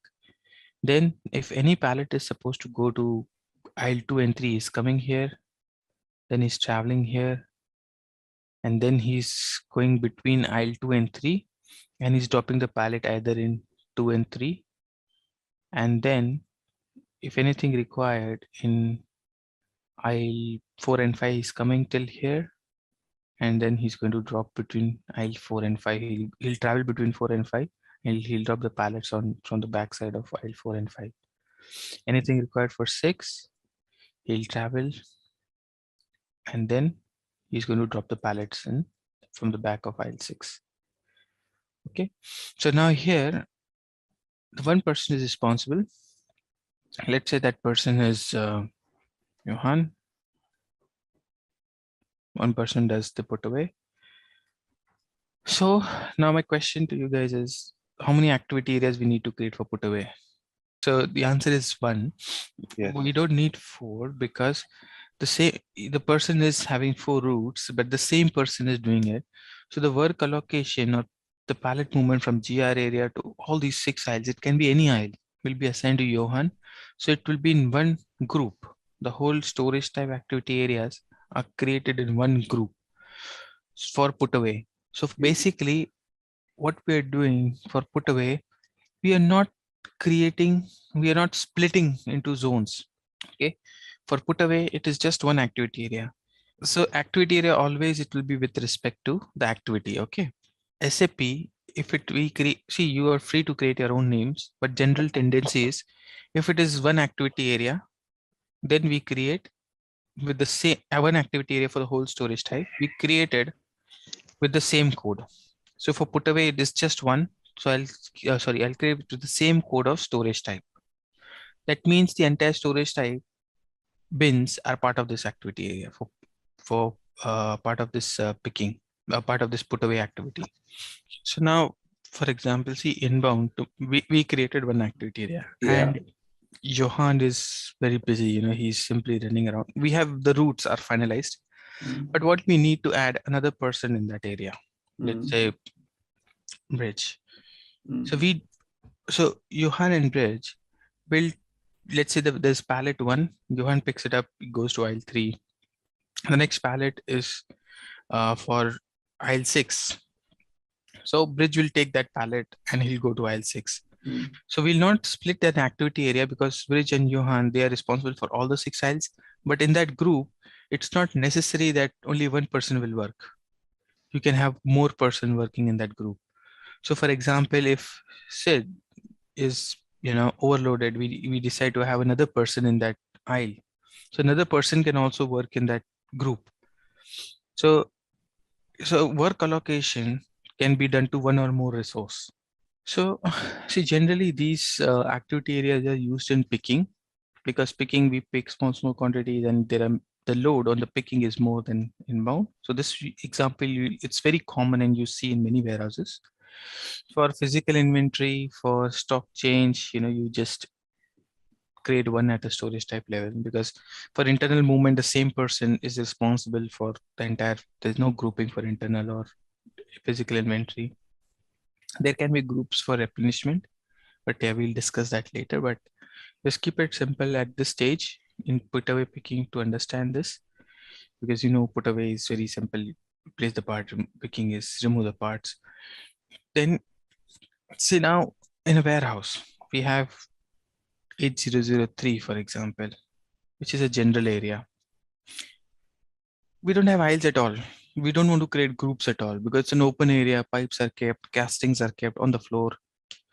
So what we'll do is we'll not split that area into separate activity areas.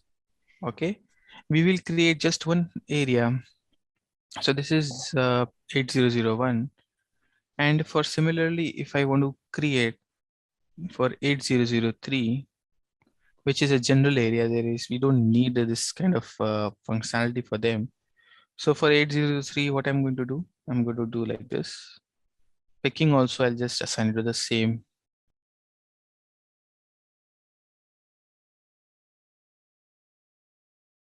%90 of your warehouse storage types, 90, or I would say there'll be 1 or 2 storage types, or maybe 5 or 6 where you will do this division maximum. But everywhere else, like staging areas, I told you activity area is mandatory. For staging areas, for doors, for work centers, you may not need this. You may or may not need this depending on your scenario, but most of the time you don't need them. Out of your, we have 6 or 8 storage type. I needed only for 1, for example. So, most storage type, most of the time you have 1-to-1 assignment between storage type and activity area. So SAP has given a transaction. So since activity area is mandatory and you don't need for everywhere, so wherever there is 1-to-1 assignment, you can create it in one go. But there are 4 or 5 configurations here. 4 or 5 config nodes. 1-to-1 assignment will be quick one. It will be done by system. So 8003, I'll just run one transaction and activity areas will be created. Assignments will be done. Everything will be done. But for 8001, everything will be done, but I'll have to go and specifically change or maintain pick. So now whenever there is 1-to-1 assignment in storage type and activity area, we call it as a generic activity area. We created, so 8003 is generic activity area. So we are going to create a same activity area for storage type as well as for the same activity area for all the activities of a storage type. So I want to take you to the config where we create generic ones. Okay. And then we'll first, generally in a project, what we do is we create generic ones, and then we kind of make changes as and when required. So to start the project, at the start of the project, these details will not be known. What is an activity area and how many we need for inbound, outbound. So to start it, we just create a generic activity area for all the warehouse storage type. And then based on the discussions, we may, create few more here and there. So we'll first do the, general creation, and then we will come back to, 8001 and do the manual creation, manual changes based on our requirement. So basically what we do is, as a standard practice, we assign all the 6 activities to the bins. So the first config here is, to define activity area, then assign bins to an activity area. And there is something called as sorting. So sorting is, how do you sort the bins in an activity area? We'll see that tomorrow. All the 3 configs will maintain for 8001. But for now, what I'm going to do, I'm going to create a generic activity area for all the storage types. Okay. So for example, 8001. Okay. I'm not creating generic. You'll see I'm not maintaining the activity here. Just simply executing it. So it will create all the 6 activities. Just to drop down here, so that you can see what are the activities in standard system.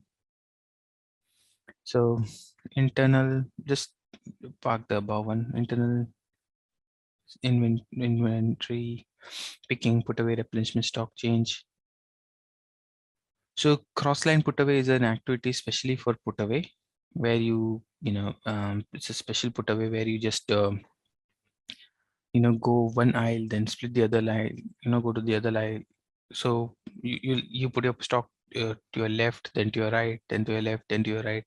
So you do a put away in a crossway manner. So this is a special process we'll talk about in the inbound process, but these not used in all the warehouses. So not required, but it gets created with this template. So that's fine. It stays there, no worries. If you want, you can just delete this activity so that you don't create their activity areas. So like this, I'm going to create activity area, just simply run it. I'm just going to run it for all the storage types. So all, even doors, even staging areas, every storage type that I've created so far. And I'm going to create a generic activity area.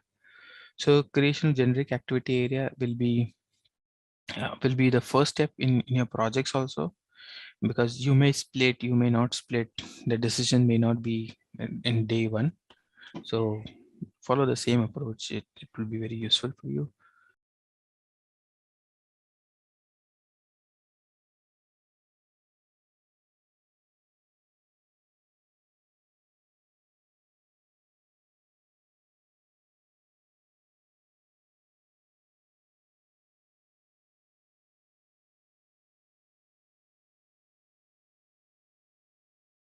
Then I'm going to do the storage type 9010, right? Start from inbound staging area. Then I'll do the work centers 8010, then 8020, then 8030, then outbound staging area 9020, then the doors 9030 and 9040. Yeah, so it will do for all, it will create all the activities. The generic, we create everything. See, the why I'm suggesting this way, because going and maintaining the all three config, it becomes slightly a big task. If you maintain this, your efforts are reduced. So now I've maintained, created activity areas for, I think, work centers, doors, staging areas, everything. So we'll stop here for today. Tomorrow we'll come and we'll maintain individual configuration for 8001. So what we'll also understand is there is something called as sorting. So let's say Sid is supposed to pick. Okay, so Sid, products should be, while he's picking the parts in these two aisles, there is a certain sequence which we want the system to, for Sid to pick. So I want him to pick, this way. So the picking should start from the back. He'll take his trolley, go to the back and start picking from back to the front. So the picking is done in a sequence, in certain sequence. So this is my, this is the bin sequence that I want Sid to follow, because, once he's picking, there is no point, if he picks from this bin with sequence 16 and then goes back, then pick this one, then comes here. He doesn't have to do back and forth. He starts from the back. While he's walking towards the GI zone, he should be proposed by system. Now it's this bin, pick this bin. Now once he picks, okay, now you're picked from bin 8. Now the next bin is bin 11. The next bin is bin 14, bin 16. So these are not bins. These are the bin sequences. So basically we will create the storage type. We have created bins. Okay, we'll assign them to storage type. So how we do the bin assignment? So we have created bins, we have created activity areas, but the bins are not yet assigned to activity area. We need to perform sorting. Okay, in sorting, bins are assigned to activity area and bins are assigned to a sequence number. So for Sid, you can see it's a custom sequence number. Okay, so for example, this is the sequence number will be assigned to Sid's need custom sequence number where he's going this way, to go pick. But let's say Kabir, he just follow this approach. First I'll pick everything for aisle 3, and then I'll pick everything for aisle 4, and so on, right? So for Kabir, it's like very it can be achieved through standard. He can follow this sequence and system can do the sorting for him. But for Sid, he's just going to pick everything of aisle 3, come back, and then he's going to start everything in aisle 4. So for Sid, it's going to be custom sorting. He'll give its own sequence. So we do that through upload program. But for Kabir, system will do this assignment. So it's very, basically what we need to see here is, how the picking, sequence of work is, how the bin names are. So based on that, we will decide whether we need a custom sorting or we will run standard sorting and see, if it fulfills our requirement. If not, so basically the bins should be assigned to numbers, whether those numbers are, matching to our requirement. This is the sequence they want to follow. If not, then we do a sorting, custom sorting, upload. We do an upload and we assign bin to a sequence number. So these are the 2 activities we'll cover tomorrow. Once we create activity areas, pick activity area for 8001. Sequence number is the sequence in which the bins will be proposed for picking. So this bin should always be proposed first. If Sid is supposed to pick, he will pick from here first, then here. So his pick should be from this way, right? First this bin, then that bin. So when he's picking, he's not going to pick from one product. He's going to pick product from multiple bins. So his direction of travel will be based on his direction of travel. He should be picking first from this bin, then from this bin, then from this bin, then from 16, then from 21.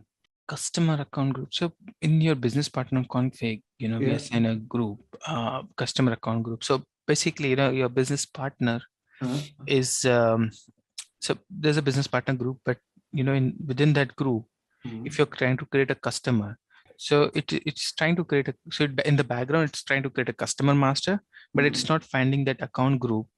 So based on that, the number range is not getting picked up. Hey there, wanna nail supply management? Our SAP ECC EWM course is here for you. It's all about handling supplies smoothly. This course is your go-to for mastering SAP ECC EWM. Think of it as your toolkit for planning, ensuring we've got enough stuff and getting it where it needs to be. We cover it all, from the basics to some cool advanced tricks. Experts made this so you're in good hands. Your teachers, total pros. They've been at this forever and are here to guide you and answer your questions. And guess what? Students love it. Just like you, they found it super useful. And the best part, it's budget friendly. Learning shouldn't cost an arm and a leg, right? Ready to become an SAP ECC EWM whiz? Enroll on our page today. And for more details, visit ZaranTech's website. What topics we'll cover today? So we created a new warehouse, we have integrated it, and now we are at a stage where we are setting a master data for our warehouse. We have created storage type, section, bins, doors, staging areas, and work centers. And now we have reached to our final org structure element, which is activity area. We discussed activity area in a previous session, and we understood how activity area works. Activity area is a grouping of storage bins. It is a new structure element in EWM. It was not there in WM. And with this example, what you can see on your screen, we try to understand one application of activity area where it can group the bins into a zone or a activity group to perform a certain activity. For example, we said Sid is going to pick these 2 aisles. So the bins of these 2 aisles, they are part of one group. So this group is based on activity. So we said for picking, there is going to be a zone or a group here, group of bins. But for put away, we don't have any grouping. We don't need any grouping required. So we can create groups within the storage types. We can also create individual activity areas for the activities where we don't want to do the grouping, like we call them as general activity areas for putaway, replenishment, internal, stock change. We performed, or we created activity areas which is general to the storage type, same as the storage type, because we don't want to split them. So this splitting of activity area may not be required in all the storage type, may not be required in all the activities. As of now, we have seen picking, we'll see in physical inventory also, we might use activity area concept. But for picking, definitely when we are going to pick from the hierarchy storage, we would like to have different people and different work areas assigned. So another important point here is the activity area is not restricted to a storage type. So let's say, for example, this is storage type 8002 and there is just one aisle, let's say in 8002. So the group, let's say Sid's group is, sorry, this is Shiva's group is SI01. I can also add bins of another storage type to Shiva's group. So Shiva's groups becomes, so the bins of Shiva's group is other ones belonging to aisle 5 and 6 of storage type 8001 and aisle 7 of storage type 8002. So this grouping of bins is very dynamic. You can have grouping of bins. Even one bin can belong to a group, one aisle can belong to a group, or this group can be extended to the whole warehouse or across storage type. We have all the flexibility in terms of this grouping of storage type into activity areas. Okay. So as part of setting up the activity areas into the system, I explained you the first thing we do is we create all the storage types with generic activity areas. There is a transaction given by SAP. We just run the transaction and system automatically creates activity areas and does the necessary assignments in the background. So this assignment will save us time in maintaining. Assignment does save us a lot of time in maintaining each node separately. So let's go and now maintain those 3 nodes and create these activity areas and do the necessary aisles assignment for the activity areas. So once the activity areas are completed, creations are completed, then we need to assign the bins to the activity areas.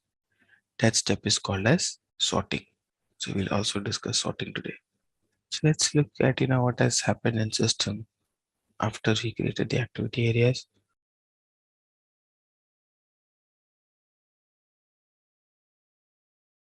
System has created all the activity areas. You can see general activity area for storage type 1, 2, 3.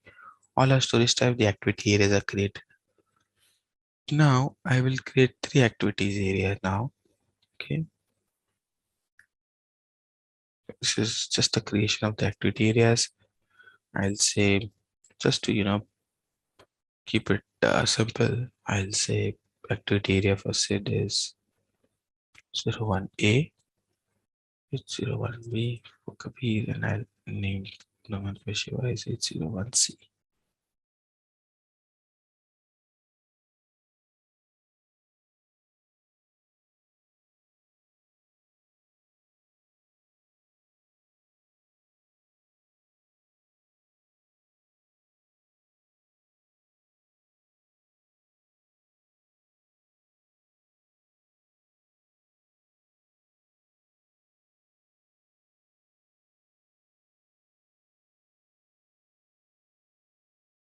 So we created these activity areas. Now there is assignment of storage business to activity areas. Okay. So here let's look at the configuration that has been created by system. So WH34, you can see for 8001, all the bins are assigned. See, there is no aisle detail, there's no stack, no level details, nothing. So just a generic entry has been made that all storage type, all bins of 8001 should belong to 8001 activity area. So this is an activity area. So there is no activity here. So this assignment is required because there is one-to-one assignment for put away, one-to-one assignment or replenishment. So this activity, this assignment is okay for the generic thing, but now we need to create and say here that for our storage, for our activity, the 801A, what bins are assigned to 801A? So I'll say assign bins which start with aisle 1 and end with aisle 2. Okay. Then for our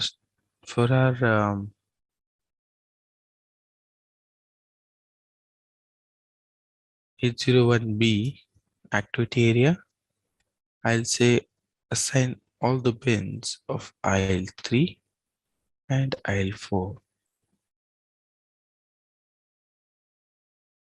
The 801C, I'll say assign all the bins of aisle 5 and aisle 6. Okay, now see our aim was to assign the bins with division of aisle with respect to aisles. You can also do stack, level, bin section, consolidation group. Basically, we'll discuss that later. We'll use this field for the deconsolidation process. Okay, and if this activity is used, then there is an interim storage type which always needs to be used. Then we can use this for this activity area. Otherwise, we also have option to use LOSC. During LOSC, we're going to use the intermediate storage concept. Okay. So for now, we've created the activity area, and we said for these 3 activity areas that we have created, these are the bins which are assigned to those activity areas. The bins which are in aisle 1 and 2, 3 and 4, and 5 and 6. So this was the second node which was maintained automatically when we generated activity area for the storage type.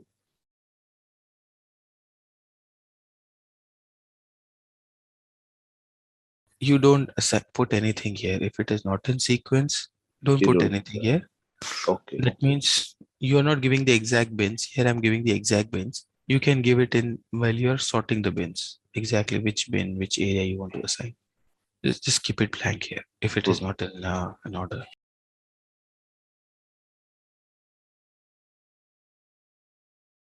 Now, this is the third configuration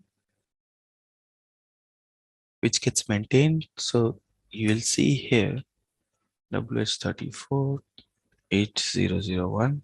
There are 6 entries that are maintained here: internal, picking, put away, replenishment, stock change.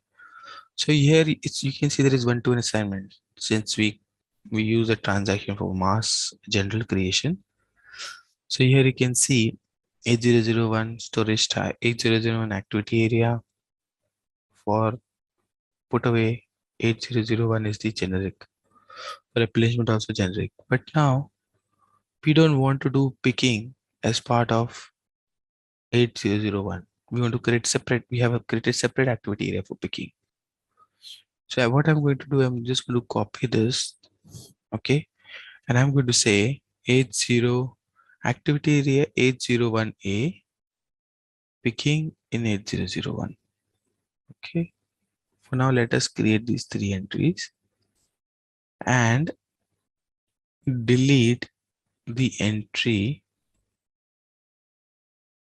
where we say 8001 is supposed to do picking. So I'll just complete the creation first and we'll come back.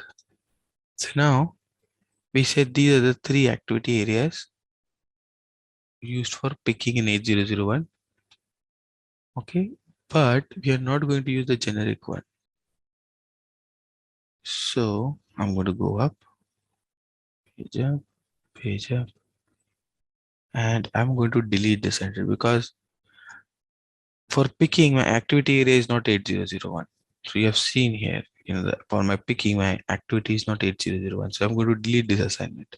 This is not required. For picking my activity areas are 801A, B, and C, which I've maintained.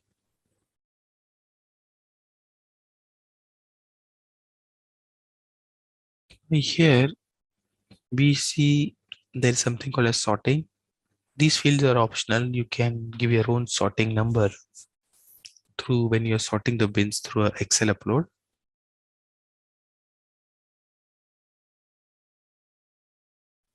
So I'm back.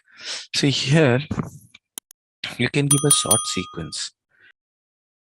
As you mentioned, if you have something which is not standard, not easily, which you can tell the system by default, like sort, like, aisle 1 and 2, it may not be, straightforward like this. Some business may say, we don't want like this. We want aisle 1, 6, 8, whatever. Similarly, there is another thing which we configure, and if it is not that straightforward, then we keep it blank. The thing is the sort sequence. So basically here, what we say is, what is my direction of sort? So for an aisle, if I'm supposed to pick material from an aisle, I should first sort based on stack, level, bin. Or first I should stack as per level, or so we know this is an aisle. Okay. And then you have stacks here, and then within stack you have levels here, right? So we know that basically for an aisle, we have several bins. Okay. Now let's take this aisle, for example, 801A. Okay. Now I need to tell system, like for said, how he's going to, what is his direction of travel. For example, Sid says, I want to do 1, 2, 3, 4, like that. He wants to just pick from left and right and then keep on walking. Okay. And then, 1, 2, but this is just, one low level bins, but there can be bins on the higher level also. It could be 1, 2, 3, 4, 5, 6, So if it is 3 level high, so there can be 6 bins in this, at this position he can go and pick from. Then he comes here, then there may be another 6 bin.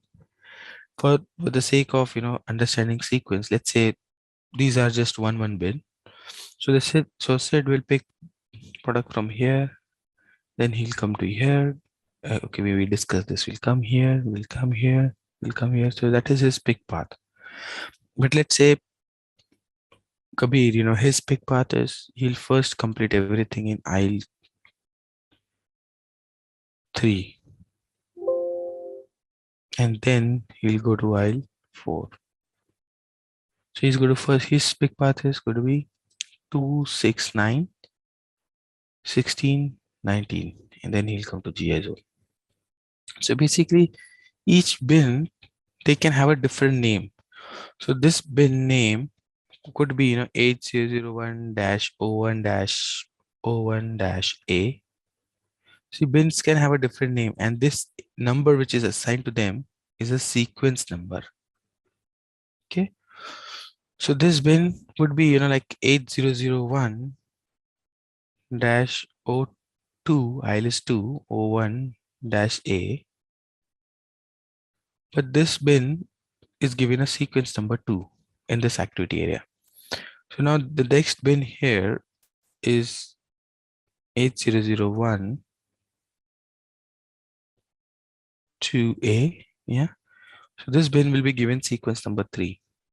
So bins, when they are assigned to an activity area, they are also assigned a sequence number. Okay. So now this sequence number can be straightforward. In case of Kabir, it's straightforward, right? It's based on stack ascending. Sorry, Johan, is it line 36D and 37D? Is it other way around? First one is 01A. Oh, so this is 0, 2A. Sorry, yeah, that's the other way around. and this is 2 1A. Yeah, that's correct. So for basically said, it's a non-standard sequence. Okay, we are going to give a sequence in Excel. So for said, and we are going to say like this bin sequence 1, this bin. So I have to use a upload transaction to give a sequence number for said. Okay, we have, because he has its own sequence. Now there, so now like how we did a transaction, general transaction, right? So their system did all the activity area creation itself. Similarly, when we are assigning this sequence, we call them as sorting. There are two ways of assigning this sequence. Option 1, system assignment. System does the assignment.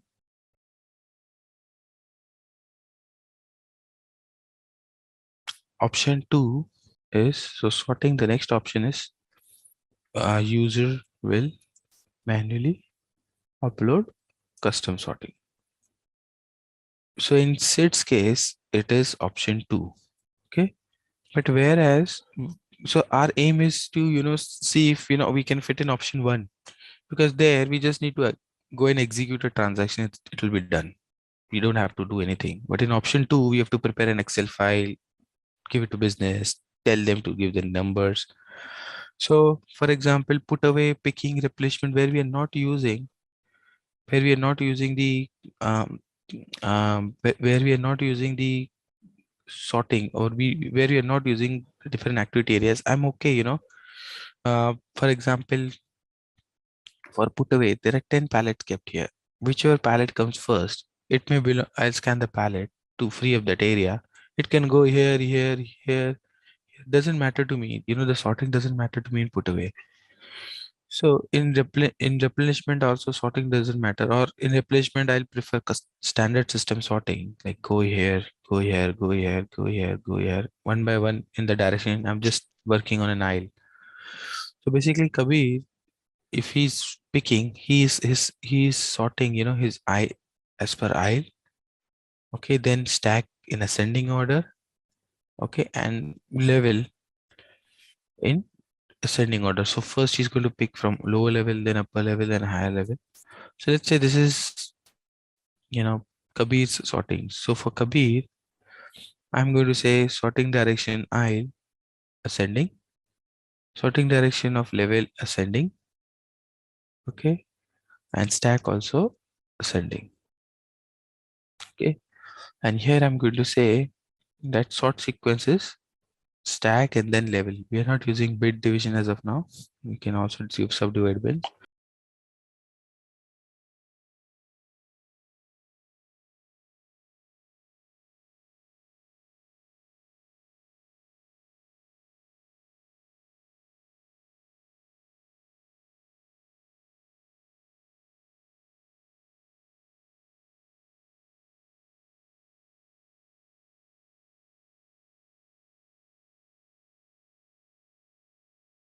So this is 0, 1 is, let's say I can say, 10, 20, 30, right? That's what we discussed. This is 10, this is stack.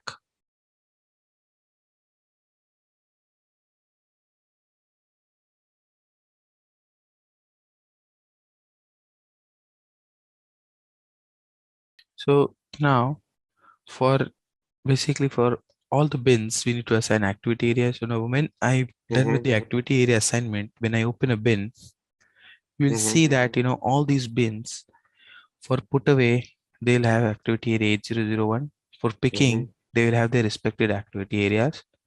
And then in the sorting transaction, we'll see what is the sort number. So for said, we will upload the sorting number and see the sorting number. And for just for picking, so Sid's aisles are only for picking. We are going to sort this. Okay. But in case of put away or replenishment for Sid's bins, it's going to remain option 1. The overall idea is to keep your, as consultants, our aim is to keep the activity areas to a minimum. only when it's really required. Why I'm saying, because there are a lot of dependent configuration, and and it is, you can imagine, if we, based on our experience, we consultants also sometimes face difficulty in understanding. I've been doing this for quite some time, but I can understand first time it will be it takes time to understand these things. So for just imagine business users, they will never understand, or it will take a while for them, 6 months, 1 year time till they use the system. They'll get used to the activity areas. So it kind of complicates things for them. So we try to keep them to a minimum, only as and when it's required. So what our first approach is always, yeah, to keep it minimum first. So, and start with general. So in case of put away, there is no need to have an activity area, because we are going one pallet at a time.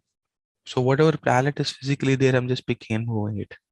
So there it doesn't matter. Internal also it doesn't matter, because internal are manual process. But he decides, now I want to take this pallet, move it to another bin, do a reshuffling, do a rearrangement, and all those things.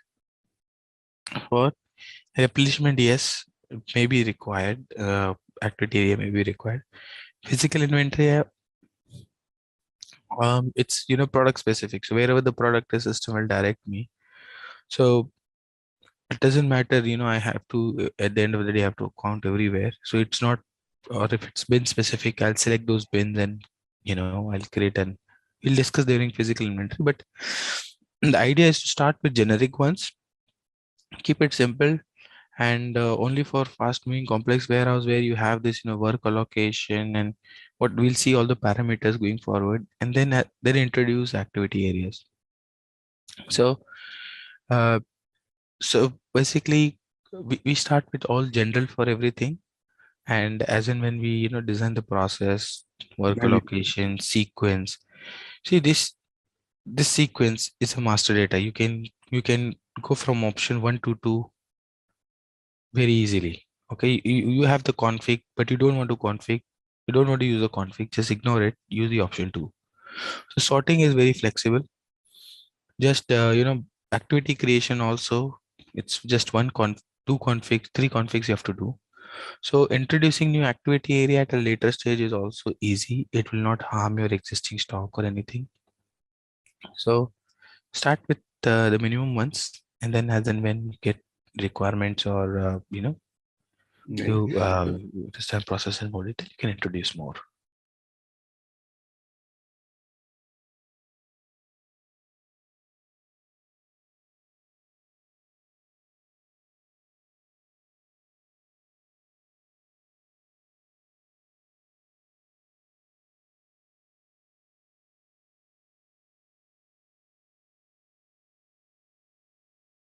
So these are the bins that we created, and we can see here it's a bin aisle 1.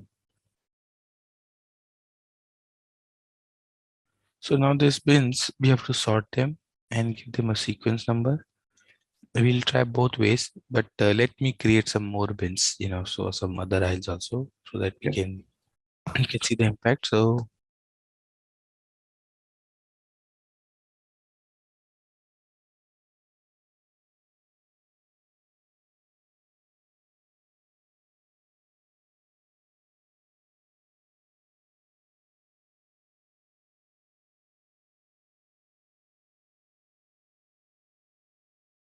So what I'm going to do now, I'm just going to create bins in mass. There is this bin structure.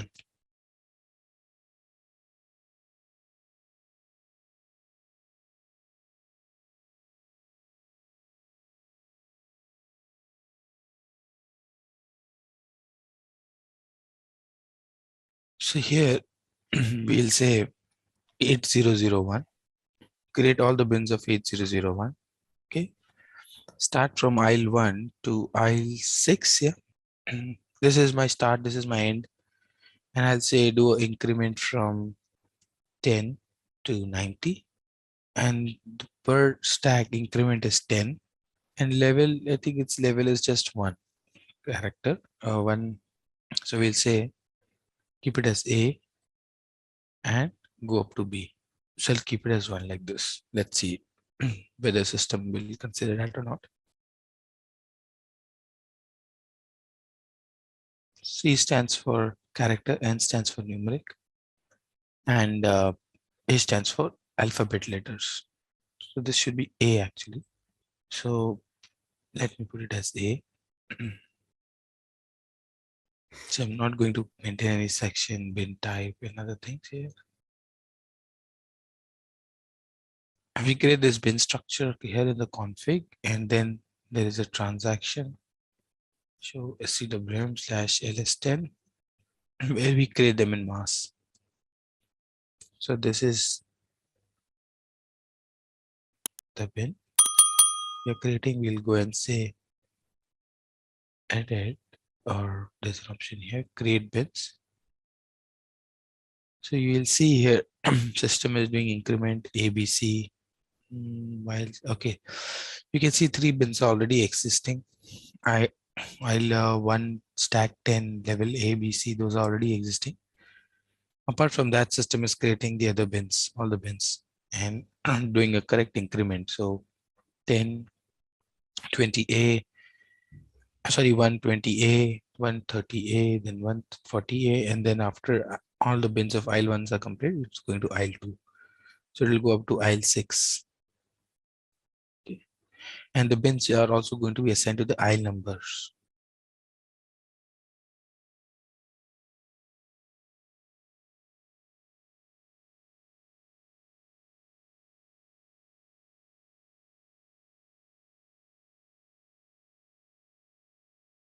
I'll tell you everywhere, they don't use this because, they may not be this straightforward, and they Yeah. they'll say, okay, I have few bins in aisle 1 which are blocked due to pillar or, due to some, those do not exist. It will still create them. So then you have to go and identify those bins and delete them. For Absolutely. manual work, LSMW is better for WM. Excel upload is better for EWM.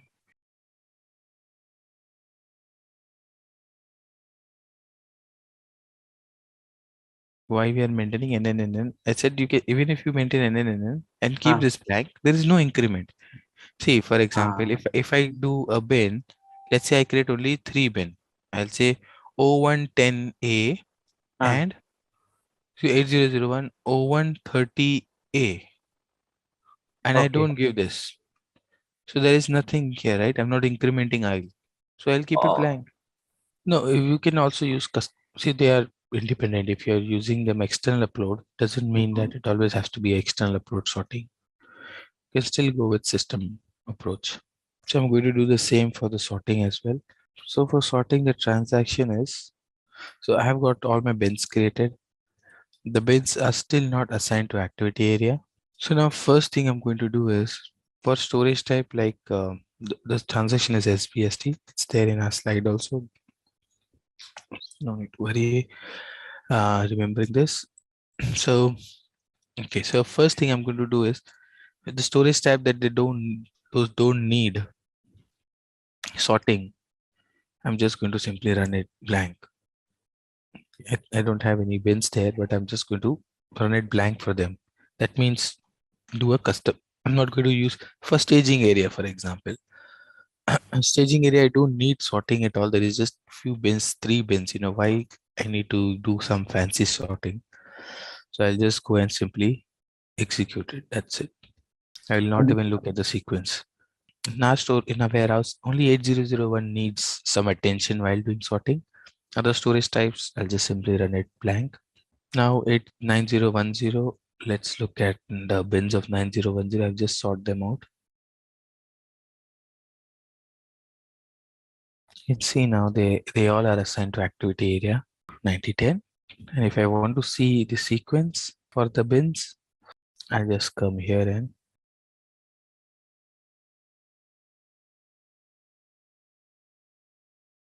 so there are different ways. I like this transaction. We'll see warehouse monitor also, where you can get this information. Okay, so let's do generic sorting of A001 for put away. So put away is a generic sorting here. So we are going with the config specific sorting for put away 001. So in that case, let me do every sorting. So 8001, you can see it's not going to sort picking. See, it is sorting everything. because we deleted that assignment, isn't it? All right, let's test your knowledge. Here's a question for you. What is the primary benefit of using SAP EWM? Option A, improved inventory accuracy. Option B, reduced production costs. Option C, increased customer satisfaction. Option D, all of the above. Take a moment to think, and when you're ready, choose the correct option. Remember, each choice holds a key to unlocking the answer. Good luck. Type the correct answer in the comment section. Yeah, So it's very going to do a good. general sorting, customs, config specific sorting. It's doing here and we'll simply execute it. That's it. So here the bins of 8001, let's go into those bins again. You will see they are assigned to all activity areas except picking. So now generic sorting, like we create a generic area, generic sortings, only in picking we have to test, config relevant sorting or upload sorting. So let's look at the config sorting first. So 801C, I am not going to work into that. Let's simply sort it. See, everything is picking. Just I'll simply sort it away and just come out of it. Let's come to Kabir sorting, which is a config driven sorting, 801B. And here is where I'll come and check how system is assigning. So first it is assigning bin of aisle 3 10A, and that means this bin, this bin here, okay, and then 320A, 330A. So basically what it is doing, it is first going through the lower level, all the bins of lower level, okay, because we said level should be in ascending order, okay.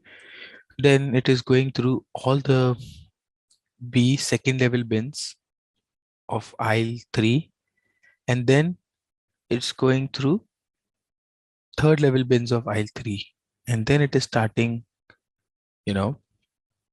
the fourth aisle, okay. It will cover all the lower level bins of fourth aisle, and then the above, and then the above. So first all the A, and you can see a sort number is given. So whenever Kabir starts picking, if the picking is supposed to pick, so the pick order is to pick from these two pins, let's say 320A and 370B, system will first tell Kabir to pick from 320A and not from 370B. Now, while you are checking the sorting, okay, you have agreed with business, this should be my sort. You can do the config, come and check, how the sortings are being determined by system. If you're happy, go ahead with that.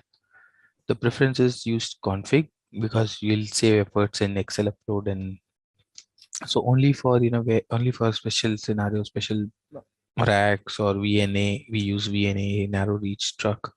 All those cases we use custom sorting, or I would say, when I say custom sorting, means Excel upload. Otherwise we use the standard sorting. We try to use standard as much as possible. We play with that config and see the sort numbers are determined by system. So why we propose standard sorting? Because as a BAU, as a maintenance point of view, also it helps business. They just come and they just have to execute it here. But when it is custom, they have to go find the Excel, change it, load it. It's a tedious task, especially in production environment, whenever they change their bins or introduce new bins. Hey there, wanna nail supply management? Our SAP ECC EWM course is here for you. It's all about handling supplies smoothly. This course is your go-to for mastering SAP ECC EWM. Think of it as your toolkit for planning, ensuring we've got enough stuff and getting it where it needs to be. We cover it all, from the basics to some cool advanced tricks. Experts made this, so you're in good hands. Your teachers, total pros. They've been at this forever and are here to guide you and answer your questions. And guess what? Students love it. Just like you, they found it super useful. And the best part, it's budget friendly. Learning shouldn't cost an arm and a leg, right? Ready to become a SAP ECC EWM whiz? Enroll on our page today, and for more details, visit ZaranTech's website.